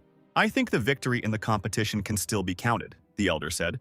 Don't forget, our goal is to identify the traitor, and Alan has never been particularly conspicuous. If the spiritual beast is controlled, it is considered an assistant to the participant, which does not contradict the rules. Uther leaned over and said that everything was as it was and that Alan had not broken any rules. Everyone agreed, and the judge declared Alan the winner, at which point some of the spectators were surprised that this could be done, and some even decided to catch some kind of spirit beast before it was too late. Ben was furious and shouted at Alan that he would definitely kill him the next time they met. Gwyneth didn't like these words, and she looked angrily at the guy. A purple, powerful energy immediately struck near Ben's feet. The guy had seen enough of this energy and therefore decided to quickly run away so that it would not come near him. Alan, meanwhile, did not understand what was happening to the head.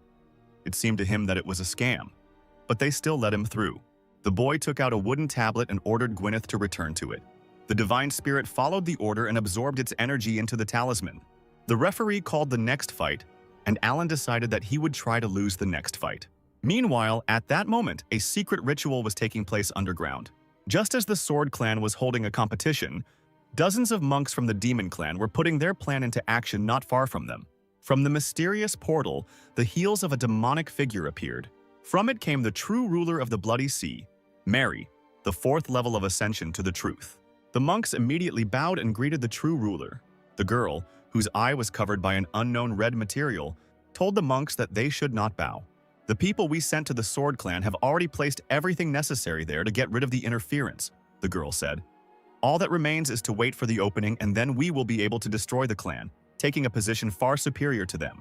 Ruler, but are we really capable of capturing their clan? One of the monks asked. After all, their leader Reynolds, for example, has the 6th level of ascent to truth. And besides, elders from other halls are also present there. The charming queen smiled sweetly and told the monks not to worry. It's not that bad because their clan has support. At that moment, a portal appeared, from which Dustin, the head of the clan, the 4th level of ascension to truth, who had previously fought with Uther, appeared. And also a new personality appeared, the head of the Demon Clan Cain, who had the 3rd level of ascension to the truth. I didn't expect to have the chance to see the 3 great clan lords today, said one of the servants. Well, I guess the power of the Demon Lord clan will be very useful to us. Today, the Sword Clan will disappear from the face of the earth and the Demon Lord will return to this world once again. At this time, the Sword Clan competition continued, the final began, the judge announced that the competition was over. The 6 students who reached the final, please come forward. 3 leaders appeared in the arena. They were Hannah, Urui, and Zhao. The other trio were Bill, Alan, and a new character, a friendly guy named Sam from the Fanlin room. Viewers still couldn't believe that this weakling Alan managed to reach the final. Reynolds announced that the final test would determine the ultimate winner of this competition. The final test will be the map of mountains and rivers. It is said that this treasure was left by the ancestor who founded the Sword Clan. This first-class treasure contains the heavens, earth, mountains, rivers, countless treasures of the sky, a secret realm of special significance to the Sword Clan. But I will limit the scale of your battles to an area called Peach Blossoms. Every 2 hours, the battlefield will shrink by 10 miles. If you fail to advance before the area is marked invalid, you will be considered defeated. While you wait for the battle, I will use various techniques to reveal your potential to the other students. Why not have a duck-eating battle? Alan thought. Will there really be a live broadcast? If I flee the battlefield, my reputation will definitely drop below 0. All that remains is to continue fighting. The head of the clan asked the finalists if they had any objections, and the students replied that they had no objections. Then I declare the beginning of the third stage of the competition, said Reynolds. And at that moment, the map increased to enormous proportions. A strange, enchanting energy emanated from her, and then the clan leader grabbed her as she absorbed the disciples into herself. Reynolds extended his hand and huge signs appeared in front of him. These signs served as projectors, and now the audience could watch each participant. They also saw the place where the competition would be held. It was a rose garden full of cherry blossom trees. Watching this spectacle, Uther said that this was to be expected from the leader. The map of mountains and rivers is at his disposal. He can control it as his heart desires. No matter how powerful the spy is, he will definitely be identified. All that remains is to wait for the mole to appear. Meanwhile, several unknown monks walked around the corner of the building. The dark-haired monk asked what they should do now. Without Brother Urui, their plan could not be fully implemented. Another monk replied that, be that as it may, Brother Urui had already foreseen everything long ago. He had already prepared everything. All that was left was to watch. We are transported inside the map, where Alan was wandering around bright pink trees. This place was very beautiful. If it had been in his previous life, it would have become a tourist destination long ago. But we must not forget about the battles. The guy remembered the places he saw on the map and saw one of the familiar mountains. Judging by it, he is somewhere in the northwest. Alan decided that the best solution would be to go to the center and wait for the other students there. And when the time comes, he will simply give in and lose. But suddenly his thoughts were interrupted by a bright yellow flash that appeared behind him. Alan immediately turned around and dodged the enemy's massive attack. When the smoke from the flash cleared, the boy saw a familiar face heading towards him. It was the ever-smiling brother Bill from Luyan Hall, third place on the grand leaderboard. Bill chuckled and told Alan that they hadn't seen each other for a long time.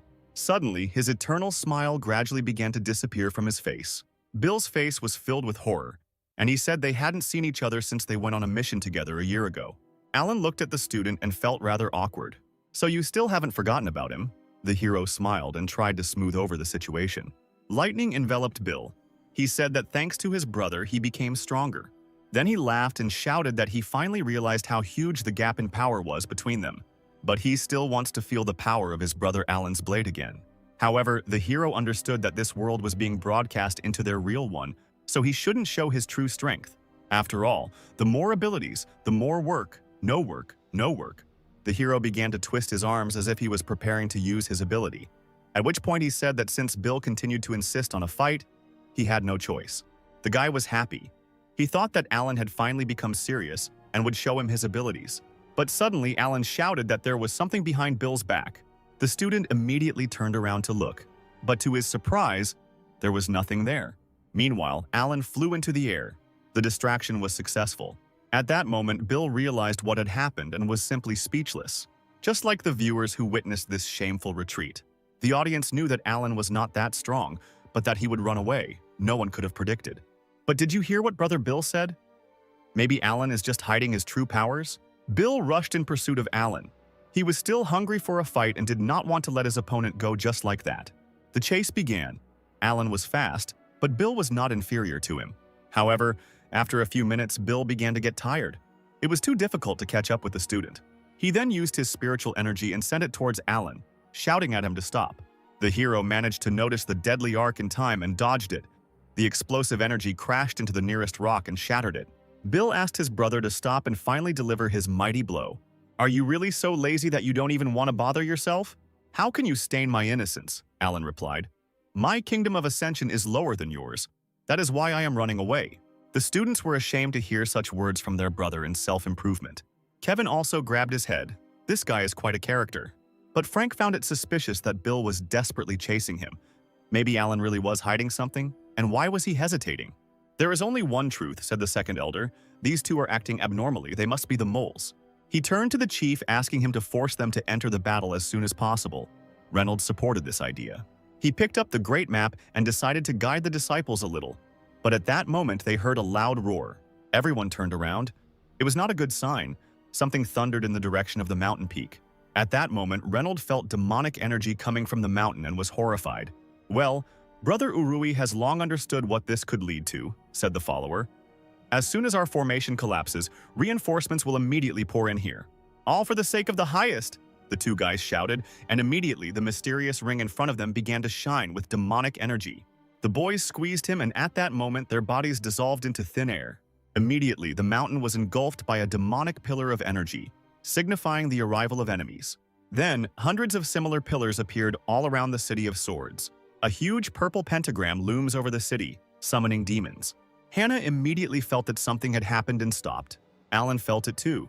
He asked Bill to turn around and see what happened, but the guy replied that he wouldn't fall for it this time. The hero realized that the demon clan's formation had been activated, meaning that something bad had happened to the clan. The spectators looked at the sky, in which a huge pentagram appeared. They did not understand what was happening. Reynolds shouted that this was a demon formation. Finally, their spies showed up. Kevin and Uther immediately went into battle, heading straight for the huge symbol. Two powerful masters used their spiritual powers and attacked the pentagram. But their powers were dispersed, and the pentagram attacked them in return, and the masters fell to the ground. Rising to his feet, Uther said that spiritual and physical attacks were useless against this formation. Their power was too great. Frank used his spiritual vision to assess the situation and saw that everything was blocked. The formation is able to block external and internal attacks. Amazingly, you need to destroy the formation flags to get rid of them. Reynolds ordered all clan members to rush to the peak, find the formation flags, and destroy them. But suddenly a mysterious girl answered him. Queen Mary said that there was no need for this. At that moment, 3 heads of the demon clan appeared from the portal. Reynolds immediately recognized the true ruler of the Bloody Sea. The girl was surprised that the head of the clan remembered her name. Reynolds also recognized other demons, the head of the Cain clan and the head of the Dustin clan. So you decided to resort to the help of the demon clan to strike us. How calculated, shouted Reynolds. The 6th level of ascent to truth. But the only question is whether you have enough strength to destroy the Sword Clan, Reynolds said as he formed energy in his fist. Don't get too cocky. An avalanche of golden energy rushed towards the demons like the claw of a huge tiger. Mary put her finger to her mouth and used the ability of destruction. At that very second, bloody energy appeared in front of her, which held back the enemy's attack. Then Reynolds' energy rushed away without hitting its target. Chief Reynolds, it was all so long ago, Mary laughed. It's even a pity that you will meet your end here and now. The bloody energy crashed into the clan leader, and then he felt a sharp pain. The masters immediately rushed to his aid. Reynolds realized what kind of force was attacking him. It was the power of the demon god. The demon clan had once resorted to the help of the god to invade the Sword Clan. After the fighting died down, the power of the demon god had evaporated. The power of the demon god, but this ability is considered long lost. Where did the true ruler of the Bloody Sea get such power from? The girl gave an order to her subordinates. She ordered them to grab a map of mountains and rivers. Hundreds of monks rushed to the head. Other masters and students rushed to defend Reynolds. But at that moment, one of the monks stopped the masters by attacking them with purple energy. He then raised his hand, and a demonic hand appeared out of thin air and grabbed the map of mountains and rivers. Frank didn't understand how it was possible that this servant also had the power of a demon god. The map dissolved into thin air, and Reynolds felt that his connection with it was completely broken. Things were bad. I have been blessed by the demon god himself, so fighting me is useless, Mary said. Within 2 hours, you will all turn into blood soul pearls. It's time for you to contribute to the demon god. The bloody ruler summoned a formation that blocked access to the sky. At that very moment, the students felt weak. They fell to the ground. No one wanted to die here. They began to ask for help, hoping that someone would save them. Don't worry, no one from the Sword Clan will be able to come to your aid. Very soon you will go to the next world. The ruler summoned 2 servants and ordered them to go to the map of mountains and rivers and destroy all members of the Sword Clan.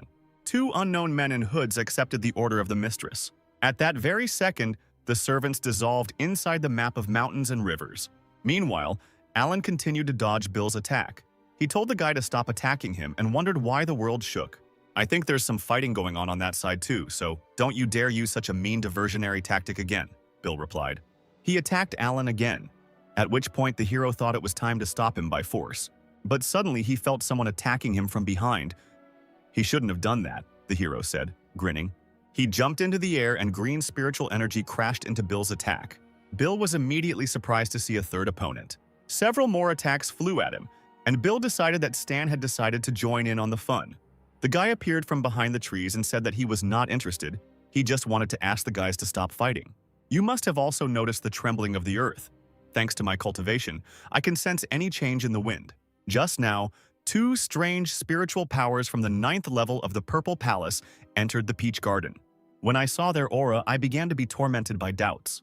Alan realized that their clan was under attack, and the enemy had already penetrated even here. "How so?" Bill was surprised. "The leader has the 6th level of ascent to the truth. Who dared to attack us? I no longer sense the presence of the master in the jade crystal," Stan replied. "Contact with the outside world has been interrupted. If you don't believe me, check it yourself. The jade crystal of teleportation allows the owner to break it in case of danger and move to the starting point." Now it all became clear to Bill. He thought that Stan was trying to trick him into dropping out of the competition. Alan yawned and said that there was no point in shouting over such a trifle. If they didn't try, they wouldn't know. The boy broke the crystal, which surprised the other students because it meant losing the competition. However, nothing happened and the guys realized that their clan had been invaded. At that moment, a huge purple flash appeared behind them. Someone's powerful energy, destroying everything in its path, was approaching the heroes. Bill immediately sensed the 9th level of the Purple Palace, but who could it be? The unknown man laughed because they had only just discovered him, but it was too late. After all, he, Roger, is the very man who will now take their lives. "When did the Demon Clan members become so polite?" Alan asked Roger. Their eyes met. The hero remembered that he had already managed to limit the powers of demons a couple of times with the help of talismans. Hearing Alan's words, Roger laughed loudly and grabbed his cloak. "I didn't think that the true ruler sent me here to deal with some children," Roger shouted, throwing off his cloak. "I only used a third of my strength so that you wouldn't die too early. It's good that you didn't disappoint me, weaklings. The hunt will be really interesting." "What? Only a third of your power?" Sam was surprised. "Who the hell are you? How did you end up on the map of mountains and rivers?" Bill was interested in another question. He wanted to know what happened to their clan. "You mean that clan of weak swordsmen?" Roger asked him, stretching his neck. "This clan has already been destroyed," the villain replied with a smirk on his face. "In less than 2 hours, the entire sword clan would be turned into blood soul pearls and would then disappear from the face of the earth." Hearing these words, the students were shocked. They could not believe that this was even possible. Alan didn't like this information either, because it all started with simple competitions, and now he would have to work more than necessary. Roger assumed a fighting stance and told the fighters that they could now try to turn the situation around. But first, they would need to entertain him. Bill and Sam decided to join forces and stop the demon, then go to help the clan. The boys took up a battle formation, swung their blades, and directed powerful energy towards the enemy. Alan, however, threw down one of his talismans in a bored manner, as if he had no interest in it at all. The students noticed this too and asked Brother Alan to be more enthusiastic. Meanwhile, Roger prepared to take the blow by concentrating chakra in his right hand. He then released this energy and directed it at the enemy, his chakra taking the form of a thunder tiger. 2 powerful energies collided with each other, and an explosion thundered. Suddenly, Roger saw a talisman quickly heading towards him through their aura. The talisman opened and a fiery dragon fell upon the villain. However, the guy managed to cover his face. He grinned. The hunt was becoming more and more interesting. Roger decided to try a fifth of his strength and rushed at Bill. Sam yelled at his brother to dodge and channeled the energy to protect him in time. The green energy blocked Roger's blow in time and sent him flying. Sam was glad that he had made it in time. Another second and Bill would have been finished. Meanwhile, Bill did not stand aside for long and pounced on the enemy. The 3 strongest fighters continued their battle, which was watched by Alan, who had no intention of interfering in the battle. He had a different plan. The guy jerked his hand and immediately several talismans appeared from his sleeve. The hero remembers the blow that was dealt at the very beginning. That is where his talismans went. Alan decided it was time for him to make himself useful. He put his hand to his ear and immediately his chakra appeared from his fingers. Then she rushed into the sky, exactly to the place where the enemy struck. Alan's chakra flew out from the map of mountains and rivers and rushed towards the clan leader, who immediately noticed it. Reynolds' ear glowed the same color as Alan's aura, and he heard the voice of the lazy disciple. Reynolds couldn't understand how he was able to contact him. After all, the contact between him and the map of mountains and rivers was interrupted by the demon clan. I used some methods to avoid surveillance and contact you. How are things in the clan? Alan asked. The demons have cut off our oxygen supply. Everyone is injured. We won't last more than 2 hours. Listen, the demon clan has sent you 2 powerful people. You are the only survivor from the clan. Be careful. Alan turned around, looked at one of those same people and replied that the problem was not that big. I wanted to contact you for another reason, Alan said. I saw Urui planting the formation flags earlier, so I prepared in advance. Once I activate my skill, their formation will be disrupted. You will be able to send a signal for help. Because each flag has a unique role, it is irreplaceable. As soon as one of them is damaged, it leads to a general disruption. Alan smiled and decided it was time to put an end to all this. While there is no particular threat, I can still try to defend myself, said Reynolds. He also warned Alan that these 2 cultivators are very powerful, and that Urui is helping them. If it gets too difficult, go to the very depths of the peach orchard. I left you an assistant there. Alan, take care of yourself. Alan heard the teacher's words and thanked him for it. It was time to fight back against the demon clan. The hero concentrated his energy and destroyed the bloody flag formation. At that very moment, the huge purple barrier began to crack, and blue energy began to ooze through it. The cultists heard a crack and turned around. They didn't understand what was happening. Mary also turned around sharply. She saw cracks and realized that the formation was broken. The formation flag has been destroyed, Dustin said quietly. Kane didn't understand how this was possible. Were there really still people in the Sword Clan who were capable of destroying their formation? The magic formation has been destroyed. Let's fight back against the Demon Clan. Reynolds shouted and shot out energy from his hand. The blue force crashed into the barrier and broke through it. Reynolds promised that the clan of demons would pay for attacking their home. Meanwhile, inside the map of mountains and rivers, the battle against Roger continued. Bill once again tried to attack the enemy with his chakra. However, it was all in vain. Roger easily repelled their attacks. It seemed like this battle was unwinnable, and he didn't even use his full strength. Suddenly, Sam appeared from behind the villain. The guy took advantage of the situation and instantly sent his shuriken-like energy at the enemy. The trap worked and Roger was bound by Sam's energy like invisible chains. Sam grabbed his energy and pulled it towards himself, binding Roger. He shouted at Bill to act quickly. There would be no other chance. Bill was already heading towards the enemy. He used one of his techniques, which was called drilling. A powerful yellow paw-shaped energy rushed towards the chained Roger. Suddenly, he started laughing and said that now he understood what the strength of the Swordsman clan was. "They have no powers, they are all weaklings," Roger shouted and began to concentrate his energy. A purple flash surrounded the villain, and he instantly destroyed Sam's shackles. The students couldn't believe their eyes. It seemed impossible to them. Suddenly, both of them were grabbed by the throat by Roger's chakra in the form of hands. The fighter brought them to himself. Now they were trapped, and this hunt was beginning to disappoint him.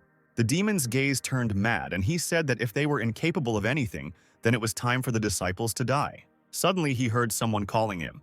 Roger turned around and saw a guy in blue robes. It was Alan. Alan asked Roger if he had forgotten that there was a third student here. When did he come closer? "I didn't feel anything. Was it all because I was attracted to these two?" Roger thought in surprise. The demon smiled maliciously and told Alan not to worry. He would deal with these two now and would take on him too. Bill tried to tell Alan not to think about them, but to run. "Don't rush things," said the hero. "I want to discuss something. There should be 2 of your cultivators on the map of mountains and rivers. I think he could only reach the soul formation stage. Then where did he get so much courage?"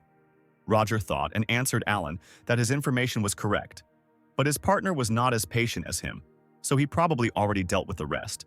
"Tell me, what is your comrade's strength?" "Even though we are both on the 9th level of the Purple Palace, he is much stronger than me," Roger replied. "Well then, great, let's begin." Roger laughed hysterically when he heard the weakling's words, wondering what was so wonderful about it, since he could crush Alan with just 1 finger. "Sorry, but I have a better idea," Alan said, pulling a talisman out of his sleeve.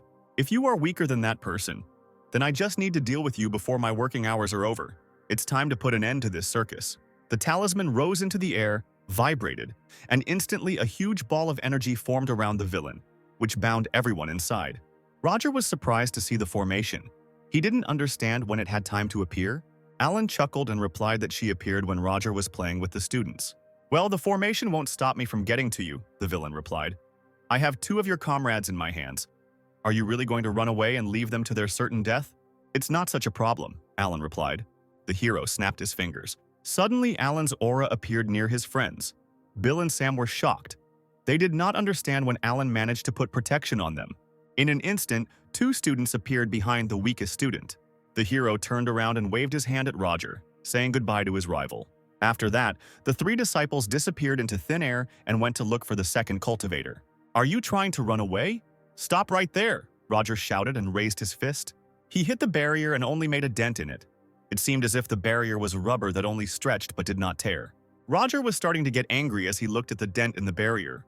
He bared his teeth and swung his fist again. The villain began to strike thousands of blows at every point of the barrier, but it still did not release him from captivity. The barrier deformed, but did not break. Sometime later, the barrier glowed from within with colossal purple energy. Roger's rage knew no bounds. He had already given it his all and promised that when he got to Alan, it would be the end for him. Meanwhile, the fierce battle on the surface against the Demon Clan continued. "These worms from the Sword Clan have already beheaded 5 of ours," Dustin said with a grin. Kane replied that if it weren't for the order to turn them into bloody pearls, he would have used his power and killed them long ago. "Enough talk," Mary interrupted them. "If we had not prepared well, the formation would have been destroyed much earlier. Something went wrong.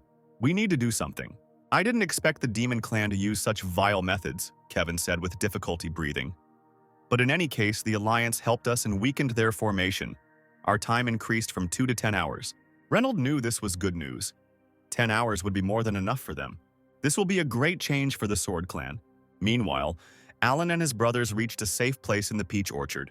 Bill decided to ask the question that was bothering him and Sam, namely, what kind of spell did Alan use and how did he manage to do it? Alan knew he would be asked this question, which he did not want to answer. He replied that it was all thanks to the life-saving talisman that the chief had given him earlier.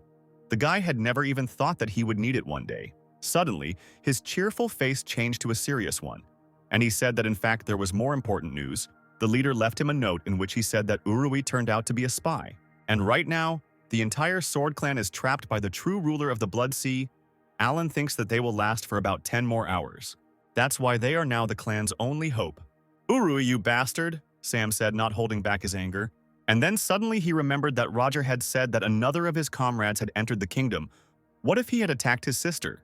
The crippled brothers decided that they could still fight and should help her, but they were stopped by Alan, who said that they had suffered greatly at the hands of Roger. And he is afraid that if the guys encounter a second enemy, they will definitely not help anyone. Bill stopped and slammed his fist into a tree in frustration. "So what? Should we just sit here and wait?" "No," Alan replied. "Your main task at the moment is to heal your wounds and restore your spiritual strength. As for Sister, have you forgotten? Sister is one of the best in our clan and is clearly not inferior in strength to a cultivator. I think she has enough strength to deal with the enemy." "Yes, Sister Hannah is very talented," Bill said. "But what if Roger gets help and comes to the aid of his comrade?" "No, Roger is no longer capable of anything," Alan replied. "Besides, by this time he should already be at the limit." A huge cloud of purple energy exploded over the Sakura forest. Roger finally got out, but for some reason he was losing too much spiritual energy. The demon couldn't understand what kind of talismans these were. His rage knew no bounds. He swore that when he found Alan, he would wipe him off the face of the earth and would definitely take revenge. Meanwhile, the lazy man took out a jar and said that this pill was for restoring spiritual energy. He gave it to the brothers so that they could heal their wounds until Roger found this place. "Tomorrow we will join Sister Hannah and save the Sword Clan," Alan said. "And why wait so long?" Sam was surprised. "Indeed, we can recover in 2 hours," Bill said. "I work from 9 to 5, Alan replied. "So my working day is already coming to an end." He sat down by the tree and began to think. Alan noticed that this time the Demon Clan had prepared. Even if the formation flag was destroyed, they only had 10 hours. After 9 hours, they would restore the formation, and that would be the perfect moment to break through. Well, now it was time to sleep. Alan hoped that these two would not disturb him until tomorrow. Meanwhile, at the other end of the map of mountains and rivers, a battle was raging between 2 students. Zhao prepared for battle. He praised his sister Hannah, saying that her sword skills had improved greatly. The girl was a real talent. Hannah replied that it was all thanks to the help of her brother Alan. So Sister Hannah wasn't the only one training, but can Brother Alan teach anything? The girl did not like Zhao's words, and she said that Brother Alan wielded a sword much better than she did. Suddenly, there was an explosion behind them.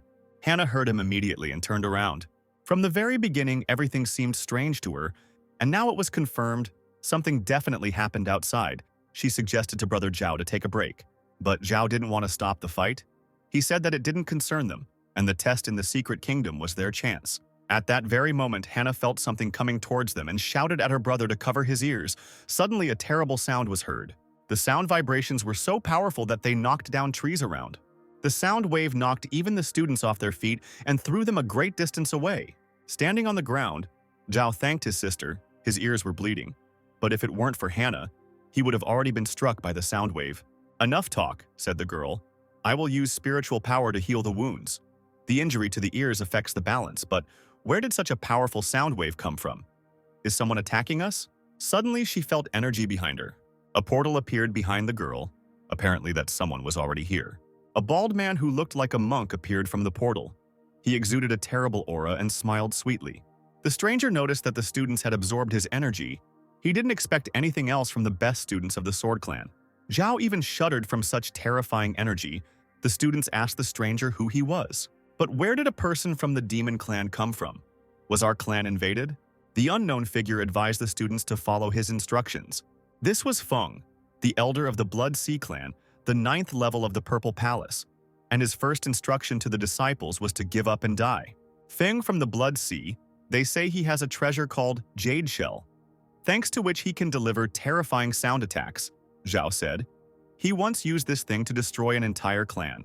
And indeed, Feng began to gather ominous energy, and that very shell appeared in his hand.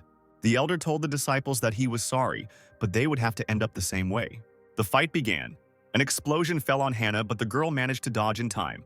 Zhao covered his ears. The sound attack was overwhelming him, and the guy said that at this rate their spiritual energy would be exhausted before they could do anything. The gap between their realms was too big. The longer they fought, the worse it would get. But Hannah had something special that could defeat him. She asked Brother Zhao to distract the enemy and give her some time. Zhao followed his sister's instructions and began to attack Feng. The force of his blade tried to break through the sound barrier that was approaching them. And even though he was the second disciple in the clan, he was unable to break through the enemy's defense. The energy simply dissipated. Feng praised Zhao. He said that the guy was an excellent swordsman. It was just a pity that he couldn't hide from the shell. He increased his chakra, and sound waves flew towards Zhao. But suddenly, a huge pillar of energy stood in front of Zhao and the sound waves. Feng was surprised by what he saw, and Zhao only grinned maliciously, saying that the demon was so carried away by the game that he didn't notice that one of them was missing. Hannah, brimming with energy, thanked Brother Zhao for his time. The girl swung her sword and said it was time to try her most powerful technique. After swinging, a huge projection of a blade of energy flew towards the clan elder. The girl's chakra crashed into the demon's sound wave. "Do you think you can stand up to me?" Feng shouted. "Don't dream." After these words, he began to put more energy into his shell and sound waves flew towards Hannah. The spiritual sword couldn't penetrate the defense. The girl concentrated. Deep down, she hoped that she wouldn't let down her brother Alan. Here it is. That very moment, the girl's eyes lit up, and then thousands of swords of energy fell on the sound barrier, shattering it like meteorites. "How is this possible?" Feng shouted. "This technique directly destroyed my attack." The sound waves dissipated, and the blades rushed towards the elder of the demon clan, wiping him off the face of the earth. After her powerful technique, the girl landed and fell on her knee. She was exhausted but happy that she had won. The girl thanked Alan.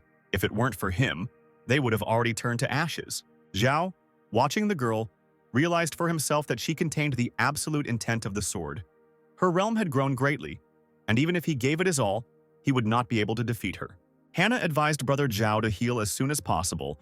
The demon clan has already infiltrated the sword clan's territory. The peach orchard is also under threat.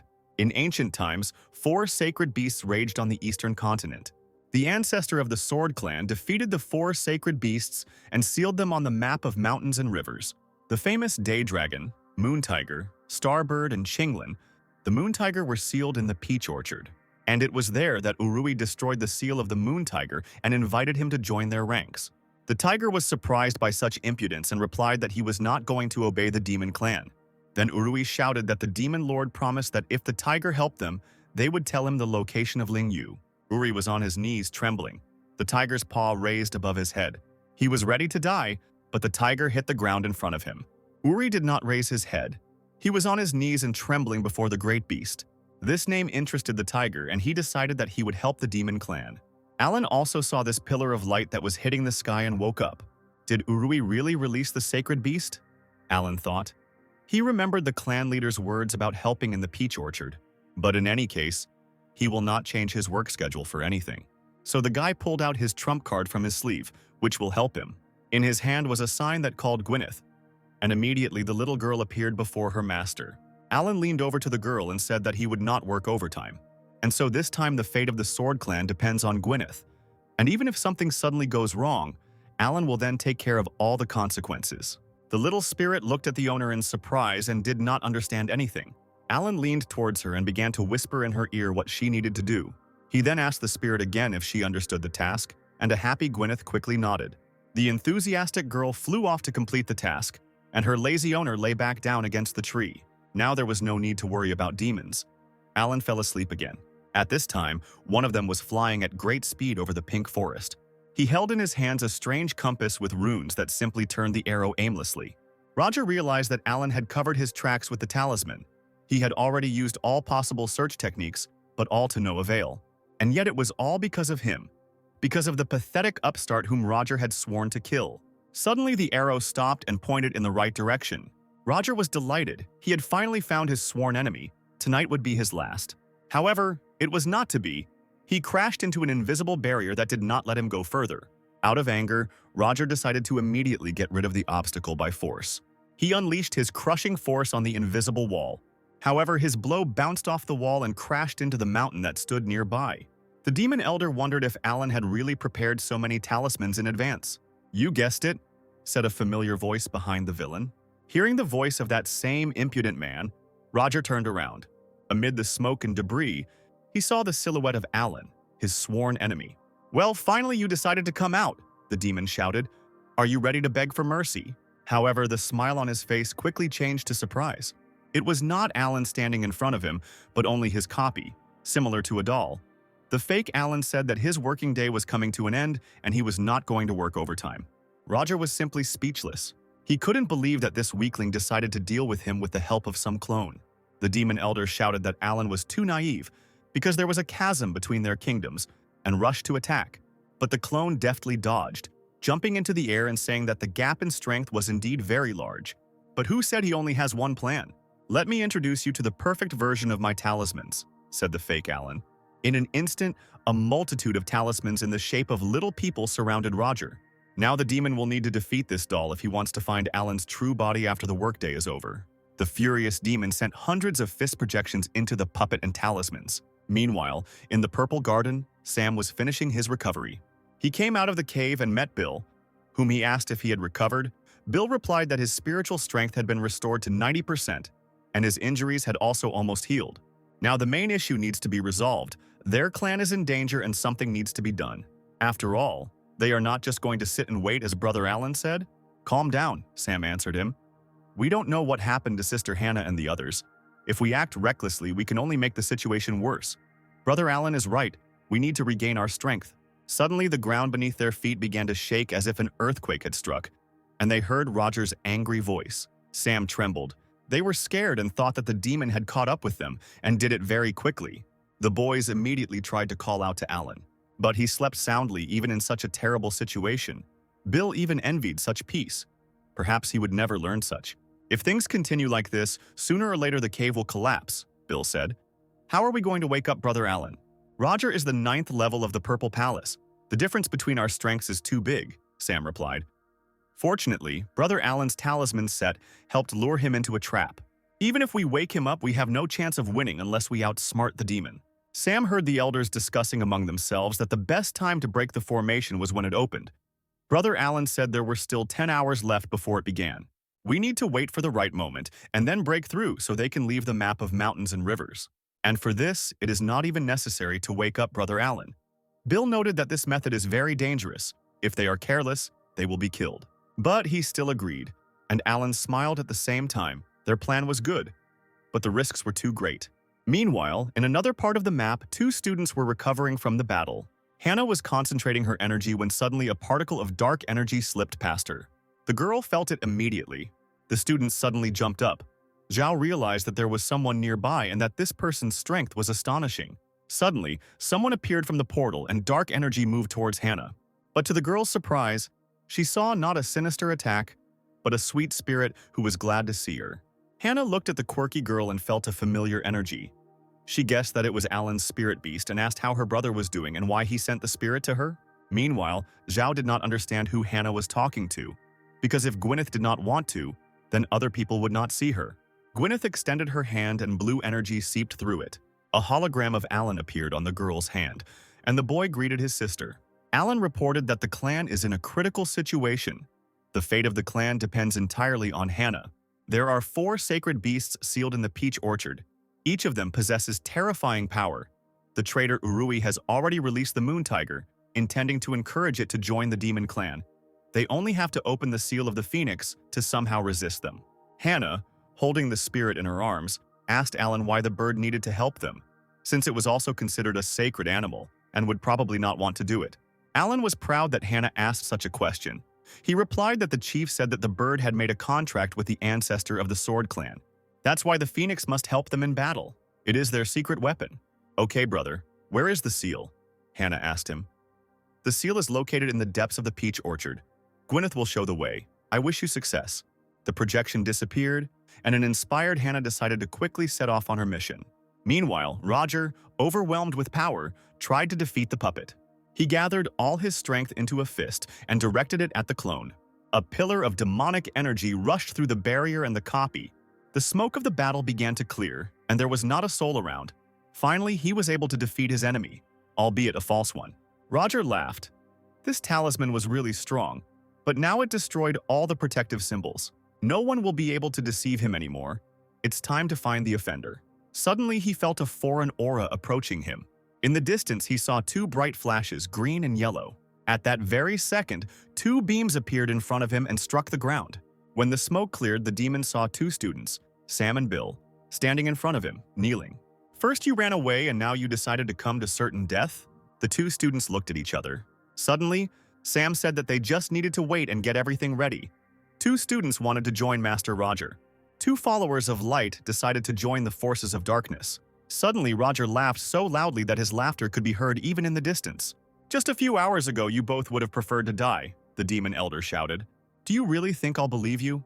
I'm sure your ally is lying in wait right now, planning an attack. But suddenly the students showed them a tied-up and sleeping Alan, saying that this was complete nonsense, because as a sign of sincerity they cast a spell on him and immobilized him. Roger was a little scared to see his sworn enemy, but he was still stunned by such a gift. Bill bowed his head and shouted that they had decided to dedicate their lives to the demons. They did not want to die in vain, because now that the Sword Clan was almost completely destroyed, they wanted to follow the new master. Roger began to concentrate his energy and asked 2 students to prove their sincerity to him. A huge hand of chakra fell upon the students, and they knew that they would not be able to stand against the demon elder. But suddenly, Alan began to wake up and Roger saw it. The demon abruptly shifted his aura so that it would not hit the frightened students. Bill turned slightly and saw the energy hit behind them. The boy realized that death was very close. Roger, meanwhile, decided that he needed to get rid of Alan first, because the guy had too many aces up his sleeve. He summoned demonic seals and sent them towards his former enemies. I will cast a special technique on you, the demon said. Only if you obey, you will be able to enter our clan. If you take any action, you will immediately lose your life. Roger turned and ordered the students to follow him. Sam let out a quiet breath, hoping that their plan would work now. Meanwhile, deep in the peach orchard there stood a lonely tree, the color of whose leaves was different from the other trees. Suddenly, Hannah appeared next to him and began to approach him. The girl put her hand down and began to concentrate energy. Asking Gwyneth if she could remove the seal from the beast like that, the sweet spirit quickly nodded her head, confirming the girl's guess. Suddenly a face appeared on the tree and it spoke. Human, you have awakened my seal. I have waited for this moment for many years. We are powerless, Hannah cried. Open the seal so that you can help our sword clan. The girl suddenly placed her hand on the tree trunk and ordered him to open the seal. The tree closed its eyes and suddenly they saw a bright color of flame coming from within. In place of the tree's leaves, a huge fiery phoenix appeared. His strength was so great that Hannah immediately fell to the ground from such power. "Are you the ancient beast that sister spoke of?" Zhao asked in surprise. "Don't talk to me so disrespectfully," replied the phoenix. Hannah immediately bowed her head and asked the ancient deity for forgiveness. "We have been invaded by a clan of demons," the girl said, "and the traitor Urui has decided to remove the seal from the moon tiger. Many disciples of the sword clan are in danger, and only you can help us. Since you decided to disturb me, it turns out that the situation is truly critical, but I acted on behalf of the sword clan 3 times, not at all in order to save you." Hearing these words, Hannah became furious. She could not believe that the elder would refuse and go back. "Do you know, child, what was before I was sealed?" the phoenix asked. Hannah replied that of course she knew. Humanity was extremely weak, constantly suffering from attacks from all sides. At that moment when it was in despair, one of them realized the connection between heaven and earth, opened the path of cultivation, and began to control his body. The genius made a breakthrough, and then sealed all 4 sacred beasts. From then on, the demon race no longer dared to oppose humans. The human race rose and began to rule. That person was the founder of the Sword Clan, Emperor Qing. Could it be that the elder is still bitter about having to be sealed? Or is it that the elder has been sealed for too long and is afraid to take the first step? The girl could no longer contain her anger and began to bite her lip. She decided that she could no longer sit idly by. Hannah started to move forward. Zhao was surprised to see this and asked where she went. The enraged student shouted that she would stop Uruya and the moon tiger, even if the phoenix did not want to help, and the rest of the clan did not risk it. She still would not stop. Phoenix laughed and replied that he didn't think that even after so many years there would still be people like this in the Sword Clan. So he decided that he would help out one more time. After some time, a team of 2 disciples and a spirit were flying on the back of a phoenix. Suddenly, Hannah saw something ahead. It was Urui and the moon tiger heading straight for them. "Phoenix, are you here to help me or to stop me?" asked the moon tiger. "This time, tiger, we will act as opponents. You decided to help the demon clan, so I need to stop you." "We used to be so strong when we fought side by side," cried the tiger. "But what now? Helping the little people?" "All clear. Let's get straight to the point," replied the phoenix and flapped its wings. The 2 great powers began to fight, and their battle could be seen from several kilometers away. The strength of the beast was colossal, and the students were thrown back by such a flow of energy. Hannah told Gwyneth that it was too dangerous here, so the little spirit should return to her brother. Gwyneth didn't argue and followed Hannah's advice. She turned around and quickly flew away. Meanwhile, the best student saw Uruya in the air and told him that it was time for them to fight. "Don't worry," the villain said mockingly. "I'll do everything so that you die happy with your friends." The traitor's words infuriated Zhao. "Your swordsmanship is far inferior to Sister Hannah's. How dare you even say that? It's time for you to die." "Of course I am inferior in fencing skills," Urui replied. "But in battle, it is not only technique that can help." The villain ate the red pill and awakened the demonic power, saying that Brother Alan was a perfect example of this. With just a slight movement of his fingers, he was able to stop Zhao's attack. Zhao couldn't believe his eyes. He can't recall his energy. Uruya's power has grown too much, and he can easily restrain Zhao's chakra flow. But the villain also changed in appearance. From a young student, he turned into a mad old man. "Since you came here, you will die first," Urui shouted and released Zhao's energy back into him. The force was strong and Zhao was thrown back, but suddenly Hannah came to his aid. The girl grabbed the guy by the back. Landing hard, she created a barrier of her energy to protect herself from the attack. The attack was blocked, the barrier dissipated, and the 2 students remained unharmed. Hannah looked at Uruya. This attack was really strong and he couldn't attack like this before. What did he eat? Where did such power come from? Zhao asked in surprise. Hannah answered him that most likely it was a pill that increased the volume of spiritual energy. "You abandoned your own clan and decided to join the clan of demons," the girl said, looking at the villain. "Even chose to lose your own youth, crippled former comrades. Was it worth it?" "You still ask?" Urui replied. "No matter how hard I tried, no one in the clan had heard of me. In their eyes, I was just another useless student. Can geniuses like you judge me?" After these words, Urui unleashed his energy on his former comrades. Zhao tried to defend himself by summoning sword techniques, but he still missed some of the blows. Hannah was also getting injured. She knew they wouldn't be able to hold him back. The powerful disciple of the demon clan concentrated power in his hand and told Hannah that it was her turn to die. But suddenly he heard something. It was the sound of a beast battle. The moon tiger had shot at the phoenix, and right now, a huge beast was moving towards them. The phoenix fell to the ground with a crash, and Urui did not have time to react and lost his balance. Zhao and Hannah also got hit, but they managed to jump away. The girl became worried when she saw the elder phoenix losing to the moon tiger and asked if everything was okay with him. Breathing heavily, the phoenix said that he was fine and that the girl should think better of herself. Hannah understood that now the gap in strength between them and Urui was too big. If they continued in the same spirit, then the phoenix would not last long. Something had to be done. Meanwhile, Sam was flying after the demon elder and carrying Alan on him. Suddenly, Alan noticed how a familiar energy was concentrating behind him. It was Gwyneth, the frightened spirit, shouting to Alan that his sister was fighting a hard battle. The guy barely moved his finger and wondered if this would be considered overtime. He decided to proceed with the secret plan. At that moment, a sign appeared in front of Hannah and fell into her hands. Then Alan emerged from it. But his skin color was not the usual one. The guy suddenly leaned towards the girl and greeted her, which made her embarrassed and asked how he ended up here. "I am not here," Alan replied. "To be more precise, it is not really me. An hour in this space is equivalent to a moment in the outside world for me." It was time to teach his sister the technique that would help deal with Urui, but Alan asked her not to brag about it too much to others. Hannah's eyes sparkled with happiness from this news, and she immediately agreed. Suddenly, the phoenix felt a familiar aura. This feeling could not be confused with anything else.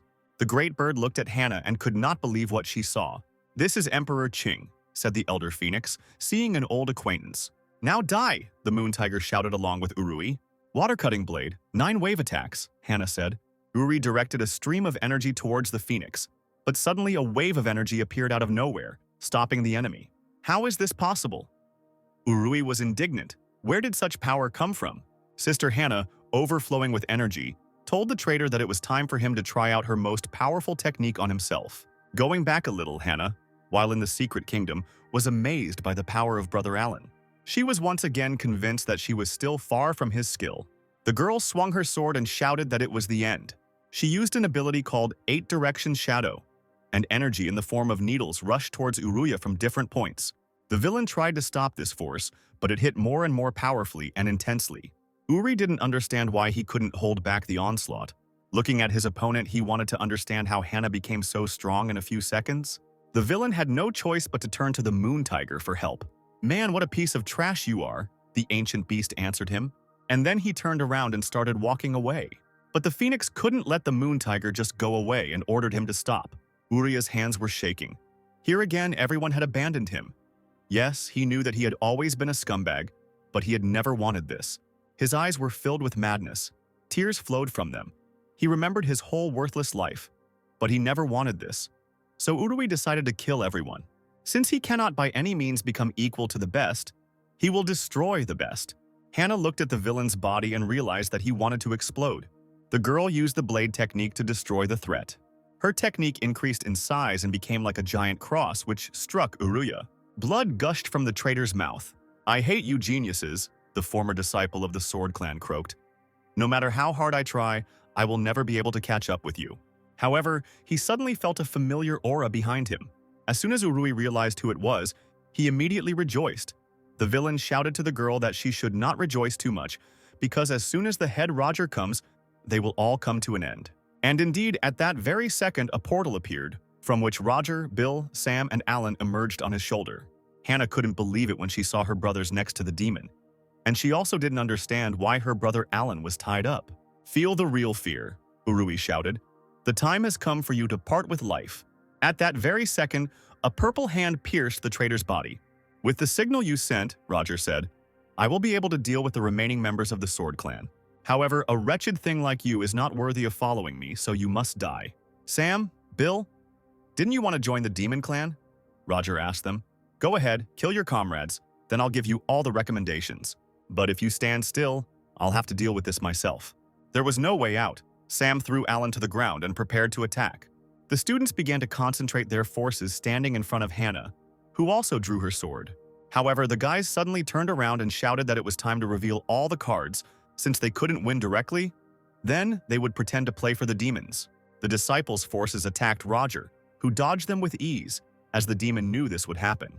So he activated his seal, which he had previously placed to destroy the traitors. But then Hannah appeared in front of him. But the demon was not afraid of the girl. He snapped his fingers and said that the kids thought too much of themselves. At that very moment, a huge projection of a hand fell from the sky onto the students. Energy seeped through Hannah. The girl could not defend herself because she spent too much spiritual power in the battle. Hannah did not believe that she would die in this place. Meanwhile, Mary activated the blood sacrifice system. Even if the Sword Clan manages to get out, there is nothing they can do. Uther, watching the formation, told his comrades that everything was almost ready. They will only have one chance. If it doesn't work, all the disciples of the Sword Clan will turn into blood soul pearls. Reynold turned to his subordinates and asked, "Gentlemen, are you all ready?" The elders unanimously responded in agreement. "Then it's time for a counterattack. This is our only and last chance to defeat the Demon Clan." At this time, Alan was lying on the ground and pretending to be unconscious. Divine beasts, a clan of demons, traitors, invaders. The hero did not understand why all this was necessary at all. He works from 9 to 5 and doesn't want to get involved in all this. At that moment, his appearance changed completely and a red mask appeared in his hand. A huge flash of light appeared in the place where Alan was. Roger was horrified to see her, and Alan grinned and put on his mask, saying that it would take a little effort to sort everything out. Now let's take a look at how Hannah usually spends her day. The girl wakes up at 5 o'clock in the morning and starts doing her hair. The beauty does this very carefully, holding a hair elastic in her mouth. And I will hold this moment longer so that you can enjoy her beauty. She then dresses in her usual clothes with white stockings. And now she has begun a new day of wonderful practices and assignments. The first thing the girl does is run to the Sword Clan's training ground. Here she lunges with her sword 5,000 times to warm up. This is the time for morning exercises, where she carves energy inscriptions on stone.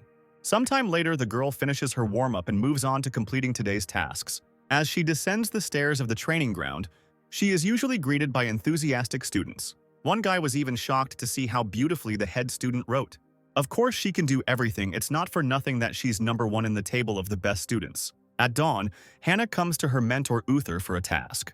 She arrived as soon as it was light. What a hard worker, Uther thought, as he gave her another assignment. In the forest before lunch, Hannah dealt with a demonic boar that had brought a lot of trouble to their clan. Closer to midday, she reached the market, which is located under the mountain. Her next task was from the leader, and it seemed a little strange to deliver 2 packages of spiritual tea seeds. Suddenly, a street vendor selling sweets passes by the girl. He sold candied berries, which Hannah loves. She would very much like to try them, but work also needs to be done, so she ends up denying herself, because people who cultivate must cleanse their hearts of impure thoughts. So you have to be patient. Suddenly, a woman runs past the student and shouts, "Stop the thief!" When Hannah hears that someone is in trouble, she can't stay away. After dinner, Hannah returns the money to the woman, punishing the thief and forcing him to apologize to her. The woman warmly thanks the girl, but she has nothing to repay her kindness with. So the aunt asks if the girl is free. If so, she can introduce her to her son. Hearing such a proposal, Hannah immediately tries to run away as quickly as possible, saying that she is not interested in such a thing. Having obtained the seeds, the girl is happy that she has once again successfully completed the task. After dinner, Hannah returns to Uther and says that she brought a card from the mission. But Uther didn't expect her to return so early, and it seems he's hiding something. It was another magazine with very beautiful girls that Uther held with trembling hands. He watched the running student and was glad that the girl did not reveal his secret. After lunch, the girl flies past students who want her to pay attention to them. She heads to the tea leaf field to give the seeds to the leader. At this time, Alan is standing in the field, saying that if the tea leaves are not picked in time, they will scatter in the wind the next day. "That's it, Alan, I didn't think you understood this kind of thing," said the head of the Reynold clan. Alan proudly said that it was all nonsense. He had done similar things before. You can find much worse on the internet. "What internet?" Alan looked away and said it didn't matter. "Alan, you have made great progress in the art of tea over the past year," Reynolds said, "but your ranking among the students has dropped to 30th. Hannah is coming here soon. Why don't you practice with her?" Hearing the name of the main hard worker of the Allen clan, he immediately tried to run away, saying that she was in 30th place, and there were 50 of them in total.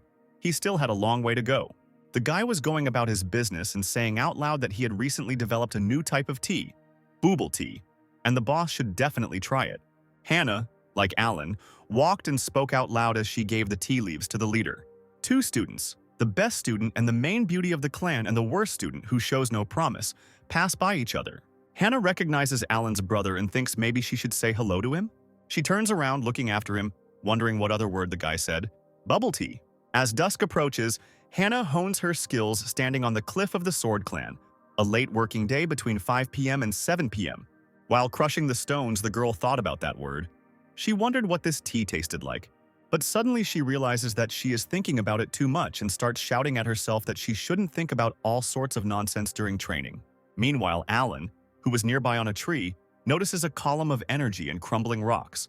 The guy sincerely doesn't understand what Hannah is doing here, because it's already the end of the working day. Suddenly, the girl notices the cat, and now it is from 5 to 7 p.m. time to play with the cat. Hannah picks up the cat and says that there is nothing more important than this right now. At night, Hannah has time to rest. She usually lies down and looks through a book that describes the potentials of the sword. Sometime later, the girl takes a bath in a hot spring with her new cat friend. At midnight, the girl meditates, but usually during meditation she begins to fall asleep by this time. And already closer to late night, Hannah falls asleep hugging the cat. We are transported to the battlefield. The projection of the demon elder flies at Hannah. The girl will not be able to defend herself from it. But suddenly, a scarlet flash of energy appears behind the demon clan elder. Before he could turn around, Roger was hit with a powerful sword technique and flew a fair distance away, spraying blood. At great speed, he crashes into the ground, shocking everyone. Hannah can't even guess who it could be. The energy of the blow was colossal. Bill recognized the technique of their clan. He assumed that it was one of the elders. Roger asked the stranger who he was to interfere in the affairs of the demon clan. It was an unknown man with long black hair, dressed in a black and red cloak, hidden behind a scarlet mask. "Don't worry, it will all be over soon," said the stranger. Hannah remembered that Brother Alan had said so. This stranger for some reason looked very much like him. Roger stood up and wiped the blood. He was wondering what kind of powerful technique this was. Apparently, the unknown person is at the Purple Palace stage. It's amazing. The hero concentrated his energy and replied that this attack was too weak and was not capable of defeating Roger. The demon elder rushed towards his opponent, summoning a projection of a tiger and directing it towards the unknown person. However, this projection was instantly destroyed by the hero's power. The blue aura pierced through the tiger and slammed the demon elder into the ground. Roger felt a hellish pain. He couldn't believe that with the Purple Palace it was even possible to cause such damage. In the face of absolute power, minor differences don't matter all that much, the hero said. These words angered Roger, and he decided to show his enemy his true strength. This time the demon decided to go all out. Scarlet whirlwinds swirled before the hero. A furious force awakened and burst forth. Hannah was scared and asked the elder to be careful. But the hero had already begun to use his technique by concentrating chakra. The guy used his main skill, destruction, and in an instant, a huge beam of energy shot out of his fingers. Sam couldn't believe what he was seeing. The elder used basic techniques but was able to defeat a man with the 9th level of the Purple Palace. The guy began to guess who it was. This stranger looked very much like Emperor Qing. Suddenly, there was a clap of thunder, and Alan looked at his seal and realized that he had almost broken through. Every time he fights an opponent, he unconsciously cultivates himself. When Alan first came here, he almost developed to the highest level. It's good that he was able to pull himself together. As soon as he destroys his kingdom, thunder will strike and many people will die. If I demonstrate my strength, Alan thought, then my workload will skyrocket, and the end will probably be like in my previous life, death from overexertion. Phoenix felt that aura again. He felt Emperor Qing again. The tiger did not believe that this was possible, because the emperor had long ago left the mortal world. But the phoenix said that if it was not him, then where did such amazing energy and power come from? The moon tiger realized that it could not be otherwise. But if this was truly the emperor, then the world would change radically.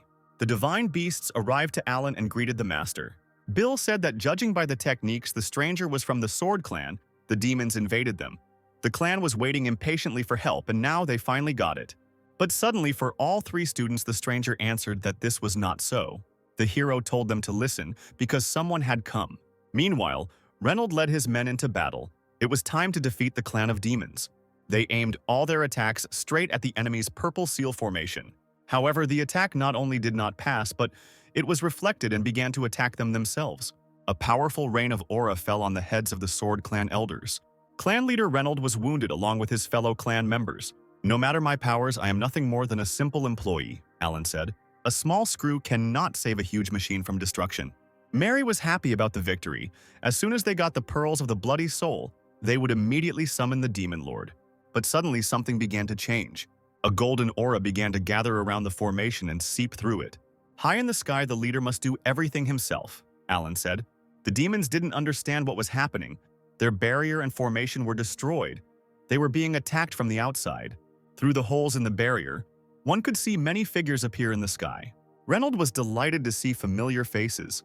These were the heads and elders of all the clans who came to the aid of their brothers. The Wen clan came as soon as they received the news. "We are ready to fight the Demon clan," Henry shouted. A fierce battle began. The clan leaders quickly destroyed the demons. Using their powerful techniques, they could easily deal with the enemy's minions. Eventually, the ranks of the Demon clan were greatly diminished. One of the leaders shouted at the demons that since they had decided to attack their allies, they should reap the fruits of their decisions. "And they really did come," Mary said, looking at the formation which was quickly disappearing. "What do we do next?" "The formation is destroyed," said Kane. Dustin immediately answered him that they would fight to the end. But all the powerful clan leaders turned against them. They concentrated their energy and fired one powerful shot. But the fight was not over yet. Mary folded her hands into a seal and shouted that the Union would not be able to interfere with their plans. The other two Demon clan leaders also formed seals, Mary inviting the Alliance to experience the full power of their master. At that very second, a huge projection of a demon appeared on the battlefield, in the center of which were three figures of villains. The monster opened its mouth and shot a powerful stream at the clan leaders. His power was colossal. The leaders did not understand what was happening and where such terrifying power came from. Cody, barely opening his eyes, assumed that this was the hidden power of demons. "You forced me to resort to his power," Mary shouted. "Since you yourself took the initiative, then you will be the first to be sacrificed." "This day will be your last," said Mary, laughing loudly. But suddenly she fell silent when she saw the rose petals. The girl felt an aura that was approaching. A blue energy appeared in the sky from which petals fell, and then someone began to come out of it. Mary couldn't believe what she was feeling. She knew this energy, but how was it possible? Alan, together with the divine beasts, told Mary that she had not yet seen what the Sword Clan was capable of. Reynold was delighted to see the Starbird and the Moon Tiger. But who was next to them? The head of the clan assumed that this was some kind of ancestor of theirs, but for some reason his appearance seemed very familiar to him. "Of course, he seems familiar to you," said Reynolds' subordinate, who had previously searched for a spy in the clan. "He is directly related to the Sword Clan. The powerful blade aura emanating from the entire body could only belong to a member of our clan, and only one person could act so calmly in front of a serious enemy. The divine beasts further prove his nobility. I only have one option. It is the ancestor of the Sword Clan, Emperor Qing." The demons shuddered when they heard this name, but they did not understand how this was even possible, since he had died a long time ago. Mary ordered the other leaders to quickly find out whether this was true or not. The demon projection moved and struck at the divine beasts. Emperor Qing ordered his beast to attack as well. At the same moment, the Phoenix and the Moon Tiger released a volley of energy at the Demon Lord's projection. Three powerful forces clashed with each other: the power of the two divine beasts and the Demon Lord. After a couple of seconds, the demon's energy dissipated, and Mary was horrified because these were truly divine beasts. She was filled with anger. She looked at the stranger in the mask and she was tormented by only one question. Who is this guy really? The Emperor began to concentrate his energy, and the air around him began to sparkle. The sparks turned into a sword, and Alan said to Mary, "Do I really need to explain who I am? Could this really be Emperor Qing?" the girl thought, and her body trembled slightly. The guy raised his sword into the sky and the whole air sparkled. He was ready to strike and shouted that the demons would be punished for what they had done. "For the Sword Clan, kill all enemies," Qing shouted, increasing the power of his attack. Mary realized that the Emperor was not their enemy and ordered her subordinates to leave immediately. The portal disappeared and the surviving students rejoiced at the victory and the fact that their ancestor had protected them. The battle between the Sword Clan and the Demon Clan ended here. Alan dispersed the energy and the sword disappeared. He exhaled because it was really dangerous. Fortunately, the very name of Emperor Qing scared them off. Otherwise, I wouldn't have had a chance to win, the guy thought. Meanwhile, deep in the cave, a purple cloud of energy appeared. Kane was simply furious. Emperor Qing had ascended and left the human world long ago. How could he return? Suddenly, an unknown figure behind him said that there was only one explanation for this. The guy in the hood said that the thing is that this emperor is an imposter. The Great Assembly was not just a child's play, Uther told his student, so he must pay close attention. These words horrified Alan. Would he really have to go on a business trip? "Yes, you are going on a business trip with everyone else," Uther said. "And besides, you are first on the list." "But why are you sending me? Is it because I have the 8th level of the kingdom?" "But why not pick a candidate who is much better than me?" said Alan, making a face of the most righteousness. Uther frowned and looked at his student and asked if he knew why he was being sent on a business trip. To tell the truth, Alan didn't know. "In that case, you will understand everything now," Uther replied. "During the clan's dire straits, who tried the most?" "That's right, Hannah. And you didn't do anything except run away and sleep. So this is your chance to atone for your sins," Uther shouted, and these words struck Alan straight in the heart and killed him. The guy asked himself only one question. What did he do that made them treat him so cruelly? 3 days passed, and Brother Alan was still lying on the ground and did not get up. The villagers began to whisper. Sister Hannah and the other brothers were training hard, and only Alan was fooling around. They said that while Hannah was shedding blood, Alan was sleeping peacefully. "Don't look at this mediocrity," said one of the residents. "Let's focus on the statue of the ancestor. How good it is that he came to our aid." The clan even specially restored the statue, Alan thought. "I hope the ancestor knows how grateful we are to him." Suddenly, the hero felt a familiar aura around him. It was Hannah, hovering over her brother and greeting him. The girl extended her hand to him and asked if he was ready to go to the meeting, since they were leaving soon. Alan took her hand, stood up and told her to go first, which surprised Hannah. The guy turned around and explained that he still had something to do. Meanwhile, we are transported to the tea fields. Reynold looked in horror at his beautiful tea leaves, charred after the last battle. Suddenly, Alan landed behind him and greeted the leader. "Chief, you haven't forgotten, have you?" Alan asked. "If you're talking about that case, then no, I haven't forgotten," Reynold answered. "Yes, I need to take a week off," Alan shouted, holding up a gold plaque. "Don't even think about it," Reynold shouted. "You didn't work overtime, so no vacation for you." "But my spirit beast was overworked," Alan said, and showed the carefree, sweet spirit to Reynold. "Okay, I'll give your spiritual beast the right to take a break, and while you're going to the meeting, you can take a vacation after it. And even if you think to bribe me with tea, I still won't change my decision no matter how much you ask." Alan's fist clenched in rage, thinking that the boss was underestimating him for no reason. At that very moment, Alan fell at Reynolds' feet and began to tearfully beg him. "Alan, even though I'll look selfish, I'll still send you," Reynolds said. "Because among all the true disciples, you have the highest cultivation base, and yet sometimes it seems like you are suppressing your strength." Alan was scared, but didn't show it. Could it be that the leader had guessed his true strength? Reynolds added that he thought for a long time about who to send, and in the end chose Alan. In this tournament, the winner will be given the key to the Emperor's tomb. There are many different treasures there. Among them, there is something that will help a person even survive a disaster and remain safe and sound. The words about the disaster he had experienced interested Alan, and he remembered the lightning that appeared when he woke up. The clan of demons is becoming more and more active each time. It is possible that Alan will have to act again soon. If he is not careful, there will be trouble. "In general, the invasion of the demon clan has seriously undermined us," Reynolds said. "We need a short break. If you can take first place, you will greatly help the clan, and of course you will be generously rewarded. You are one of the strongest students of our clan. All hope is on you." Alan smiled slightly and told the chief that he understood. But still, the guy wants the boss not to forget about his week-long vacation. Reynolds flared up a little, saying that everyone had already left, and Alan was just chilling here. The hero heard the words of the head and set off on his way. Meanwhile, everyone had already gathered at the clan square. Bill asked if Alan had arrived yet, and Hannah answered that he had not. Suddenly, the hero of the occasion appeared on stage. Alan smiled sweetly and greeted everyone, and apologized for the wait. Uther began the briefing by saying that this was a great gathering and everyone had to remain safe and sound. The escort was only watching and could not interfere with the game. And during the competition, everyone had to worry only about their own safety. Hannah nodded and said she understood.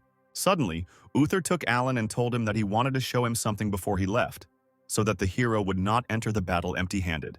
The mentor quietly took out a book and handed it to the student. It was one of those books that had a hot girl on the cover. The book was called Hot Sister Teacher, and it was a limited edition. Alan was amazed. The guy decided that he was wrong to think badly of his mentor. It turns out he is a genius. "That sounds rather odd," Uther replied. "I'll get you the next issue after you return if all goes well." After all the preparations, the boys set off with Frank on their way to the great meeting. Reynolds watched the students leave. The leader knew that this time the entire clan relied only on them.